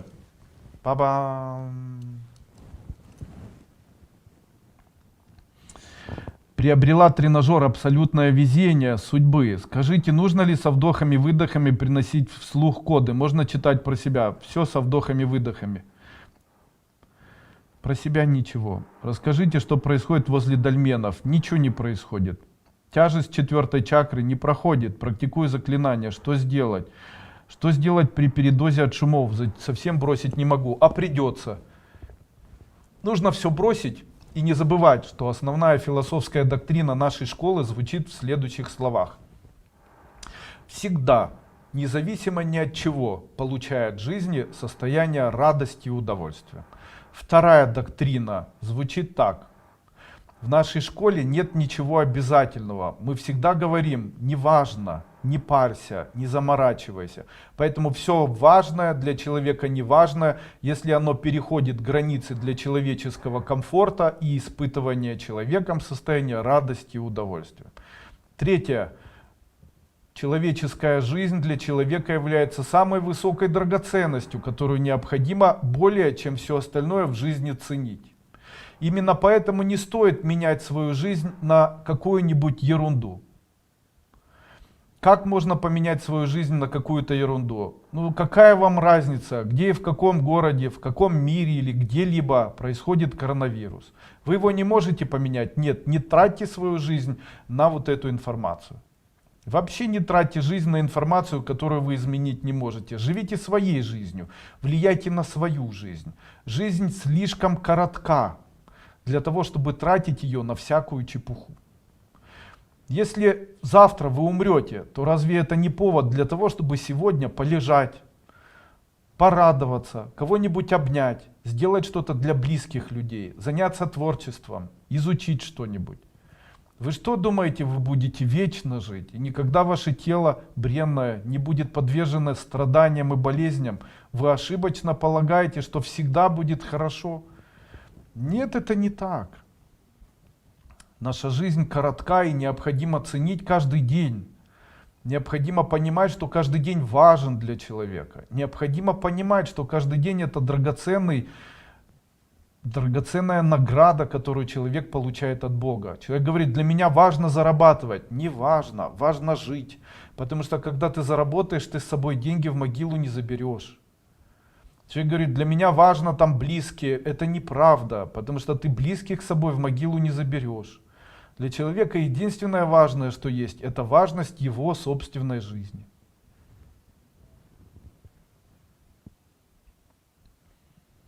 Там сегодня писали, Андрей Андреевич, как изменить власть. Ее очень легко изменить. Ее легко изменить, если весь мир и все люди перестанут ее поддерживать. Когда-то женщина одна обратилась ко мне, и ее слова звучали так. Андрей Андреевич, вы можете сказать, меня бросают мужчины, которые лжецы, изменяют мне, и после этого я вновь нахожу таких же лжецов, которые изменяют. У меня так было 4 мужчины, все 4 изменяли мне, были лжецами, может быть это какое-то кармическое проклятие. Я ей объяснил это следующими словами и сказал, вы верите, что жизнь дана для человека для того, чтобы его чему-либо обучить? Но мое понимание мира или моя эзотерика, которую я представляю, она обычно об этом и говорит, что жизнь является школой, школа жизни, где человек на протяжении жизни должен обрести определенный опыт.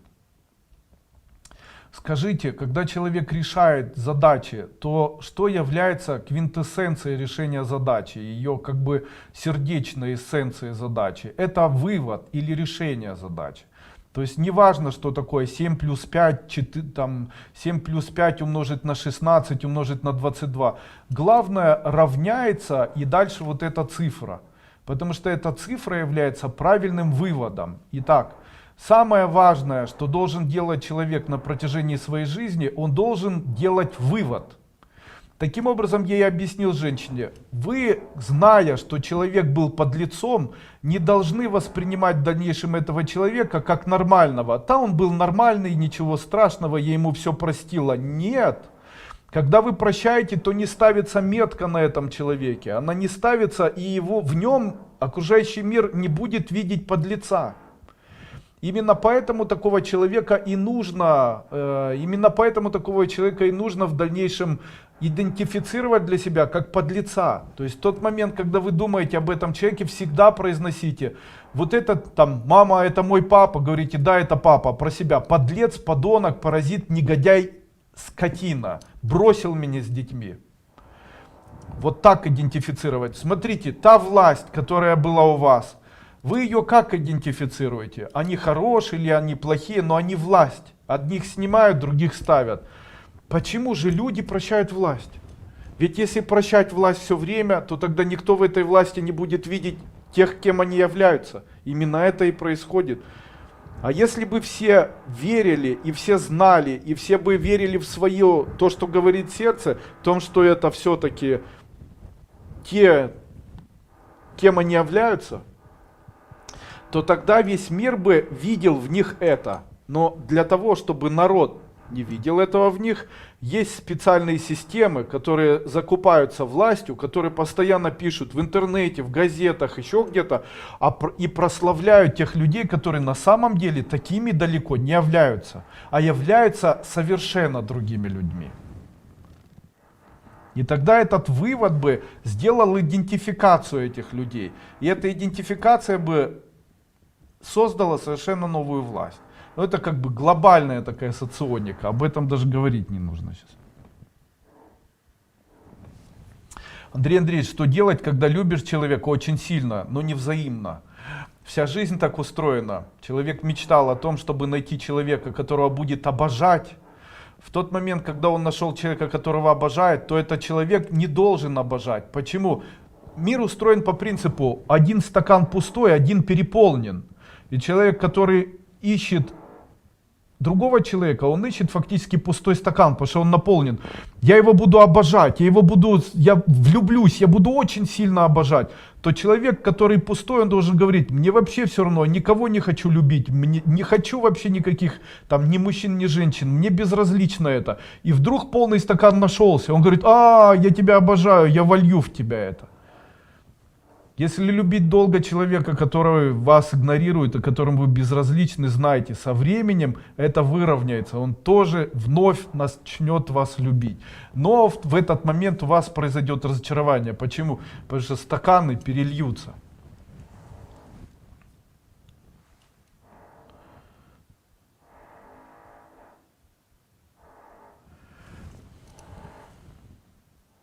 Можно ли тренажеры вместе с мамой? Да. Вы раньше говорили, что ношение часов на руке — это эзотерика. Расскажите, пожалуйста, еще подробные фишки.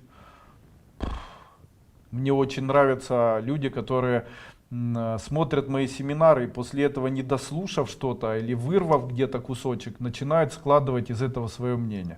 Сегодня вот такое видел сообщение в вебинаре, и там одна женщина, родственник, который бросает мясо, сказал, что это для умерших, и поэтому Андрей Андреевич сказал, что нужно чуть-чуть духом отдавать и там умершим. Но дело в том, что тот человек, который сделал такой вывод, не видел мой семинар, потому что я говорил вот о чем. Я говорил: если природа и Всевышний дал нам еду, и природа, Всевышний в проявлении того мира, в котором мы находимся, создает для нас и старается, то мы в знак своей благодарности тоже отдаем ему часть. Таким образом, это не мертвым поклонение, а Богу. Понимаете? Как бы дар Богу, а человек вот так перенес и перефразировал. И это стало, в общем-то, извращенной информацией. Именно поэтому я часто говорю: смотрите очень внимательно те семинары, которые я даю, потому что там есть информация, которую не нужно просматривать на быстрой записи или там на ускоренной записи. Она настолько скомкается, что будет потом кашка-малашка, вот такая. Точно так же с этими часами.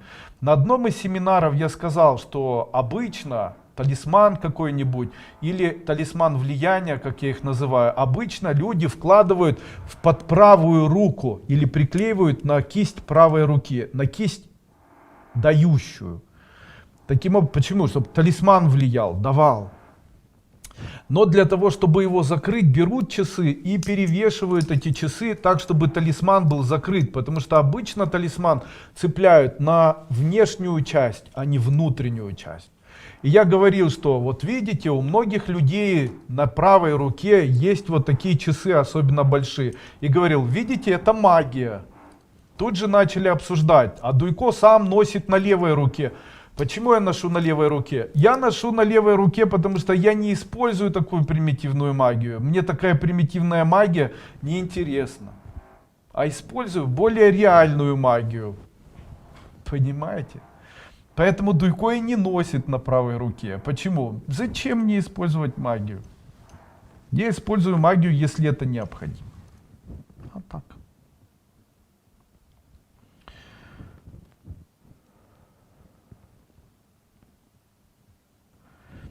Ученик школы: что делать, если на часах постоянно 12:12, 14:44? А вы что, не услышали, что я сказал? Не услышали, да? Вот какие здесь цифры? 1, 1 это бизнес. 2, 2 это значит прибавится бизнес. Дальше 1, 4, 4, 1. 1 это бизнес, 4, что я там говорил? Решение проблем в бизнесе. Как будто вы не слышите. Ну вы даете. 1, 4, 4, 1, 1 плюс 4, 5. 4 плюс 1, 5. Получается 2 пятерки. Это, и если сложить, то единица. Единица в бизнесе, пятерки увеличения дохода. Скажите спасибо, что у вас это появляется. Будет ли сегодня посвящение? Да, я сейчас его дам. Живем в Италии, обстановка на данный момент ужасна. Надеюсь, что скоро закончится. Как же я хочу открыть здесь магазин моей ручной работы. Смогу ли я? Я очень не люблю людей, которые сомневаются. Я не люблю людей, которые не верят в себя, которые сомневаются в себе, которые говорят, получится или не получится. Я же сегодня говорил, хотите делайте, о них не мечтайте. Я мечтаю, делайте. Самое печальное, что может делать человек, это мечтать. Мечты забирают действительность. Не надо мечтать. Если мечтать, ничего никогда не исполнится. Мечтайте о неприятностях ночью, их не будет. Дело в том, что то, что вы мечтаете, никогда не сбудется. Чем больше вы мечтаете, тем меньше шансов. Ваши мечты, они слизывают ваше настоящее. Надо делать, надо задаться целью, создать четкую блицкриг, создать для себя идею, как это сделать, подыскивать место, искать деньги, накапливать деньги. Я когда делал первый магазин, вот там близкие рядом находятся, не дадут соврать. Когда первый магазин делал, это было еще 22 года назад или там 23 года назад, то я на протяжении 2 лет, вы представляете, ограничивал семью от еды, ограничивал семью от возможности одеваться, не давал там покупать квартиру ничего и так далее. И все деньги складывал, переводил в доллары и складывал их в коробочку. И потом накопилась сумма, и моя девушка, с которой я жил, говорит: Андрей, давай мы машину купим. Я говорю: нет, я хочу открыть магазин, эти деньги будут на открытие магазина. Но я 2 года, мы 2 года ели только кашки, 2 года ели только супики, 2 года я работал и днем, и ночью, ограничивал себя в одежде, ее в одежде, нас в подарках и так далее. Для чего? Чтобы собрать эти деньги, для того, чтобы их потратить, для того, чтобы открыть магазин. Смог ли я это сделать? Конечно. Получился ли он у меня? Конечно, все получилось. Стал ли он успешным? Не сразу, плавно, постепенно. Я ненавижу людей, которые: ой, получится, не получится. Да что с вами? Да кто вы? Хотите, делайте. Создайте для себя создание, сделайте это. Что это такое? Получится, не получится? Не получится. Не получится, потому что вы очень много мечтаете. Потому что получается у тех, кто не мечтает, а делает. Хочет сделать, сделай. Я 100 раз повторяю. Хочешь сделать, делай. А если мечтаешь, то не делай. Почему? Так а зачем уже? Ничего не получится и так. Доллар повысился, да. А Андрей Андреевич, почему? Что с долларом будет и так далее? Посмотрите семинар, который я выпустил в начале 2020. И там в этом семинаре я сказал о том, что доллар будет расти. И стоимость доллара будет подниматься. А почему я сказал, что это будет происходить? Это будет происходить, потому что ставки. Все началось в марте прошлого года. Был принят закон, который больше не индексирует валюту по нефти и газу, а индексирует по золоту. Поэтому я могу сказать, что золото будет в цене расти, доллар будет в цене расти, а местная валюта наша, то бишь стран, которые кроме железа и нефти ничего никому не поставляют, будут, конечно же, обваливаться.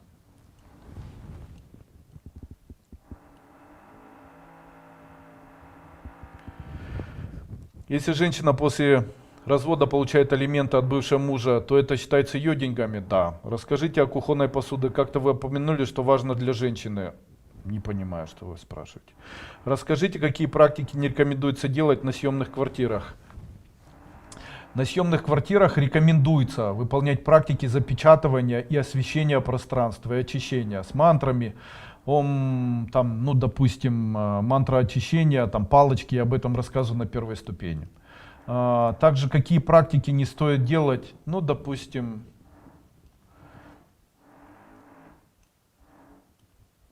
фортуны. Не стоит делать фортуны, потому что фортуна эфемерная, она больше влияет на тех, кому принадлежит этот дом. А все остальные денежные можно, там привлечение мужчины и женщины можно, обретение любви можно, а вот везение и удачи, наверное, нет. Всю жизнь с мужем строили дом, теперь сын хочет строить, и мне жалко, и что они тоже отдадут полжизни на стройку. Я говорю: отдыхайте, путешествуйте, жизнь коротка. Я права. Люди как чайки, люди, вернее, как птицы. Люди как птицы. птицы нашли друг друга, после этого свили гнездо. Для некоторых людей само понимание построить дом является религиозным, таким ключевым в жизни. Это такой сорт людей. Есть такие люди, которые стремятся к деньгам, и они всеми силами, всеми фибрами хотят этих денег. Они их добиваются в жизни. Есть люди, которые хотят быть знаменитыми, они могут добиться, хоть это и редко.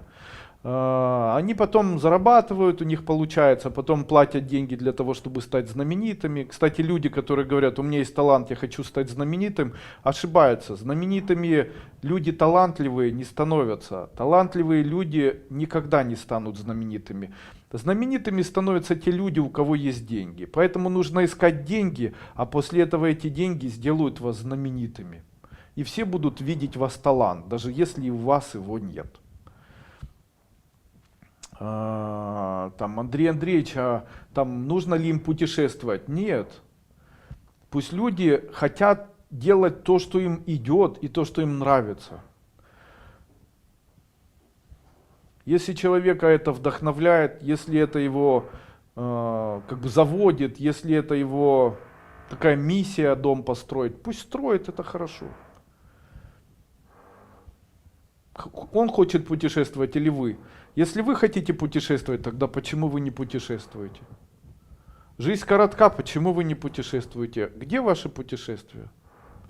Человек обычно не свободен. Люди думают, что они живут в своей стране, на самом деле они в своих странах находятся в заключении. Ну, не во всех, конечно, но в тех странах, где разговаривают на таком же языке, как я разговариваю. Люди думают, что они могут свободно путешествовать. Куда?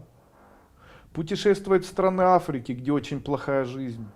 Путешествовать в Турцию, где перенаселение, или в Китай, или там куда-то в Шри-Ланку, где сумасшедшее перенаселение и нищета. Конечно, туда путешествуйте, но там неинтересно путешествовать, потому что можно искупаться, там пожить в отеле, но это же не то.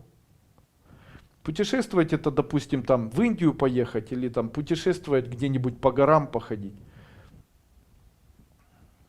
Может ли человек вдохновиться или может ли человека радовать путешествия? Не всегда. Не всегда. Иногда прекрасное день рождения близкого человека в маленькой, однокомнатной, уютной или даже неуютной квартире, возможно, даже на табуретке, оно может быть более ярким в жизни человека, чем путешествие там, в Шри-Ланку или там, путешествие в Мальдивы на пароходе там, или еще чем-то. Вы знаете, все зависит от того тепла, которое есть у тех людей, которые подготовились и празднуют, допустим, что-либо. У меня такое было в жизни.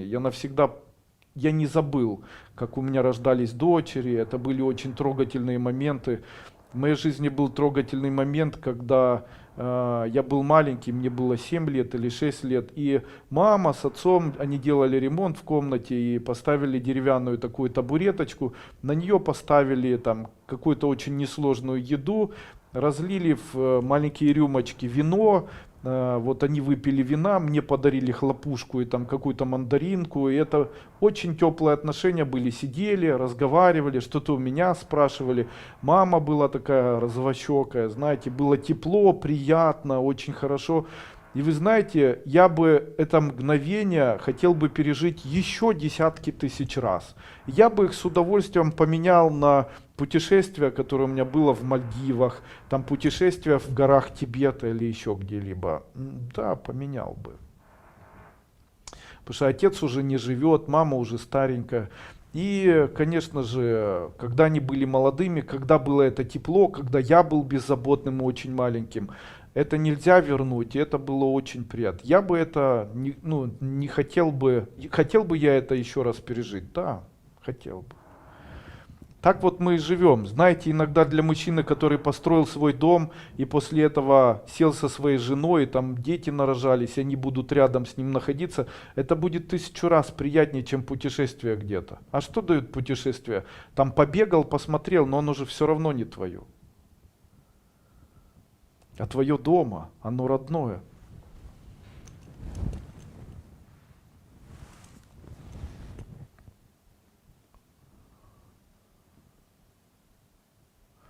Можно слушать практики из морских курсов. Все смотрите, все, что есть в Ютубе, все можно.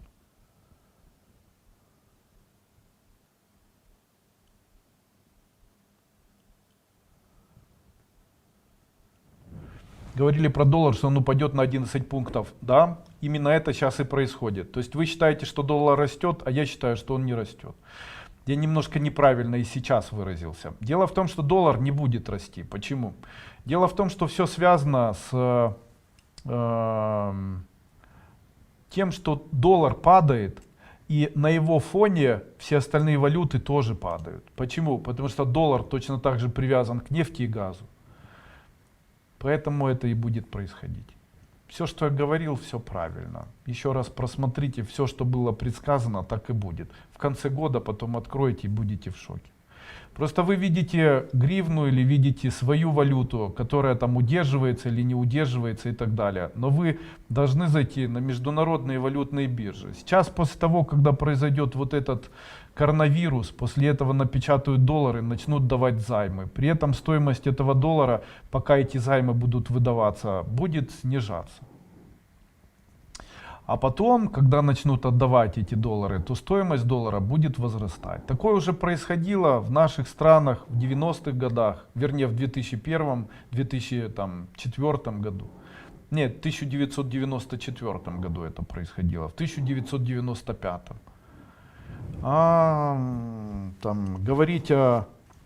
Говорить о странах наших, допустим, плохие ли они или хорошие, ну нет, мы живем в самых лучших странах.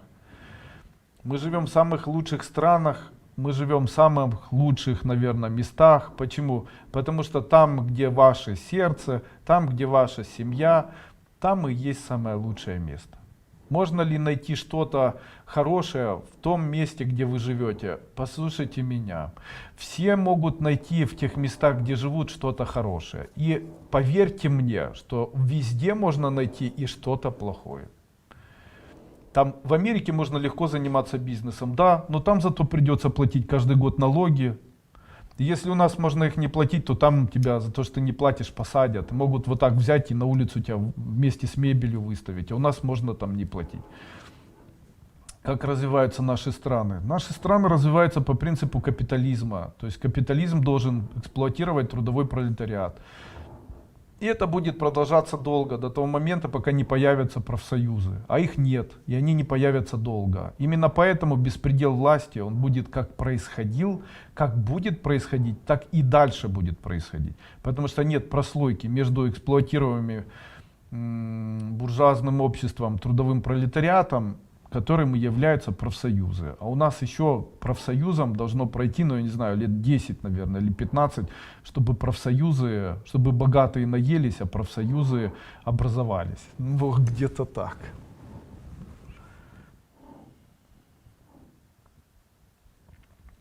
Однажды вы упомянули, что тарелки, чашки нужно покупать самим. Это важно. Конечно, купите чашки и тарелки, у вас в дальнейшем появится свое жилье. Это купите чашки и тарелки, не ешьте с них, а ждите, найдете любимого мужчину. Ну это можно самим. Да, вы как будто первую ступень не проходили. Скажите, что это такое? Мою маму ночью раньше час душили. Ну и зачем вы это пишете? И что от того, что вот я скажу об этом? Что? Зачем это? Вот людям, которые вашу маму душила, людям, которые смотрят данный вебинар, которые будут заходить и смотреть, им это интересно? Или интересно, кто выйдет замуж и когда или будет счастлив? Скажите, это интересно людям? Что же вы меня так не уважаете, друзья мои?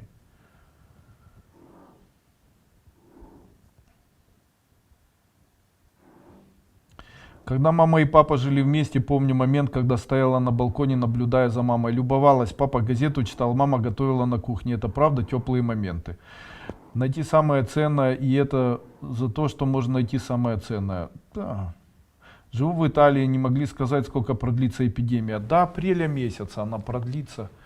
И скорее всего будет что-то, что будет менять власть, которая находится сейчас на территории Италии. В Италии, скорее всего, поменяется власть полностью управленческая. Это будет, конечно же, такое тяжелое время для Италии.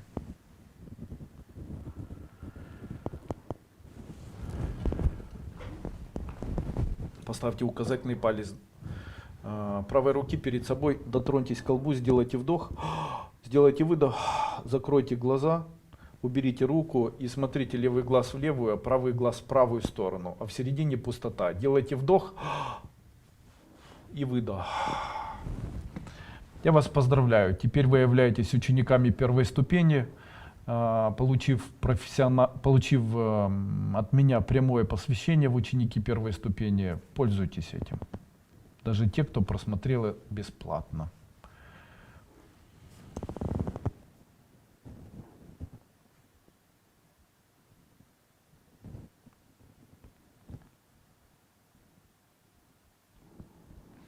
Андрей Андреевич, встречала мнение, что если женщины далеко за 40, то рожать уже не нужно, ребенка же вырастить, выучить нужно. Я хочу сказать, что пока рожается, рожайте. Если у вас есть возможность сейчас, вам 40 лет, и вы можете еще рожать, рожайте, обязательно это делайте. Вы никогда в жизни не пожалеете. Сколько бы вам ни было лет, если вам дает Бог ребенка, обязательно делайте это смело, вынашивайте, рожайте и делайте это многократно. Никто никогда не пожалел в том, что у него есть дети. Скажите, есть ли среди вас люди, которые пожалели когда-нибудь, пожалели в том, что вы родили там 2 или 3 детей? И что вот нужно было не 2, а 1? Вот поставьте плюсик. Я вам хочу сказать, таких людей не может быть. Когда человек, допустим, имеет, там, вот у меня 5 детей, когда у человека 5 детей, и мне бы кто-то сказал, вот сейчас если вернуть время назад, то хорошо было бы, если бы у тебя был 1 ребенок. Плохо. Я не хотел бы 1 ребенка, я хотел бы всех 5. Я их люблю. Я бы хотел еще. Серьезно, пусть они будут, это же дети. Это дети, это продолжение нас, нашей крови, нашего рода. Пусть эти детки будут, они хорошие, они радуют. Дети созданы на радость родителям. Пусть такие дети растут. Это же род, мы свой род не предаем, мы наоборот его развиваем.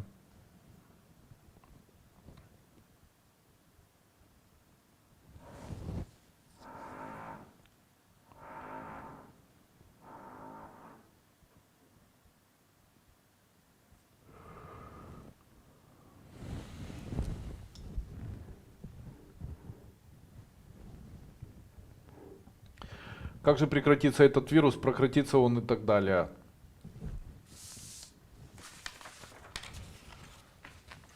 Уважаемые друзья мои, пожалуйста, занимайте позицию людей света. Какой вирус? О чем вы говорите? Хватит создавать панику, хватит нервничать, хватит истерить. Будьте людьми света, занимайте позицию безразличия, занимайте позицию внутренней радости. Займите наконец-то в своей жизни позицию радости, иначе так и проживете всю жизнь в горе. И ни одна эзотерика вам не поможет, ничего. Хватит уже тьме быть господином в этом мире. Что это такое? И богатые, и бедные, и верующие, и неверующие поклоняются этой тьме. Сколько это может продолжаться? Вирус, когда же закончится? Да не заморачивайтесь. Вы что, сейчас болеете вирусом, что ли? Это аж смешит, знаете, уже. Просто аж смешит.